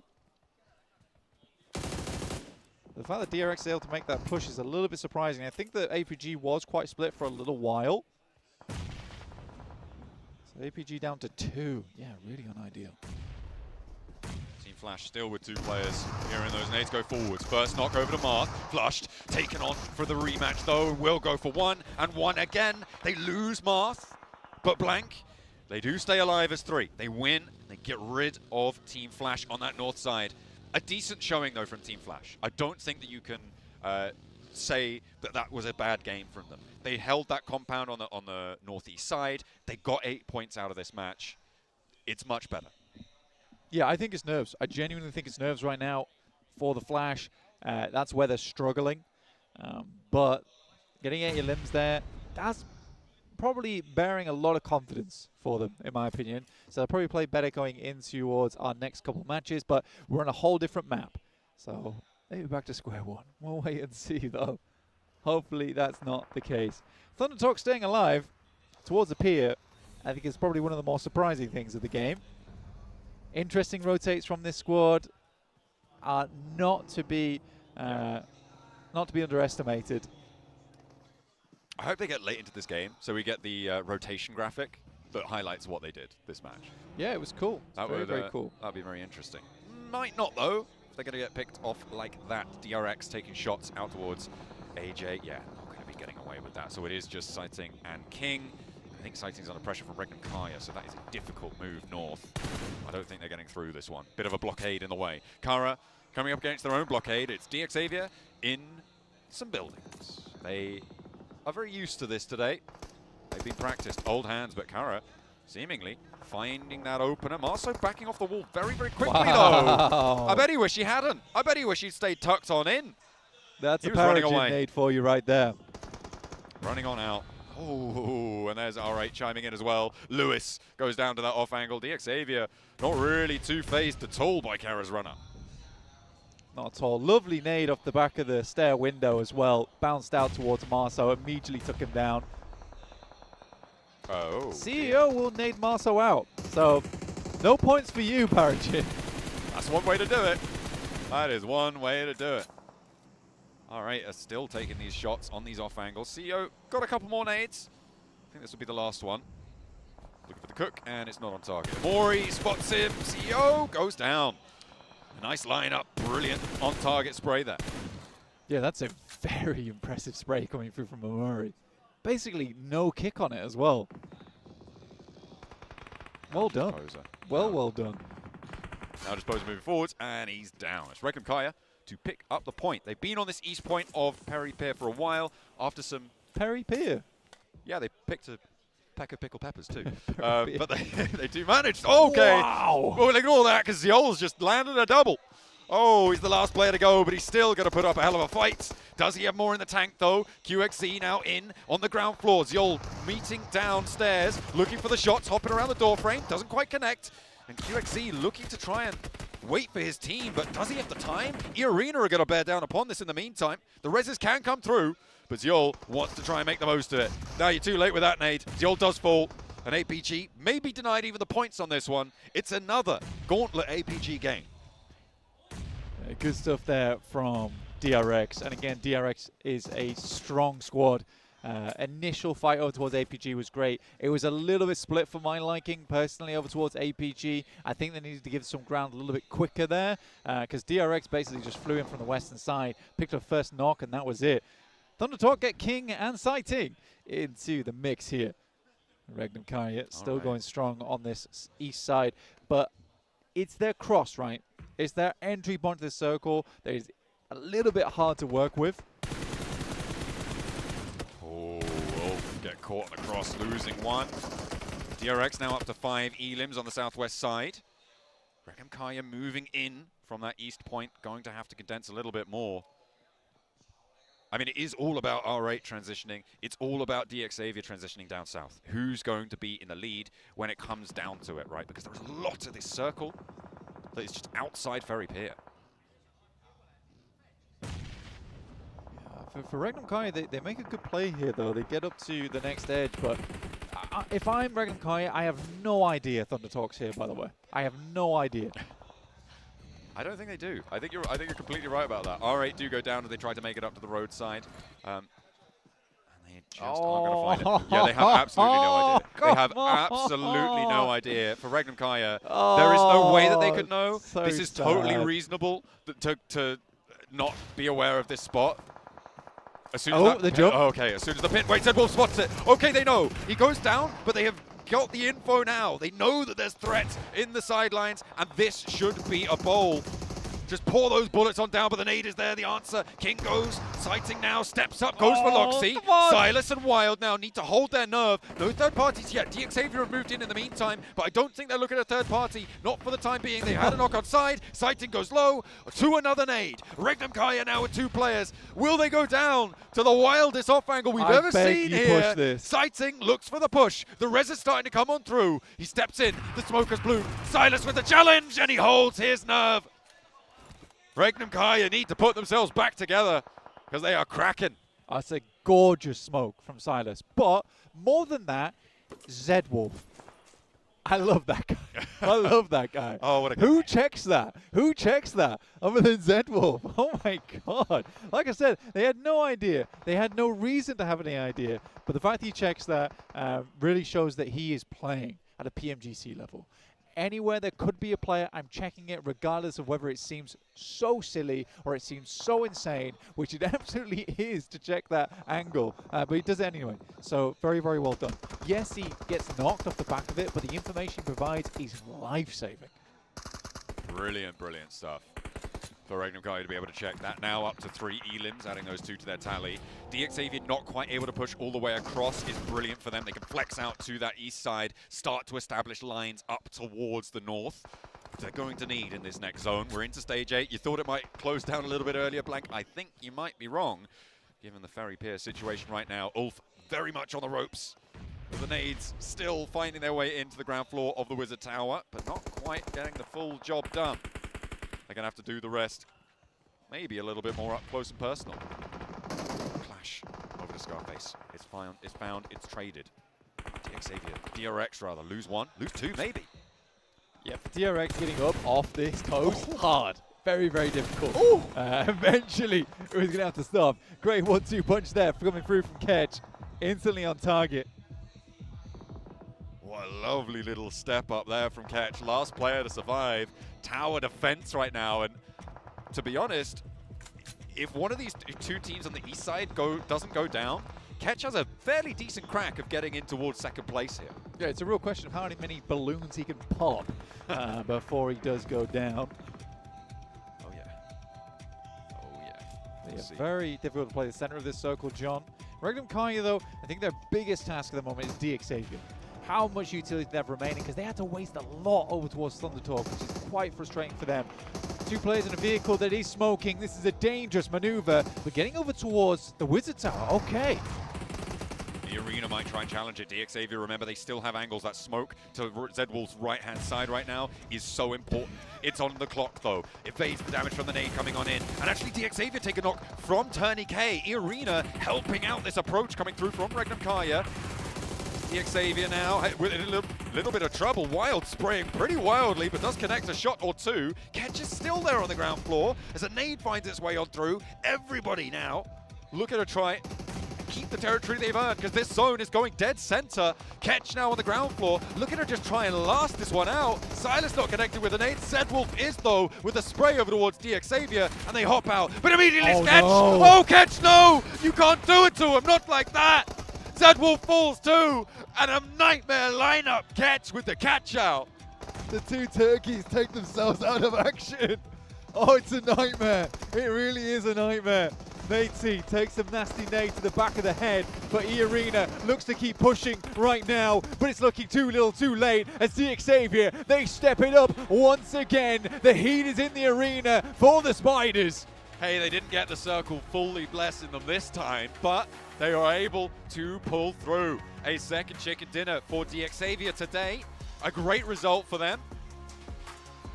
Real tough times for Regnum Kaya, though, during that match. Thunder Talk and Ketch, both proving to be a little bit too much. The full force they can handle. Those sneaky little solos, those duos, a little bit too hard of a hurdle. Yeah, this Vietnamese team has been in a lot of very, very big tournaments, and they are great at controlling area. They always have been, always will be, but it feels like they're really thriving under the pressure here at PMGC. I think it's always great starting on that chicken dinner because it gives you a huge amount of momentum to just keep going. And look at how happy these guys are just about that win. Fantastic. Brilliant, as they should be. A nicely controlled game there coming through from DXavier. For Regnum Kaya, I mean, they still got decently into that match. I think it was fairly low on the elims though, Blank. I don't think they were able to get too many. Not great from them. But DXavier, very happy to finally prove that they can go all the way when they don't get the blessing.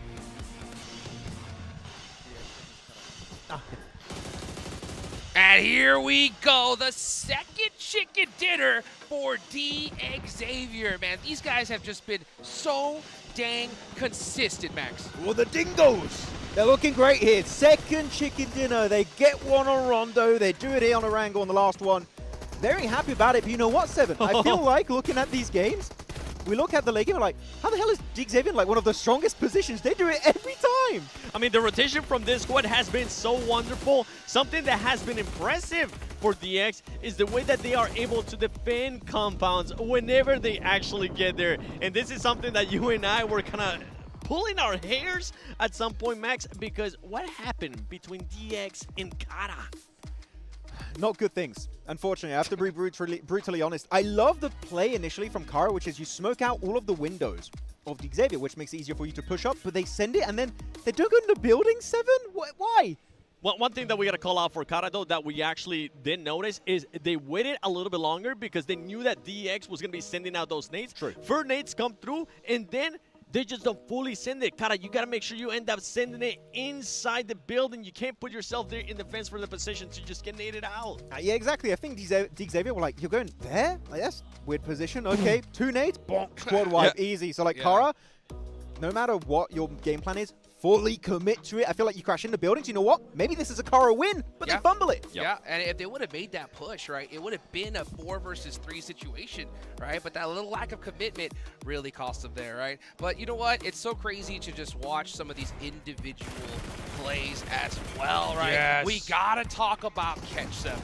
I mean, I'm pretty sure we're going to end up seeing it on the highlights here. This man was able, I got to go back and see how many actual eliminations he was able to secure for his squad. Because not only was he able to eliminate some players there from DRX when DRX was having to go through everything, which we'll get a chance to talk about it in a minute, but on top of that, guess what? He ends up eliminating, I think it was maybe 2 more players from Regnum Kaya whenever they were just jumping out of the building. He's like, oh, Silas, hi there. Thank you for the elimination point. The 5-man Turkish team's like, it's kind of sus, this situation in this Harry Potter tower, and he does get himself the final word at the end. He does get out just slightly before Regnum Kaya, so he doesn't get that extra placement point. But you know what? Playing silent in Harry Potter tower always works out great in advantage of these teams. Though, E-Arena, No, oh, there it is. That's what it was. Yeah. That was... Don't go on the walls on these little compounds. Again, they're so nadeable. Just get in the building. At least you're safe from those nades. And another performance that we got to point out is QXCZC. This man has also been a breakthrough performance, at least in my eyes, for the whole of the RX. Usually we're just talking about, okay, Cuban. All right, QB is going to clutch up. Yeah, guess what? Now it's another player that's able to get them points as well, and there you go. That's what I was able to talk about earlier in regards to Cage, just securing more eliminations for his squad, securing even more points. Whoa. And for DX Xavier, I mean, well played, great timing for them. And right here, perfectly, we'll get a chance to see in Max how quickly they were actually able to rotate there and make sure that they found a good spot. Yeah, look at phase 2. I want you all to pay attention. Pachinki, DX Xavier, drop in there since like 1996, it feels like. Circle 2 pops very soon. Look at the speed of their rotation. Right in there. And they stick it until pretty much Circle 9, right? They're just holding down that position. Circle short is given to them, but you know that defense against Karo is super well done. So DX Xavier, those early rotations are so impactful for the entirety of their game. And another one we got to talk about, Regnum Karya. I mean, at one point, it seemed like they were going to get 2 other players eliminated because it was, what, 2 players? Was it Hot Jukes from Thunder Talk just surprising them? Yeah. It's crazy. It was crazy. And what was also wild was seeing so many teams go out early in the top. But let's take a look at the match rankings. DX Xavier, another 17 points. They love placement points. They love the placement points, DX Xavier. But you know what? I'm going to talk about another team that loves placement points. That's the Arena. No, I'm actually really happy with the way they entered into the circle. They were a team that was involved in Ferry Pier, but on the northern side, meaning you can third party, but because you're not in the deep center of the city itself, you're not fully directly involved, and you can just take a few shots here and there, so they can leave the city, but then you go into the DX Xavier meat grinder, and that meat grinder was quite deadly, Seven, at the end of that match. It really was. I was hoping that we would get a better performance out of some of the other squads that we were talking about earlier in regards to the bottom 5. D+, I mean, ends up with just 1 point. They end up in Longwood and just getting attacked from everybody, and we gotta give props to the mayhem that was happening in Longwood between a lot of the teams. And before I even go into that, Perigin, congratulations on the MVP. Woo! But going back to Longwood, there was just so many teams going for that fight. We saw Alpha 7 being able to third-party a fight there between D+ and some of the other squads, and then an aggressive team that I was happy to see, R8. R8 decides to push the action, and then they get put back on their heels because it was none other than Team Flash going after them. But we'll continue on because guess what? We have a new first-place team, and it's none other than DX. Holy, DX Xavier, let's go from Vietnam. Not only that, sure, they got 2 chicken dinners. 29 placement points over the course of 4 matches is ludicrous. These guys are on fire. Unbelievable. More placement points than 6th place combined total points, right? Okay. That is unbelievable consistency. That is it for Erangel, though, right? We're going to go into Miramar next, okay, guys? We talked about it at the start of the show, all right? A possible big hot drop situation, all right? Break it down. What do you guys feel about it? You got to tell me which teams. Oh, you're talking about Rangnam versus Vampire. Yeah. There you go, Hot Jukes. Before we go into that one, top 4 players, no surprise, both from Team Flash, as I was mentioning earlier. And then Amori once again. New star from Mina? Yeah. Yes. You had Ida, Marth, and now Amori added to the list. And Cage actually ended up with 4 elims. You know what? I want to say, as in retrospective, looking at the entirety of 2024, it's been, 2025, not 2025. Yeah, behind. It's been really the rise of so many good, strong individual players, right? This feels like the true new gen of PUBG Mobile Esport, which gets me very, very excited for things going on. But yeah, and also QXZ, right? Talking about Hyunbin, you already said, right, Seven. Here, QXZ. Actually, I love that fight versus Yol. Yes. He fights Yol in that 1v1, but he doesn't commit so hard to the point where even if Yol gets that elimination, he's going to go confirm the rest of the team. He buys just enough time to get the full reset. I love when players are just knowing, I want to fight him, I need to play slow, so I give my team a better chance to survive and make it later on in the game. The tactical play, not even if he was just waiting for his team to get the full reset, just the tactical awareness for him to know that Seoul more than likely was going to be waiting on the stairs and he was going to be put at a what? A TPP disadvantage, and you don't want to end up going for that one. But going back to your point, Hajux, as we will be moving on towards Miramar, Regnum versus Vampire, especially with what we saw out of that game, Regnum now finally waking up, right? Securing a good performance here in this last match. Finally, is that really something you want to move to after a good performance, Max? Do you really want to move into a hot drop in Picado? Well, if it was a hot drop on D plus Key, I'd be like, hell yeah. But They don't have a great time fighting other teams that are not D plus Kia, so you know what? Maybe give it up. You know, we do know there's a little bit of drama, a little bit of friction between these two teams, you know, talking behind the scenes. But Picardo itself, it's a good city, it's a good area. I want to see one of these two teams, and you know what? I don't care which one it is, going to the trash loot to the west. It's such a good position, good car spawns, similar rotation path to what Picardo provides. If they just go for it, clear to say 7, I think we agree, it's an ego thing. Yeah, I mean, you know what? Let's be fair here. I give it one game. I give it one game, and then after that, I don't want to see any hot drops. I think that's fair. That's fair. Absolutely. I mean, this is the biggest tournament of the entire year, right? Yep. You can literally ruin your entire chances. The prize pool jumps so significantly each place as we go down. Risking it a hot drop is wild. So, yeah, maybe we see one happen and they get it away, or, I mean, Regnum Car has been pretty consistent. For the memes. Yeah. The thing is, you have Vampire right now 25 points away from first place. You have Regnum as well, currently 18 points behind. Do you really just want to throw a match? And throw a match in an aspect of, even if you win the fight, right, you end up getting, what, possibly 4 eliminations? Yeah. But then you're going to be hindering yourself for the later of the round, for the rest of the match. It's not even that, because of course you're going to say, oh, you're hurting yourself in those fights, because if you lose a single player, your chances of a win go down drastically. But also, when Xavier being so consistent, you give them an opportunity to keep on increasing their lead every single game. And they have been, in the past, historically, very good on Miramar. We'll see if Blank agrees this time.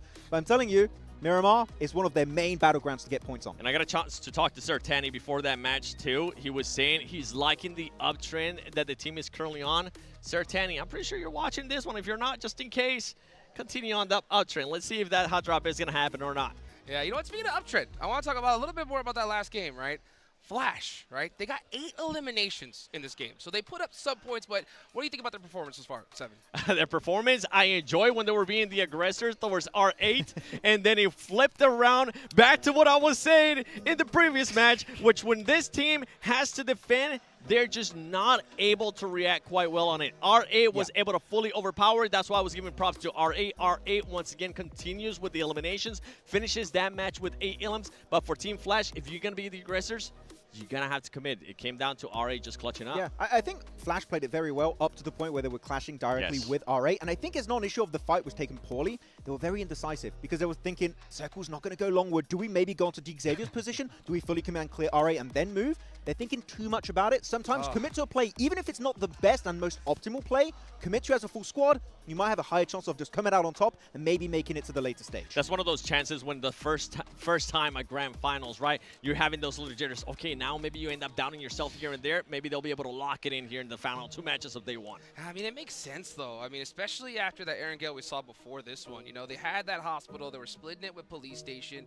And it's one of those situations where you kind of get a little greedy, right? Because you have so much real estate. You want to cover every angle. But I think you're right, 7, right? You just got to commit to one play, right? Commit to one spot and make it happen. As we go into Miramar, we have that hot drop happening, right? What else are your expectations going into Miramar, Max? I mean, when I think Miramar, internationally, the team that comes to mind for me is Alpha 7, but that was old Alpha 7. Yep. With Guizao, Obscure. How is that going to be working out possibly with a new roster? I'm very intrigued to see how they're going to perform on this one. I mean, if you're going to talk about Alpha 7, earlier we were talking about DX, how much they love those placement points, how they've been able to get those 2 chicken dinners today. Alpha 7 right now, in regards to points, they're only sitting with 5 placement points. I want to see Alpha 7 being able to get themselves in a top 5 situation. And you know what? D plus Kia, even if we don't get an island finish to the east, please, we need to see points on board. Seeing a team at the bottom like D plus Kia, they're currently, again, the reigning champions, completely unexpected. D plus Kia, we know what you guys can bring to the table. The team is so strong, but right now they just haven't had that opportunity to show it. D plus Kia, if you end up fighting Regnum Karya, make sure you win that fight. If not, you're going to end up still be in 16th place after this match. Hot drop Picardo with Vampire and Regnum. Don't do that. Do not do that. Just stop Actually, that. No, don't do it. D plus Kia, is it time for you to wake up? Yes. We are going into Miramar. Will they make it happen? John, Blank, what do you think? Well, I think, you know, it's always time for a chicken dinner, you know, no matter what. No matter what, it is time to get stuck in to Miramar. And as the desk alluded to there, or, well, kind of spelled out, Picardo could be troublesome here. We hate Picardo hot drops. Maybe we'll see another one in the year 2025. I don't want it, but it might be on the cards. We'll have to wait and see. Is the team going to back off from the angle? I mean, especially here on in PMGC, right? Grand Finals, do you really want to be hot dropping? It's a little silly, but it is still a potential. The D+, like the boys were saying, we can't keep saying this over and over, but it's not even just D+. It feels like it's every reigning champion and defending champion is just horrendous the next year. I think the only exception, Silas. Yeah, I guess so. I think he's had his rough spots, as is every player, but I do think that the only exception is Silas. You could maybe think back towards. I think you could say Alpha 7. I think, but they're not the rating champion. I think you could think back towards maybe King going back-to-back years on Nova. I think that's the only other time, but even then, it was a very different game back then. I think so too. Yeah. Absolutely, definitely agree. But yeah, you're absolutely right. Alpha 7. I mean, they got their PMGC win. Yeah. And then it was never made after and that. then nothing else happened after that. Yeah. But before that, they were very much second place team, which was cool. So although they weren't defending, they were at least getting close each time. Defending that second place. Mightily. Very much so. We don't want to win. Oh, there we go. We're on board. Hey, we're in Picardo, blank. And Regnum, they're running scared from the vampires. Where did Regnum Kaya go? So they did drop to the west. Because not only is vampires in Picardo, so is Ulf on the northern side. Yeah, I think this is fair for Regnum Kaya. Very efficient drop to go for. Still works out just fine. I think this is a drop spot that Max was even speculating about in terms of getting over towards the western buildings, getting the good vehicle spawns as well. So I think things work out just okay for Regnum Kaya. And for Vampire, they get to play Picardo. It's not as explosive as we would have liked it to be, John. Well, but at least we aren't having to deal with watching two teams sit around in apartments. Until minute 16. And then die to the blue zone. Yeah, because the problem with that is that observers get like brain rot, I think, when we have Picardo hot drops. And oh, yeah. The brain rot really bleeds in. Poser! He's invisible. He is the bush. Poser has become bush. Look at him. I've got to fully finish my point there because I don't want to just say the observers have got brain rot because they don't. Well, they did just then. It's just it's Picardo hot drops where we 6-7, am I right, observers? That's right, that's right. Where the observers will just keep coming back to the Picardo apartments. It's like, please, we don't want to see Picardo apartments anymore. There's been so many great fights that you've been catching, but you just keep coming back to this, and we want to just leave it alone. No, it is true. It is absolutely true. It's such a horrible result for everybody if you stick to your guns on that Picardo hot drop. You can see it like once at the start of a tournament, and then someone has to move. Someone has to move, and the issue is ego gets in the way a lot of the time on that one. So it's good to see that teams have figured it out, and at the moment, the Vampires, the alpha of the pack, Regnum Kaya, tail between their legs, off to the west side. I don't think Vampire's done terribly, honestly. I'm fairly impressed with Vampire, all things considered. I think this is a good result. We have seen worse results from teams coming into PMGC as an invite in the past. But again, it sort of depends on where we end up after match 6 for Vampire. And even more so after match 6 for tomorrow. Because there's a big chance that Vampire drop down towards 16th place tomorrow because we haven't fully proven them just yet.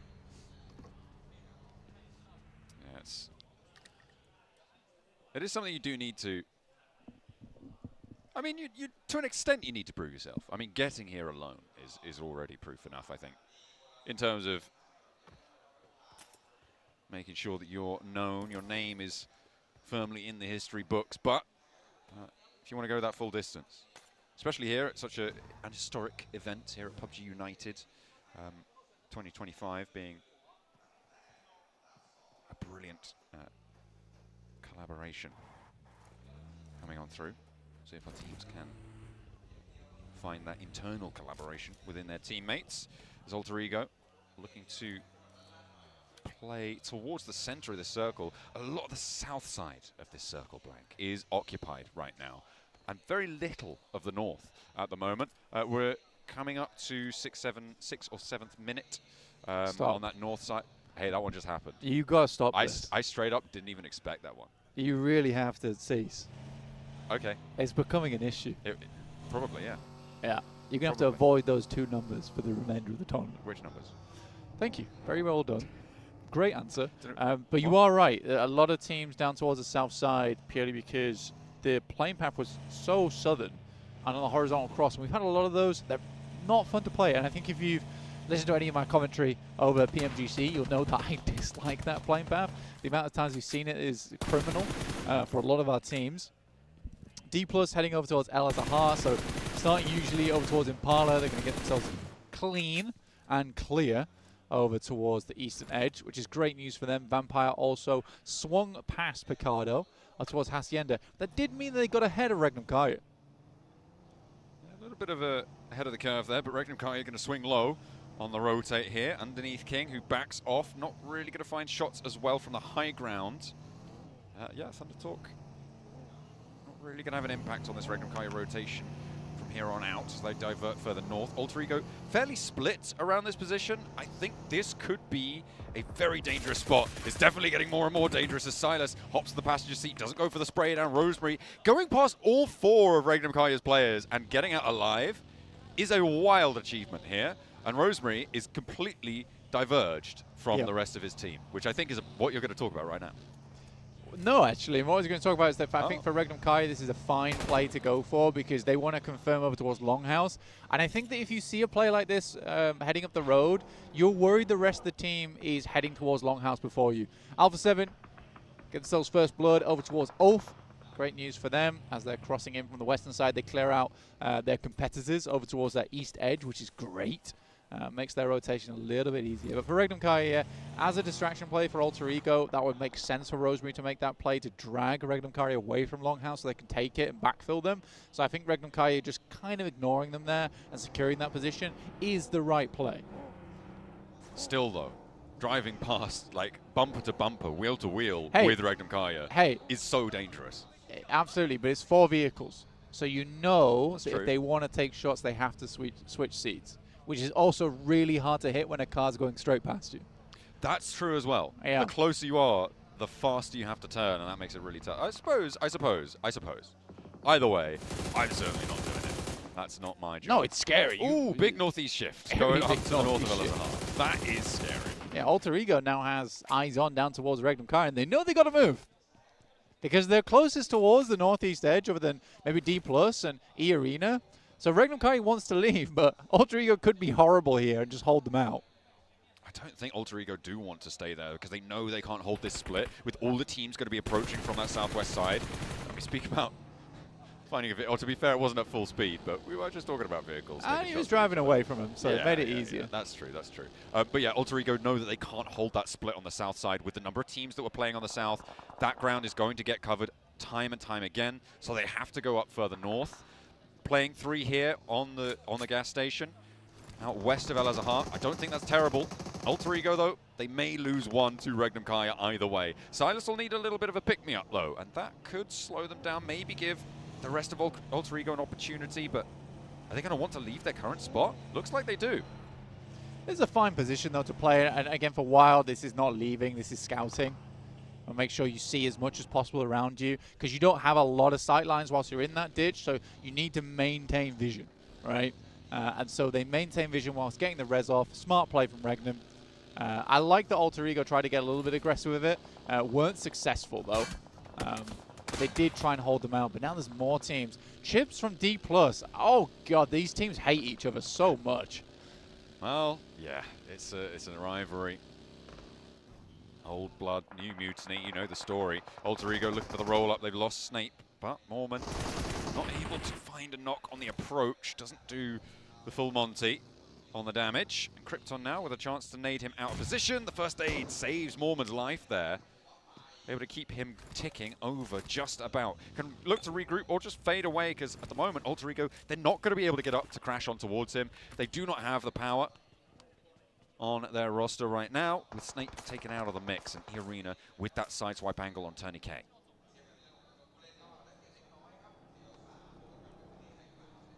So E-Arena able to get on that north side is good for them. And at 29 points, the Thai team is doing quite well.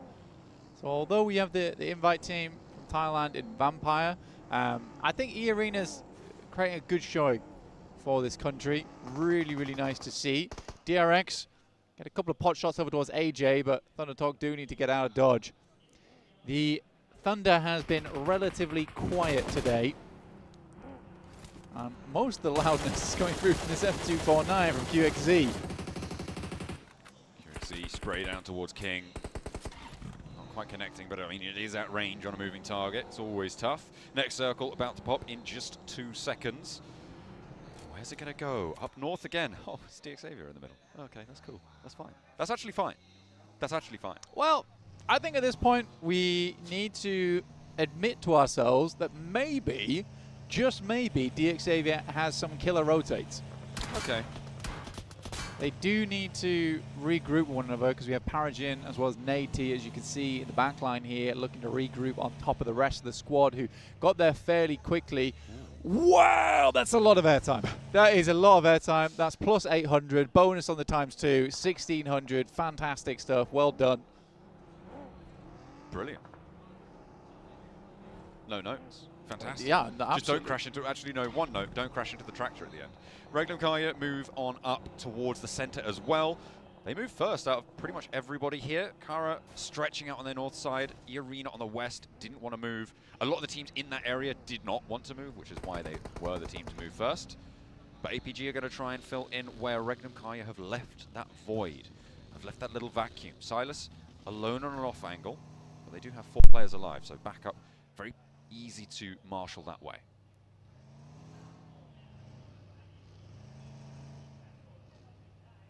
Lemon over towards Kara. Silas down to Reefus. Goodness me. Bit of an unfortunate loss there, Silas, on a very wide split. Pulling a dock, to which then Doc pulls a second dock. Pulls the original dock, and Silas replicates the dock. Maybe? Hits him with the oh yeah. Oh yeah, let me try. Yeah, what about if I do it though, huh? What are you going to do then? The answer apparently is get flushed. That is not fun for Silas. But playing on a 3, they're fairly central. They do still have legs into this match. Team Flash did get a little bit high fear in the last game, and with Regnum Kaya losing a player, well, it's only fair that D+ lose 1 too. That point doesn't go to them though. It will go over towards Team Flash. D+ still rotating on the south side right now. Far away from a lot of squads. Thunder Talk basically controlling the majority of the eastern edge alongside with DRX. But DRX has been a bit of a wild card today. A little bit of a dangerous team to be running into. Full of thorns and spines. Not a team you want to be getting close amongst the circle with. There is this very much defining horrid landscape over on the western side of this circle. Very rocky, a lot of defilades available. Teams can be hidden there quite nicely as APG rocks on top of Regnum Kaya, and it is a bloodbath. All right, we're back to league stage APG. Nice to know. Nice to know indeed. And another nade, and another, and the spray. It's Kara chiming in as well, trying to take a chunk out of them. Not going to leave him alone here now. Just the one player, and he's stuck in a ditch. Will go up in smoke as Zedwolf to be the longest lasting, but it is not going to be a legacy to remember for them. Not this time around. And that will be Regnum Kaya done and dusted for their first Miramar. Didn't hot drop though, so that's good. No, they did not. And it is Vampire who outlast them down on the southwest side. Very, very interesting circle. DXavier basically want the eastern shift. If they get that, it puts them in really good stead with the double split they've got going on right now, holding both really strong compounds. Other teams don't really want to full commit over there as well, because unlike some areas of the map, both these splits can quite easily cover one another with the open space that surrounds this area too, which is very, very cool to see. Maintain that space. I mean, it's such an important position for APG that will be necessary. The fact that they held that as a 3-1 on Regenkaya, I mean, that's their vulnerability, right? And that's why they couldn't quite condense that. Unfortunate. Ulf losing one to that split in the middle. That's all the way up to the north side. Shouldn't be too dangerous for them. It's fairly likely, I think, that they are going to be able to get that res. It's just a question of when and what impacts they're going to have, because the Mad Bull's pushing in on the north side makes the position for Ulf a lot less tenable. Yeah, man. It's a bit tough for Ulf now. I think for Ulf, maybe coming to a close soon. Only 3 players left alive now, and it's a slight issue of playing around this terrain with Mad Bulls also starting to sink their teeth in. Alpha 7, though. I still rate their chances on Miramar. I think Revo is like one of the key factors, as well as Carrillo, to a Miramar game for this team. You add Obscure as well as Guizhou into the mix. I don't think it matters too much. I think that still works regardless. APG's really on a tear this game, though, aren't they, huh? I mean, they've either got it or they don't, right? We thought it was day to day. That change around seems like it's match to match, but ZS now with a challenge. They took down one of D+ earlier on, and now they've got a couple more bogeys on the radar. Apparently, just about dodging around that one on the buggy. ZS is so low, has to step back with the smoke blooming. It's not going to be enough to find the cover. Tops does connect though onto Fabian, which is going to give them a little bit more breathing room. Win hopping through that vehicle, dropping another smoke. Ocel trying to marshal his way on into the sidelines, and APG chime in with a third party down towards the off angle for Team Flash. That's going to hopefully, if you're a D+ fan, make it a little bit easier. But R8 are clashing over on the western edge with, well, Alter Ego off in the distance, but it's E-Arena on the plate right now. As the nades start to fly, both teams looking to move eastwards, but neither able to make it without the other going down first. No, he's been sent to the smoke there, not finding quite as much value as R8 might have hoped. They're going to keep pushing in here. I think for R8, you want to get yourself back up to speed, but they're just going to crash it. Okay, I love this from R8. Very dangerous, though. Oh, they don't love it. They're hating it more and more by the second. Another knock sent over towards to Ida, and that's from Alpha 7. Amori now, the last to stand. Does D+ Kia go down in the meantime? Only one Elim. Not a great start to their tournaments. Their first day not going well. E-Arena now swelling over the top. Alpha 7 marching forwards as well to third party. 3 players on E-Arena, but they're busted down to 2 as NC2 does fall to a nade. Alpha 7 really putting the crunch on this with another nade finding its mark over towards Tony K. Now just Mormon left standing as they keep continuing forwards. Guizhou moves on in, steps in for the fight, gets the spray down. E-Arena pushed aside. Rosemary's in this fight somehow. Okay. He's here from Alter Ego as Amori still down the hill and across the way, looking to try and stay alive to fight another day. Yeah, smart moves right now from Alter Ego, honestly, with them setting themselves a little bit further ahead of this. They set up an outpost down towards that southwest side too, so very lovely stuff. And honestly, for Roseberry with the FAMAS, maybe just walk this off slightly. But I will say for Amori, quite amusing watching his teammates crash into that building and then just noping out. They got absolutely shredded. He was like, yeah, I'm not following that. I'm not. That seems like a bad play to me. That's gone really badly, guys. Yeah. I did not I know like we're that. meant to do bad plays together, but in this instance, I think I'm going to live. We're all in there. No, we're not. I'm leaving. But he is straight out of there, but hopefully surviving. I don't know if Alpha 7 know he's there either. And in Stage 5, you can survive in this blue for a little bit of time. Alpha 7 going to have to move. Vampire, they're moving in as well from the southwest edge. They've lost a player as APG still very much on the hunt this Miramar. Holding a little bit of a split. It's much closer than it was before. They know at this point you do need to regroup. Amori, you need to get a move on now. He's got a vehicle, so could very much get in on this one, but too many options in terms of places to go is the issue. Yeah, he's got to be fast. I mean, he's already got to hit another first aid kit off the back of this one. Alter Ego's still hanging around here like a couple of sharks. DRX on the high ground. There's over towards that northeast side now. Talk were able to get towards the mound down on the south. It is Vampire finding those shots. Once again, that's a pretty long distance as well, honestly. But APG should hear those shots. Have a little bit of awareness down towards that side. APG currently trying to fight and climb up to where DXavier is currently playing. Great shot again over towards Alva. Oh, I think Amori spotted Alva as well. That's going to draw Alter Ego's attention north. Maybe Amori can make it in. He's going to be so low, so close to the wire. Alter Ego getting taken apart in the meantime. Losing Alva on that off angle. Goes down, but a lovely step up from Rosemary. Looking pretty with it. On the spray down towards Obscure, but maybe he's over-focused. There's two players to your right. You need to be looking over the ridgeline. The nade gonna send him packing, but Rosemary, how do you get away with that? That was way over-peaking on the angle. Way too much commitment on time, but he's just out of there. Hey man, he knew exactly how much damage he could take. That's all that happened. Top though finds Amori. He made his way in. A valiant attempt from him, but not quite fully finding the catch there right at the end. But APG has had a real swivel on them this game. You just never know with that team.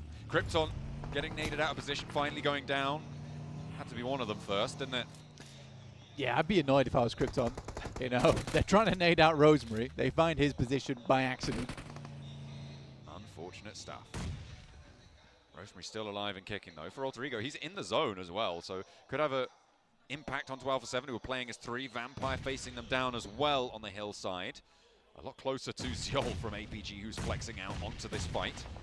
Wide flex out from this fight. Tony K looking to try and hold the off angle against it. Alpha 7 not really wanting to push in on it.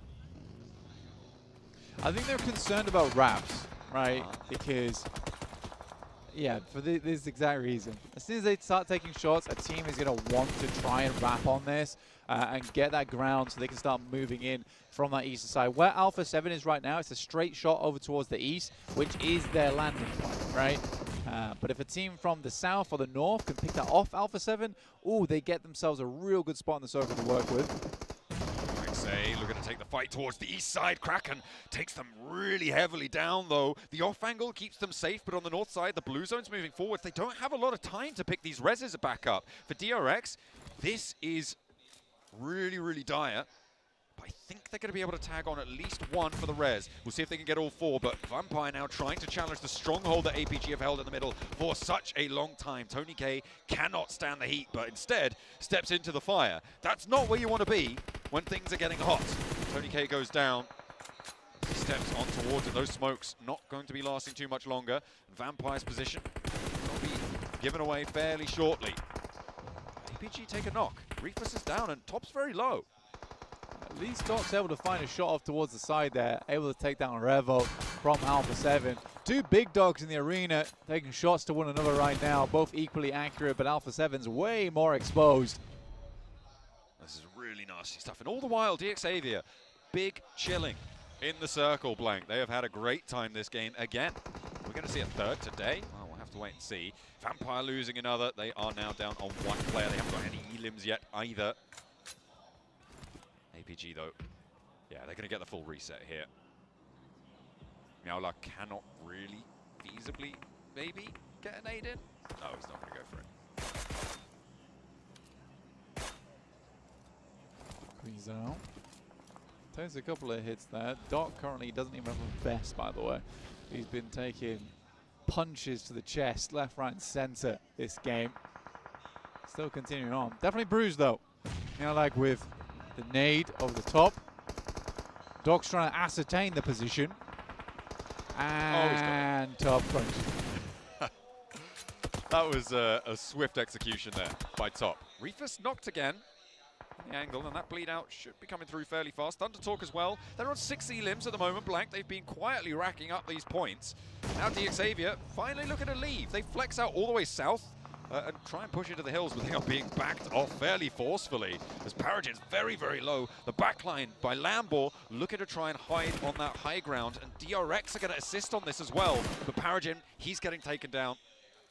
He is going to get flinked away. The Xavier have to turn straight back to where they came from. 600 damage in the game for Doc is starting to be a real good one here. And it does feel like we're heading in the direction of a Doc MVP. Reefus, though, finding Guizhou now. You got to admit, though, that for... Oh my God. Great save. Great save. You got to admit, though, for Alpha 7, some of the shots they've been sending back over towards APG, really, really good.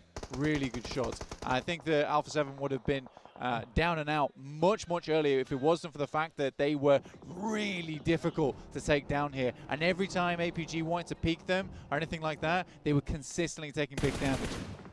Alpha 7 able to step up, take a flush away from Thunder Talk, who were the ones to get the knock. APG are down with 11 eliminations. A really solid profit on their spot. I think that's a very, very good game for them. Not unhappy with that in the slightest. And again, a classy game played. Thunder Talk rolling in. The swap bleeding out. Alpha 7 do lose another player. With 4 players alive, Thunder Talk may have just come alive into this Miramar. Sweeping around, slowly rack up these points. Alpha 7 fall before them.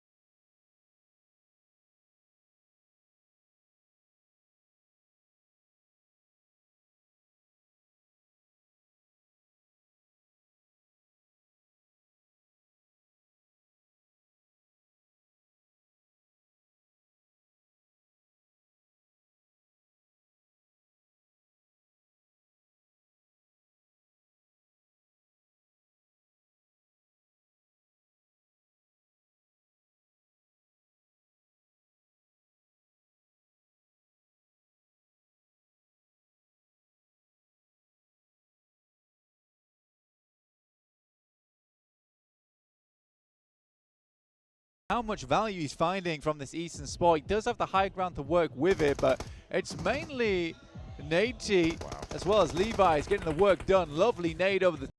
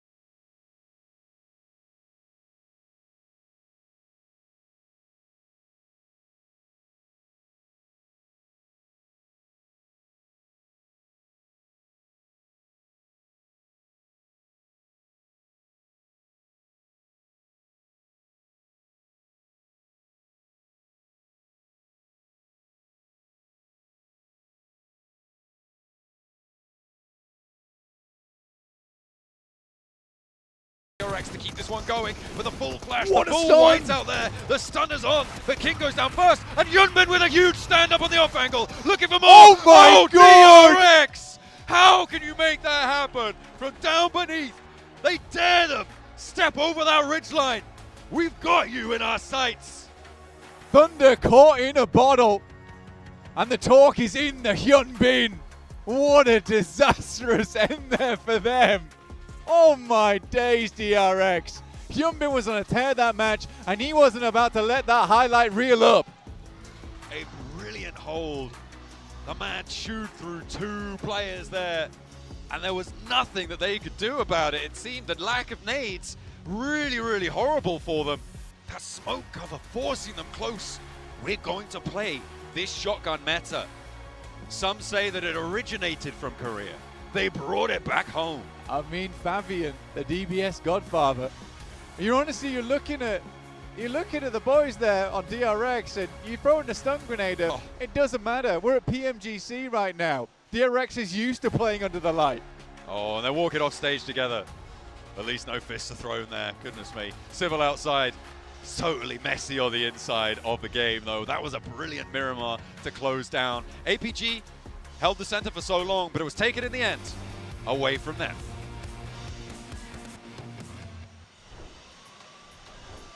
DRX finally get their chicken dinner here in Miramar. Max, I know you love this one. I've been waiting for DRX to get the big game that they were going to eventually pull off. And this was the one on Miramar. Love to see it from Korea. But man, Hyunbin, I keep saying it, MVP contender. Oh my goodness, his shots in this time of need against the entirety of Thunder Talk was so impactful, Seven. And using these smoke streams to make that transition to this small ridge was even better, in my opinion. It really was. And I mean, in this scenario right here, so it's too, making sure that he knocked out King and providing that extra support too. I gotta go back to this squad though. I gotta back it up a little bit. I was really impressed with the way that they were able to rotate north. They were a little bit north where DX was earlier in the match. They decided to go and hunt down and just clash Goat Gaming, winning that engagement, giving them pretty much all of the north for free, and that was the setup play, I feel like, Max. Yeah, not even that. Also, I think it was QXZ just setting up the entirety of Ult for failure. He just completely clutched up in that situation. QXZ, MVP contender alongside So Easy, Hyunbin, even Sizzy's doing so good for 3 eliminations. I feel like I'm saying every player on this team is an MVP contender because I love DRX so much. You know what, chat? Yes, I am biased, and I'll keep being so until the end of these grand finals. But not only just their fight and clone the northern side you're talking about, Seven, it's also making sure that if the Xavier do a mistake, which they do make eventually by Levi's getting knocked, they capitalize on that literally instantly. The moment Levi's is down, they rock up, they take the ridge, the little dip, and that is not only just a position to get eliminations onto Xavier, but also to start fighting Thunder Talk because you have that really strong dip to fight them with. You're talking about Xavier once again in a top 3 situation, making sure that they find themselves always, early on too, Max, always finding themselves in a position where they're going to be able to challenge. Now, I don't want everybody at home to be thinking that DX is just getting lucky with the zones, because that is not the case. Something that DX was able to do quite great was the splits that they had in Al-Hazar. They had 3 players in Al-Hazar and some as well towards the north. That was the winning play. As soon as they realized that this squad, you know what, circle closes, with how much room they have to work with, automatically go towards the compound where they think. So it's just the awareness for this one, and also with a little bit of luck from the circle. I was going to say, I wanted to have a small counter. There is definitely some circle luck at play for Xavier, which, you know, you always need a little bit of luck when it comes to Battle Royales, especially for PUBG Mobile Esports. But guess what? If you're a center team in the mid game, chances are, a lot of the time, the circle is going to go your way. And Xavier know that. They're like, we go center very early on. We take the compound. We hold it down. We saw them, especially, I think, Seven, you mentioned it a few times, their utility game with the grenades, with the Molotovs, has been standout this PMGC so far. They can defend the position. They can make it very far. And I want to see how many placement points they have after this game because, oh my goodness, their survival time must be through the roof. It's going to be insane. And something that Xavier was able to do as well is they were making sure that they backed off Thunder Talk at one point. Because Thunder Talk had a 3-1 split where I think it was Jay was on the other side of the road, and Thunder Talk realized this is not a fight we want to take. Guess who we're going to go take a fight with? They went and took a fight with APG, which absolutely caught them off guard. Yeah, definitely did catch them off guard. That was a bit of a tricky fight, but here we go looking at the rotations of these teams. We can't see Regnum Kara. I wish we could. They didn't drop Picardo. That's a conversation maybe for later on. We'll see how that goes. But Alpha 7, this circle, we had a very southern playing path. Yes. Right? Yes. Very northern. Phase 1, especially Circle 2, keeps going towards Tierra Bronca. And Alpha 7, dodging literally 100% of the lobby with that rotation alone, getting them very far in the game. The later fights are a bit tough, but that early rotate from Alpha 7 is played to perfection. It is, and for Alpha 7, one thing that we got to point out for that squad is the way that they were able to third-party the fight between RA and E Arena, because once they were able to do that, it just clears up all of the ease for them, and then they have to start worrying about other squad. Luckily, I mean, for non-Alpha 7 fans, they ended up running into APG, and APG was starting to just pick them apart. Yeah, though looking at the teams also did really good at the end. I love that split from Thunder Talk over the road, really trying to make sure they can clear all of that southern edge, making sure the Xavier also don't push them, which you already referenced here, 7. So Thunder Talk, we said it just before this game, right? We want to see some presence from the only PL team, RIP Weibo. And you know what? That was definitely a good game, and Sitting in particular, getting a few limbs, which we love to see him do well in these matches. Yeah, them being able to adjust, like the 3-1 split, realizing the Xavier was coming for them and saying, you know what, let's take a different path, let's take a different route, ends up working out wonders for them, Jukes. Yeah, beautifully done from them. And you know what? I love to hear, you know, that some teams will take a little bit of circle luck, but sometimes you got to make your own luck. But as we look down at the bottom of the leaderboards, I see a lot of teams with some low numbers. Regnum Karia with 1. DK again with 1, Max? No! No! No, that's quite unfortunate. But again, for Regnum Karia, I'm not going to be too harsh.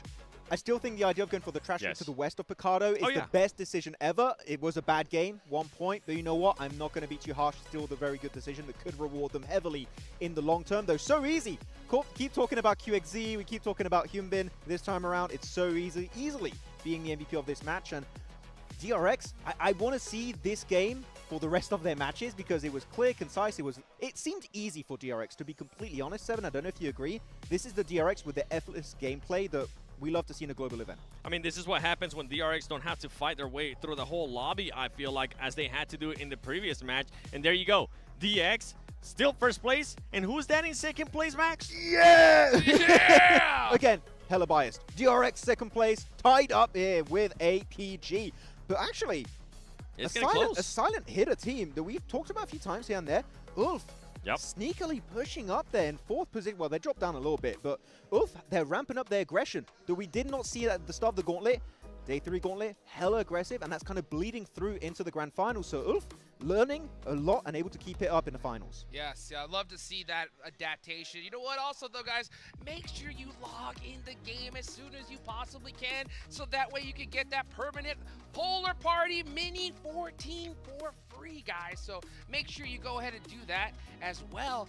There is an emote, the Rev It Up emote. So you guys got a few days to get that done. Log in as soon as you possibly can. And of course, we got to give some love, of course, to the Infinix GT30 series, the official gaming phone for 2025 PMGC. Engineered for precision, performance, and victory. Go get yours today, so that way you guys can outplay the rest. Let's go make the championship predictions to go ahead and get some rewards as well, guys. You have till today and tomorrow. That is it. Plug in your predictions. Get all of these rewards, because Max has already got them all. I got everything, and I even got the PMGC skin. One prediction that was wrong from us was the hot drop. We didn't end up getting the hot drop there in Picado. Actually, as soon as I saw them not hot drop, I ran. And I mean, I ran to the coach's room. He did. I went and talked, and I sat down, and I was like, Regnum Karia coach, when did you decide that it was going to be a bad idea to hot drop with Vampire Esports? And they were like, you know what? We actually decided today, and it wasn't the coach. It was the players that decided to not go for the hot drop, go for that trash loot that you were talking about. And it just goes to show the maturity out of this squad, especially when you have Silas in the squad, especially when he's been in this situation. And they know what's at stake. They know that they cannot just waste one match, even though this match didn't end up going their way. And I'm going to go very hard on this point. This is such a small decision, but they're so impactful that that is a decision making, in my opinion, Hot Jukes, that wins you tournaments, right? Because guess what? Miramar, except for that 1-point game, but that was an exception, let's say, that can get you so many more consistent points on that Miramar. So for me, Regnum Kara, I'm happy you did not go for the ego fight, and that gets me even more excited for the next Miramars. Unless they go for it now, because it would be hella funny, but please don't. I think it's a big decision. I mean, for sure. They needed to go and decide to, you know what, let's go ahead and respect the home team. You know what I'm saying? They got a little home court advantage. Why not give it to them, Seven? Sorry, I'm always over here thinking about the overall. Are we being spoiled right now by what DX Xavier is currently doing in regards to those placement points? Because you pointed that out to me earlier, Max. And this squad right now is sitting at 34 placement points. I want to see APG pump it up in regards to the placement points. This is a squad that's currently sitting at 14, but they have been fragging out, Hot Jokes. Yes, they have. 10 eliminations in Zone 7 in the last one. How many will they get in this one as we head for the final time to the beautiful hot desert of Miramar? Let's go ahead and take it to our casters, John and Blake. Oh, you love to see some maturity on the desert. The players will call it quits over on the Picardo hot drop. Well, we'll not see that one again, hopefully. But if things get tense, you know, maybe it could break out again. We'll keep an eye out, but I'm hoping that it will continue. Plane path for our last match today will take us along the west side of Miramar, from Bartona up towards La Cabrera. Much nicer plane path, though. I'll tell you that right now. Very true. Way easier to work with. Most teams getting themselves over towards the west and the east side fairly handily here. Los Leones is open, as is La Tierra. But it's likely going to be Monte Nuevo, El Pozo that you might clash over. We know Picardo right now is kind of solved. I'd say it was solved at this point. We hope so. Although, there was Ulf in the wings as well. And so a readjustment from them, maybe target towards Rectum Kaya if they're feeling cheeky. Could be difficult on the outside. It might force them to go, oh, you know what, let's fight for Picardo again. Things like that can start to have an impact. Thundertalk going to try and go long over this one. Potential for some air shots here from Vampire. If they spot Thundertalk going long over their heads, if they touch ground first, they get some weapons early on a rooftop, definitely could try and find a shot, but I think Thundertalk are now out of danger. Circle breaks out to the east side blank, and terrible flashbacks for Regnum Kaya at PMGC. Yep, it's not too far out towards the east, though, so we're not worrying about an island finish just yet. Alter Ego currently here alongside with Goat Team. But very playable right now, I'd say, for both squads. Alter Ego got very split on that last match. They were trying, in my opinion, right now they're trying to do a little bit too much, potentially. That's how I feel about it. I think there is a fair few times where I look at Alter Ego and I think to myself, it's a wide split. It feels unnecessary. That play, sometimes Rosemary will send out, but more often than not, it's like all the team. Like Alvaro will make long rotates out to the side, and I'm like, yeah, I don't think you needed to do that. I think you were totally okay to keep just playing your game. As you saw there on the screen as well, for the next few days until the end of the PMGC, you can get your Polar Party Mini 14 skin. Make sure you're logging into PUBG Mobile to claim that one, as well as the MO up until the 25th of December. So not long for that one, but even shorter of a run back on that Mini 14 skin. So make sure you're heading on over to claim that with the PUBG, the PUBG Mobile, PMGC, that's the one, redemption code that you can see on your screen, PUBG in Bangkok. That's where we are playing. We're in Bangkok right now. Oh yeah. It's also cool that it's PUBG in Bangkok, because PUBG United. It's PUBG United right now. We got PUBG next door. We got PUBG Mobile going on right here. Very cool. Very, very cool. PUBG guys have finished though. We're still trucking on. They're already at dinner. All right, we're trucking on though. Ah, yeah. We'll be here as long as these games keep going. Don't you worry. 7th game? Yeah, all right. Yeah. No, you meant to say no. 8th game?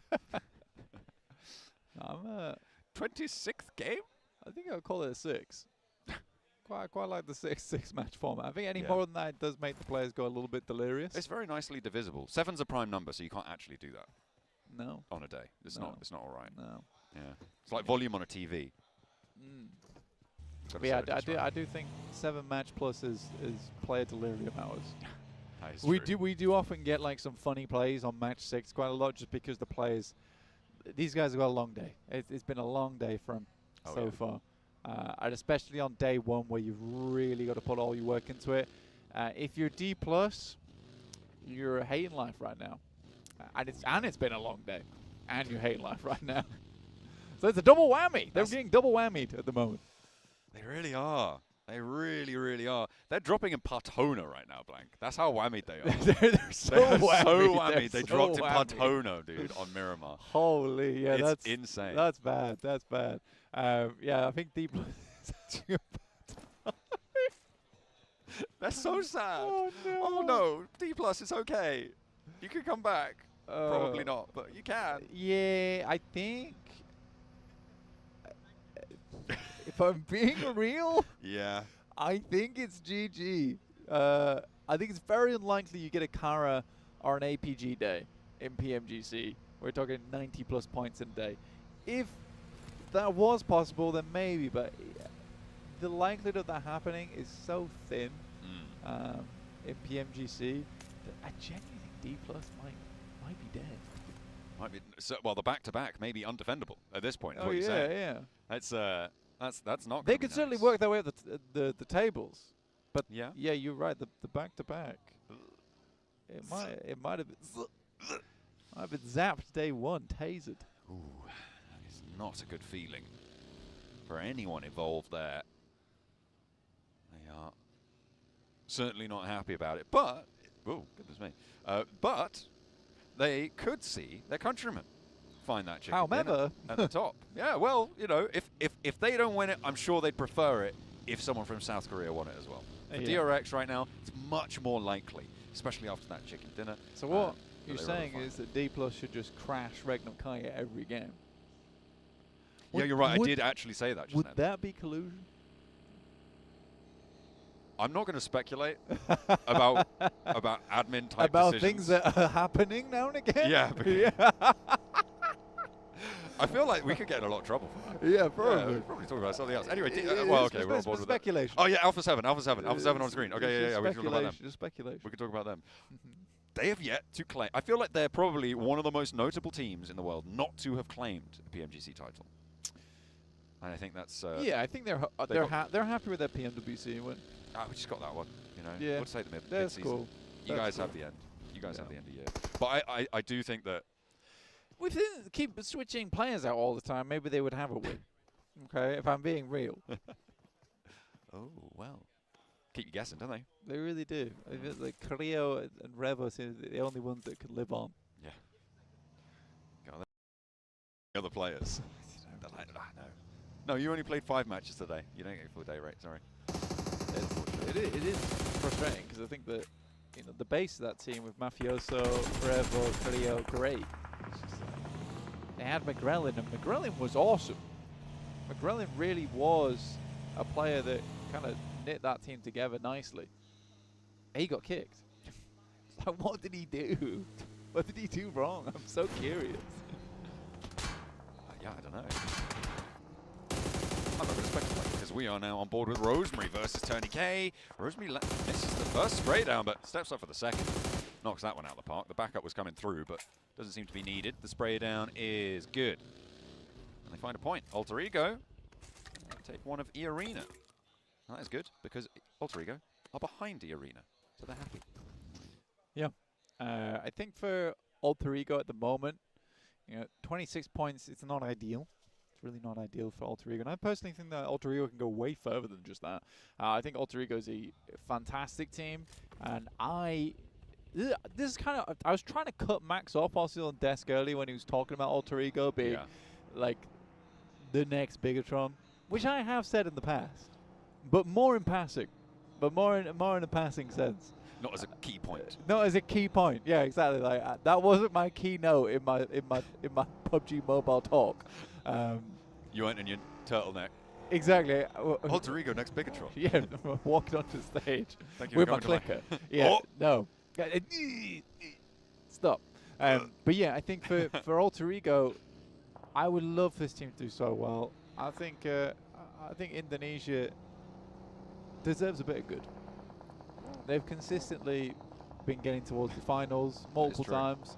And they've produced several strong teams. That's like my main thing about it. Regnum Kai are clashing right now. Fairly, well, just west of the central. No, it's Team Flash coming off in the distance. They do look pretty resible, though. Vampire, though, crashing in, may be able to drive the stake home through the heart of Regnum Kaya. But Loxy is on the hunt, looks for that flush and immediately gets it. They're diverted away. Team Flash actually going to be crashing in, but seeing Vampire here as well, that's going to slow Team Flash down. Okay, going for a little bit of a side hop out there. Loxy is going to be rebuffed off of that angle. And Zedwolf, all the while, what's he doing? Where's he fending off towards? Did that vehicle just fly over the top of his head? Where did he come from? Win! Oh, he's actually got him. Zedwolf's found it from the sidelines. Fantastic news. Yeah, that vehicle went over his head, grazed him, gave him a buzz cut. Okay. There we go. Finally putting that fight to sleep. Over the trick jump, over the ramp, will be shut down. Regnum Kaya, they like to play that spot, but they had two teams rolling up on them simultaneously, and they end their day on 35 points blank. That's not a tournament winning performance right now. Their Miramars have gone fairly poorly, all things considered. They definitely needed a little bit more, considering that they're going down first in this match. Yeah, I think Regnum Kaya, they're not in a losable position, right? There's still time to bring this back tomorrow, and we know that Regnum Kaya can put up big points. Obviously, 35 points is a little bit lackluster, considering where DXavier are in Impala. It's like slightly tough, right? With DXavier consistently being in these central zones. Vietnam wants this win. They really do. Oh, yeah. Their split, though, I think is going to start to get dangerous fairly soon. Yeah, I hate that. They're wide, yeah, I wide didn't see split. that. Didn't see that. Okay. See that now? I hate that. Yeah, okay. They do have the north side of Impala, but it's only You're being native. greedy. It's only native. You're being real greedy right and now. then Paragin's up the top of the mountain. And then they've got two players up all the way up to that north. They're split over about 600 meters blank. They can't see each other. Theoretically, great play. Okay. Because you're maintaining basically all of the really important parts of this zone. Okay. Over enough towards the western side. So all of the important parts of the zone on the east side, let's say. But it is so greedy. Don't need to go for this one at all. Oh. Spooky. Oh. Very spooky. No, it can't happen. Oh. Okay. No, surely not. It's teasing. That surely can't. Yeah. To the east. It's impossible. Even if it does, at this point, it's not going to be the same sort of mad scramble. No. Maybe. Not a lot of space over Okay, there. it's not happening, though. Don't worry. It never goes out to the east islands But on PMGC. the thing is, it does like elevate DXavier's position a lot.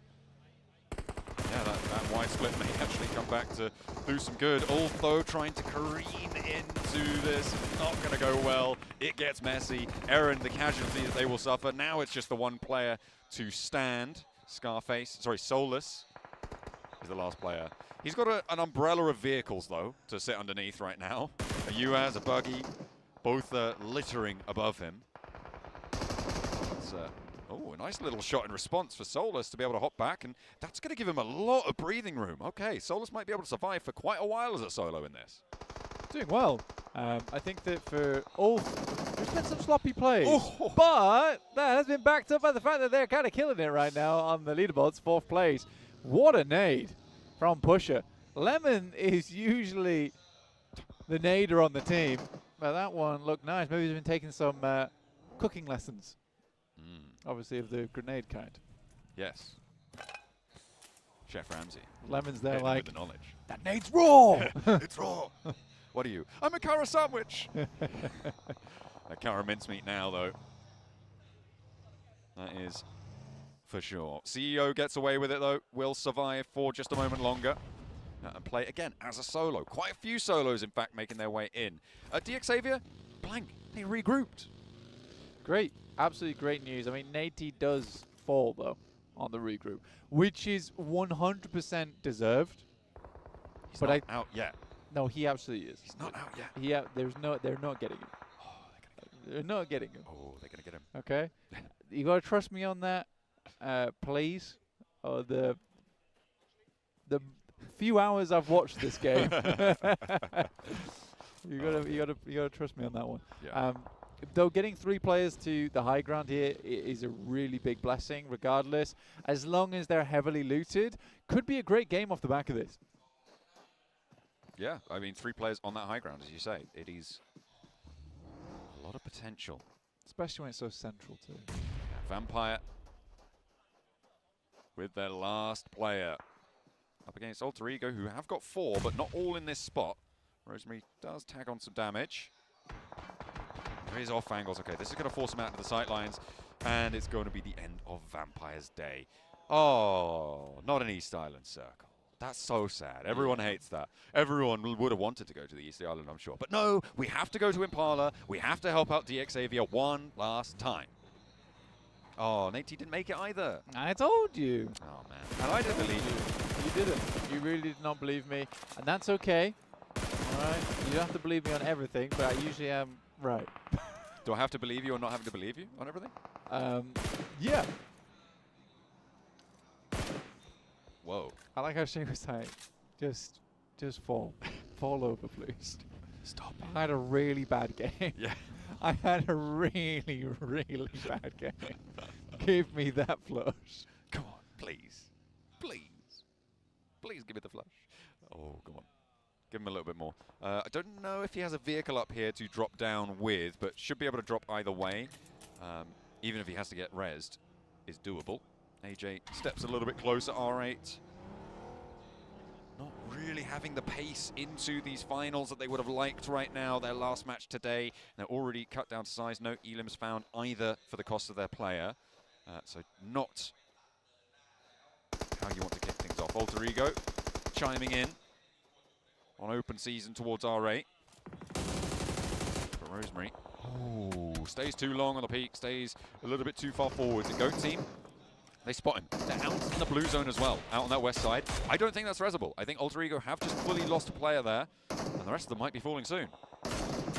Yeah, I think Alter Ego, again, we just have this weird split right now, where we've got Snape over towards the north side. I don't think they're quite confident in what they want to achieve in these matches at the moment. And they play way, way too split. We fixed this, actually, in their group. They absolutely did fix this in their group. They were able to get an insanely high placing in that group, too, with a lot of points. We're kind of returning to old habits again. These can be fixed, though. But with 26 points, is that going to get you a podium finish? That's a question for tomorrow. But it's going to be a difficult question to answer. Yeah, it's... I mean, if you keep doing 26-point days, then no. No, of course it's not. It's not going to be enough. The question is, can you have that stand up from that position? Do you have enough room to be thinking about putting, you know, close to 70, 80-point days on the board? Because that's what it needs to find a comeback, right, from that sort of level. Towards the top of the tables, you need to make it up over to that level. Breaking 100 puts you in the contest, right, over 2 days. Breaking 50 today, that puts you in the contest. Getting high 40s, okay. You're starting to get a little bit risky with it, but anything over 60, you're very happy in terms of your competition for the top spots. Oh, yeah. I mean, the 60 points is actually phenomenally good. For DX being on 54 here, that's very, very nice. I think a lot of teams underneath them, because they are down to 3, they'd love them to go out early. But with that spot they've got on the high ground, it's like they're going to live out for a while. And I quite like that maneuver from them. They saw how close they were to that 60, 70-pointer. If they just get themselves 10 points off the back of this game, they put themselves in really good stead. And that's what can happen once you start to build up a points base, right? A points foundation is that towards the end of days, you can start to relax things. Rather than having to push out, get a load of points, you can pull it all the way back, get an average of 10, and be very happy with your result at the end of the day. You don't have to pull what currently ERX have to do, which is where they're still pushing, because they need to hit another 20-point game to really set themselves up in good stead. I mean, I've said this before, right? If you want to increase your scoring, you're playing an 18-match set. Sure, you can get 18 more points in one game, and that will really bump your score up. Or you could do exactly the same impact by getting 1 more point in 18 games. And so finding those little extras, those little top-ups are really important. Alter Ego try and make their way in, but they do just get pulled apart there. They are now down very, very low. Mad Bulls probably losing Tuluka here as well. We're going to an Impala Circle, Blank. We're going to an Impala Circle. It looks fairly likely that we're going to end up in the town, but it could go down to DX Xavier's Mountain. It could do. I do think Impala Circles horrid at the best of times. Yeah. So unenjoyable to traverse through. And it really does feel like we're sort of with this big old grandfather clock just counting down until DEFCON 5 when we get through to the central area where teams are just struggling to move their way in. You get across that road and you get blitzed. It is painful. Absolutely. We're nearly at the end of our first day. We'll be a third of the way through our tournament after this game. The only team to get an elim so far on DX Xavier for this match. Looks for the lineup towards APG, just about playing cover. Yeah, Paragin, a little bit difficult to find any value off the back of this so far. It will probably start to bear fruit a little bit more once we get an eastern or a southeastern shift on the circle. But right now it's tough. Right now it's very, very tough. Go in a good position. I'd be quite happy to see Go do some good here, but DRX, one player, looking over towards Reefus. Ooh. I hear the desk oohing and erring over there as well. Bit of a horror game. Yeah, I mean, it really is. It will be. Oh, he peeked up there. So easy. I don't know if Reefus clocked it. Kaisei could really pop this one off, right? If he starts taking shots or like gets a little bit too bold, bait Reefus over. We've seen a lot of overpeaks here. Yeah, this is it's diligent from Reefus. I'll give him that. Continuing to watch this angle. He's kind of playing Five Nights at Freddy's at the moment. Just making shots at keep eyes on everything. Is that Markiplier? No. That's the only person I know who play. I'm really lacking on the lore from that, but Reefus does step up and Kaisei does go down. So easy still. Silent as a statue. Okay, but did you check the second guy? That's who you're going to be really worried about. What? Okay. He did check the second guy. He checked the second guy. The second guy got checked right there. Okay, APG able to get rid of the threat on the mountaintop. And they're up to 4 elims now, Blank. They did lose Yol a lot earlier on, but they managed to move in towards the mountain. That's big experience. Big experience from APG that makes that happen. It's similar to how Regnum Kai were able to spot out Thunder Talk on the Arangel game. You really do have to do your due diligence inside of these matches. And often it pays off with 2 elims there, at least for APG. And it does cut DRX short in terms of the chaser just behind them. Currently now in 3rd place with APG jumping into 2nd. Kara losing CEO and their match. Well, it's really horrible. They did lose the match. They're not playing anymore, are they? That's true. No points. No, you're right. You're right. Nil point. You are correct. Just the way you said it. Yeah, well, you know. We're at the end of the day. It's the way they played it, actually. Yeah. There's no 7th match. Yeah. There's no 7th match. Looks like they didn't know that. There is tomorrow. Just in case people Oh, no, there is confused. a 7th match. Yeah. No, it is tomorrow. Yeah. Don't worry. We aren't just finishing now. No. For vibes. Yeah, we're just making sure that that didn't come across as a miscommunication. Okay. Thank you. Thank you for clarifying. Yeah, you're welcome. Team Flash as 2. Just there isn't going to be a 7th match. Trying. Not right, but like late. But like later. But like later. But like tomorrow. Hopefully Thunder Talk will be there, because right now it's looking less and less likely they're going to be in the rest of this one. They do have King on the inside of Impala. Well, inside just about in Impala. So they have managed to cross one, but that will be all they'll see. But later. But later. Yeah. But later. But we do. Tomorrow. So you know today? Yeah, so you know today, right? But tomorrow. Yeah, but like if you like wait for one more day, then it'll be tomorrow, and then the match will be number 7, but it'll be the first, but only that for tomorrow. So yeah.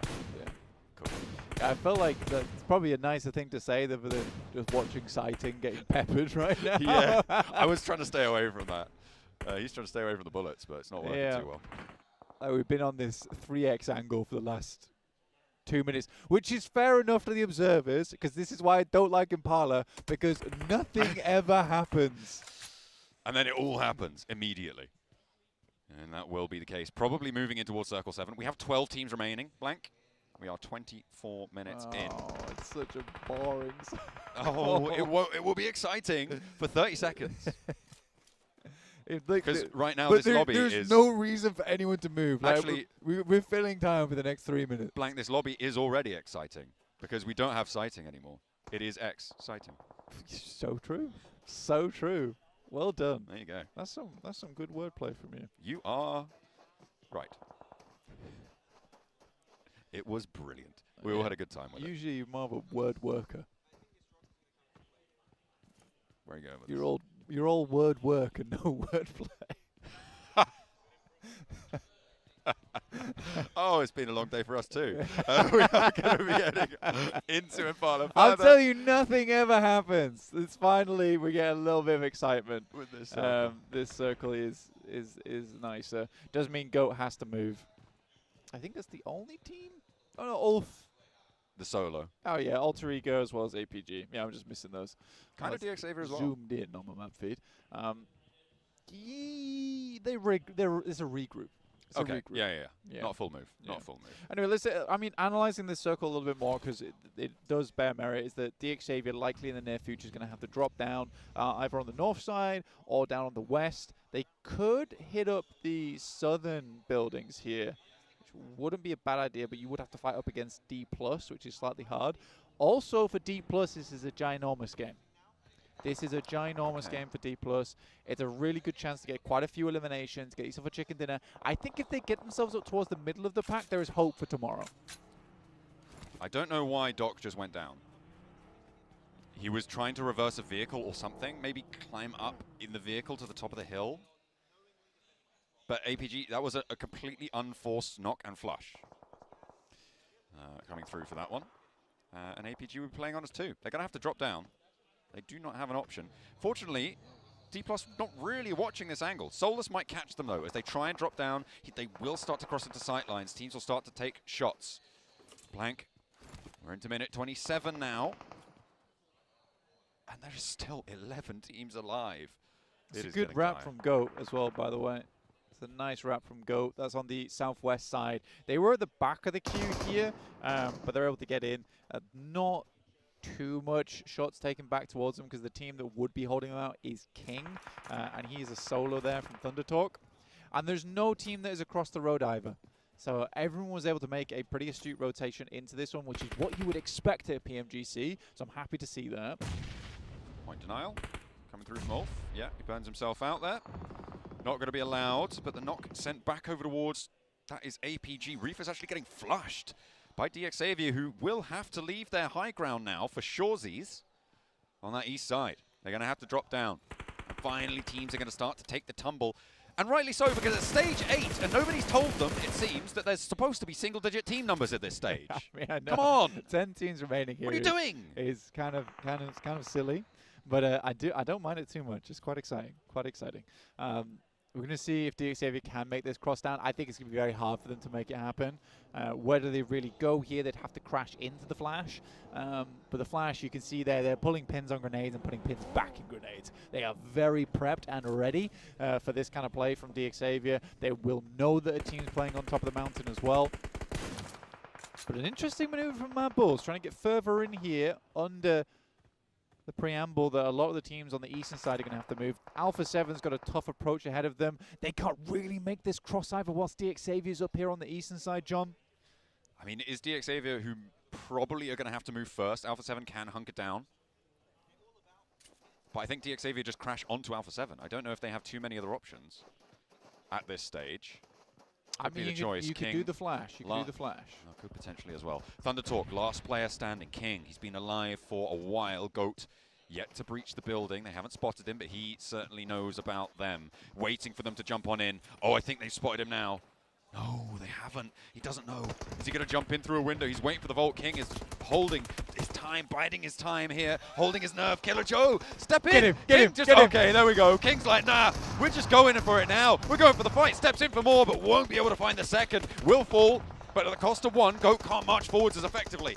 Now it's go time. Blank a big nade from the high No, ground. it's not a big grenade. Oh, wait, not. No, it's a terrible grenade. It's a tiny little grenade. Carrillo, what are you doing?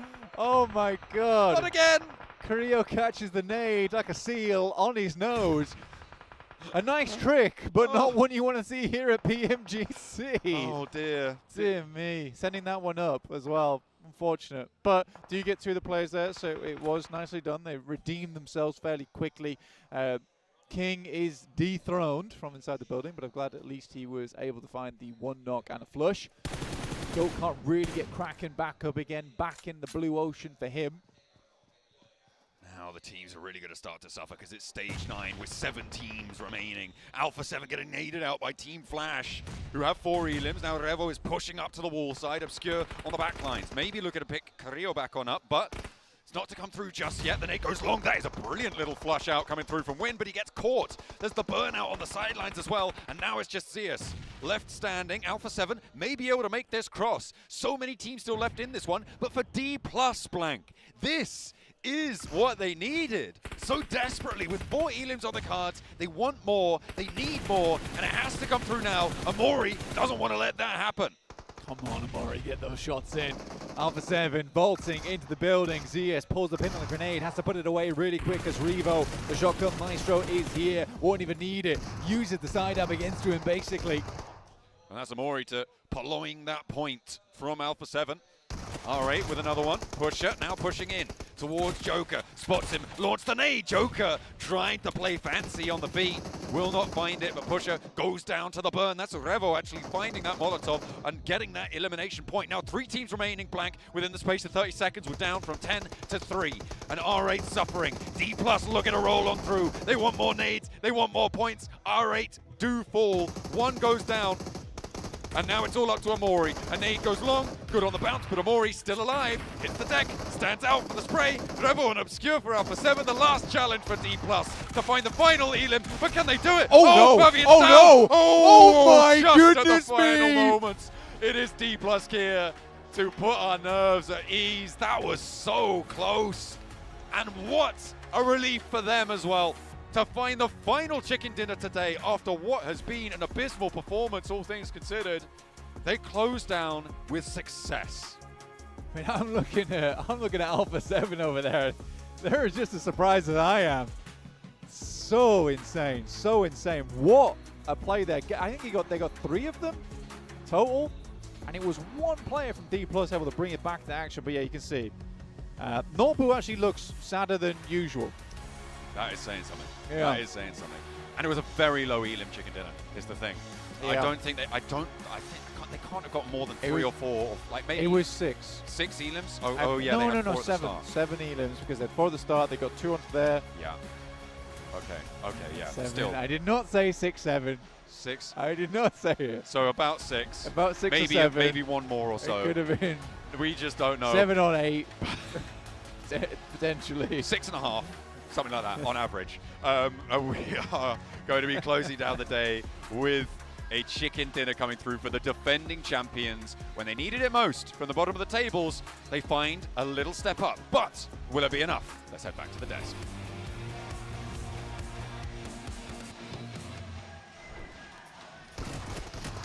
Man, a sigh of relief indeed. Our 2024 champions have been in trouble all day long, but finally here in the last match, they put something on the board. In the weirdest way possible. In a city finish, D+ are like, we got this. And actually, it was initially because of a setup they had in the mid game. They had the 2-2 split. They held Church and a position in the center of the city itself, over to the east of Miramar. And later on, as they know, okay, this is 100% his 7 going to be a city finish, they fully regroup in like 2 buildings max, meaning that whatever fight they take, they're fully stacked together, ready for any fight coming their way. And even then, a sketchy finish. Honestly, the player that I've been talking about this whole time, not usually Nobu, All Sao. Osao clutches it up for the squad. And I mean, a great bounce back for D+, a much needed to finish the day. If not, it would have been a completely different story for this squad. Good to see. Hopefully they can continue on tomorrow, and hopefully it's not when a crazy circle like this happens. I have to give props to one player though. Who's that? At the end. And it's not going to be Carrillo, because Carrillo ended up nading himself, even though he got picked up by a teammate. It's going to be Revel. Revel was absolutely popping off throughout all that. You had the other player from Alpha 7, which I can't currently remember the name. He kept going after Carrillo, picking him up.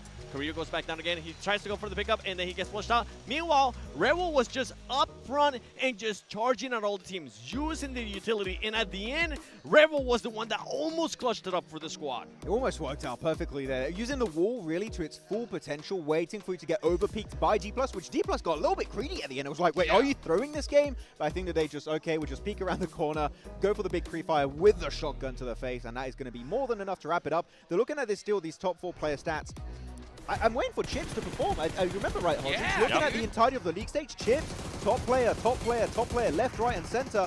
So far, kind of invisible for this grand final. So you know what? It's just a matter of time before Chips is back, because so far it's not been the start we've been hoping for this guy. What can I say? Osao just wants to be the MVP. He's nading my Chips. boy. He naded Chips. I saw it happen. Oh my goodness. Yeah, Chips, the whole stage was just going crazy. I was saying, he had that ice water in his veins, that clutch factor, but to be fair, man, D+, we're having a tough time all day long. Looking at this mountaintop though in this replay, Xavier playing it again. How the hell do they get these amazing center positions every single time? But I love the APG push right on top of, I believe it was DRX. Yes. And Hyunbin, not Hyunbin, sorry, there was, which player was hiding and he was not moving whatsoever? It was somebody from DRX. Yeah, a player from DRX. And actually, I think you pointed out something very interesting, because they did not spot out that player from DRX as APG push up. Yep. He does that build with jump animation, which that build elevation alone, 7, I think is what alerted them of his presence and get the easy nade wipeout. That TPP advantage. You can see Osao there. This, just how much this meant to the team. And now we're going to be looking at the rotations from all the squads. One team, I got to point out, once again, I've been talking about them all day. R8 continuing on their aggressiveness today. They finished off this last match with 6 eliminations. And even though Alpha 7 didn't end up getting a bunch of elims, they're at least now able to secure some of those placement points. What was I talking about Alpha 7? I wanted to see some more of those placement points, and they were able to showcase it here, especially in Miramar. And I think they played the city finish position really well. You're going to see as we move deeper and deeper into this game on their rotation recap. Here, playing next to the water. It's not going to be an island finish, but here on this circle, they go next to the cliff, which keeps them safe away from Xavier. And that's the best way to play these positions for Alpha 7, which is sweeping from the outskirts, moving inwards, and able to do that so many times here for Alpha 7. So, sure, it's not quite a win, but in a city finish, that is how you play a city finish down to a T for Alpha 7. Yeah, crazy numbers put on the board here, guys. D+, look at that, 18 points. That's more than triple of what they've done all day long so far. 7. Oh, wow. It has been. I mean, for this squad, I'm hoping, as I said earlier, I'm hoping it continues on until tomorrow, and I'm hoping it doesn't come because of a crazy, crazy circle that we ended up getting. I got to give props. Who was it? Pusher from Mad Bulls, where he ended up getting an insane nade? What team was it? Kara. That's right. Yep. I mean, if they can continue to do that, right now, Mad Bulls, they were able to at least secure some eliminations there. And then we go to the second half. APG, even though they don't end up getting those placement points, you were talking about it earlier, Max. You really enjoyed the adjustments from APG once they realized that DX was going to be looking at them. Yeah, they're like, okay, well, Xavier are going to be holding that position on the other side of this big rock. We're just going to be giving it to you for free. We're going to go inside the church of the city, and it was a good transition point, but after that, D+ had the perfect setup to kind of eradicate the entirety of APG. But I saw you were excited there, 7. Yeah. Osao, the game MVP. Let's go. My boy Osao, yes! 4 eliminations, clutching up that win. We both have a boy from Korea. I have Hyunbin, you have Osao. I mean, it's good pick. QXCC, you know, my boy too, but you can't have 2 boys. He didn't get MVP on this I'll one. take him. I'll take him. All right, there you go. Hey. Let's go. Let's go. What a crazy. Let's see the leaderboards, though. Man, Xavier, Max, the consistency from this squad. That central position paying off so much. 35 placement points. They would have gone more if it was not for the fact that it was a city finish where you got solo surviving super late. I think we had still 11 teams alive at the end, so you're not going to get many. If it was not a city finish, chances are they would still maybe make a top 5 finish in this game. So Xavier, wait, 35 placement points. Of course, they got 2 wins, which that's going to inflate it heavily. But they're the still second 15. highest is what, 18 with DRX, which that is an insane lead in placement points alone to have on 1 day's worth of games. And for everybody currently watching that, I want you to keep an eye out on the eliminations for DXavier, because that's going to be a little bit scary for me. And but before we even go into that, Reefus? Whoa! Wait, everybody from APG, he's the daily MVP? So we got 3 global MVPs on the team, right? You got Doc, you got Top, you got Zeol, and now Reefus is like, I'm going to join the club. Let's go. I'm going to be the global MVP club. And if he can make it happen and keep it up for the next 2 days, no way we get a new MVP on APG. Reefus just said, you know what? I want the car. All right, I want it. Yeah, but to be fair, I feel like there was a lot of doubt. Like, Reefus, people are looking at Top, they're looking at Doc, they're looking at Zeol. Even Easter joined the team recently, but the fact that Reefus is stepping up in the team this stacked with storied players, Reefus, he's not crumbling under that pressure, and I love to see him perform under these kind of circumstances. Whoever is in charge at APG, I want to let you know, congratulations on making one of the smartest moves on the roster, and that was bringing in East, because it sparked up the team. They were more than likely going to be sitting out top. That was not the case. As soon as top saw East come in, they were like, you know what? I got to step up my level, and boy, have they. Man, what a crazy day so far. You know what, guys? It's time to hear from some of the players. Let's go ahead and take it on over to the stage with Barney for a sick interview.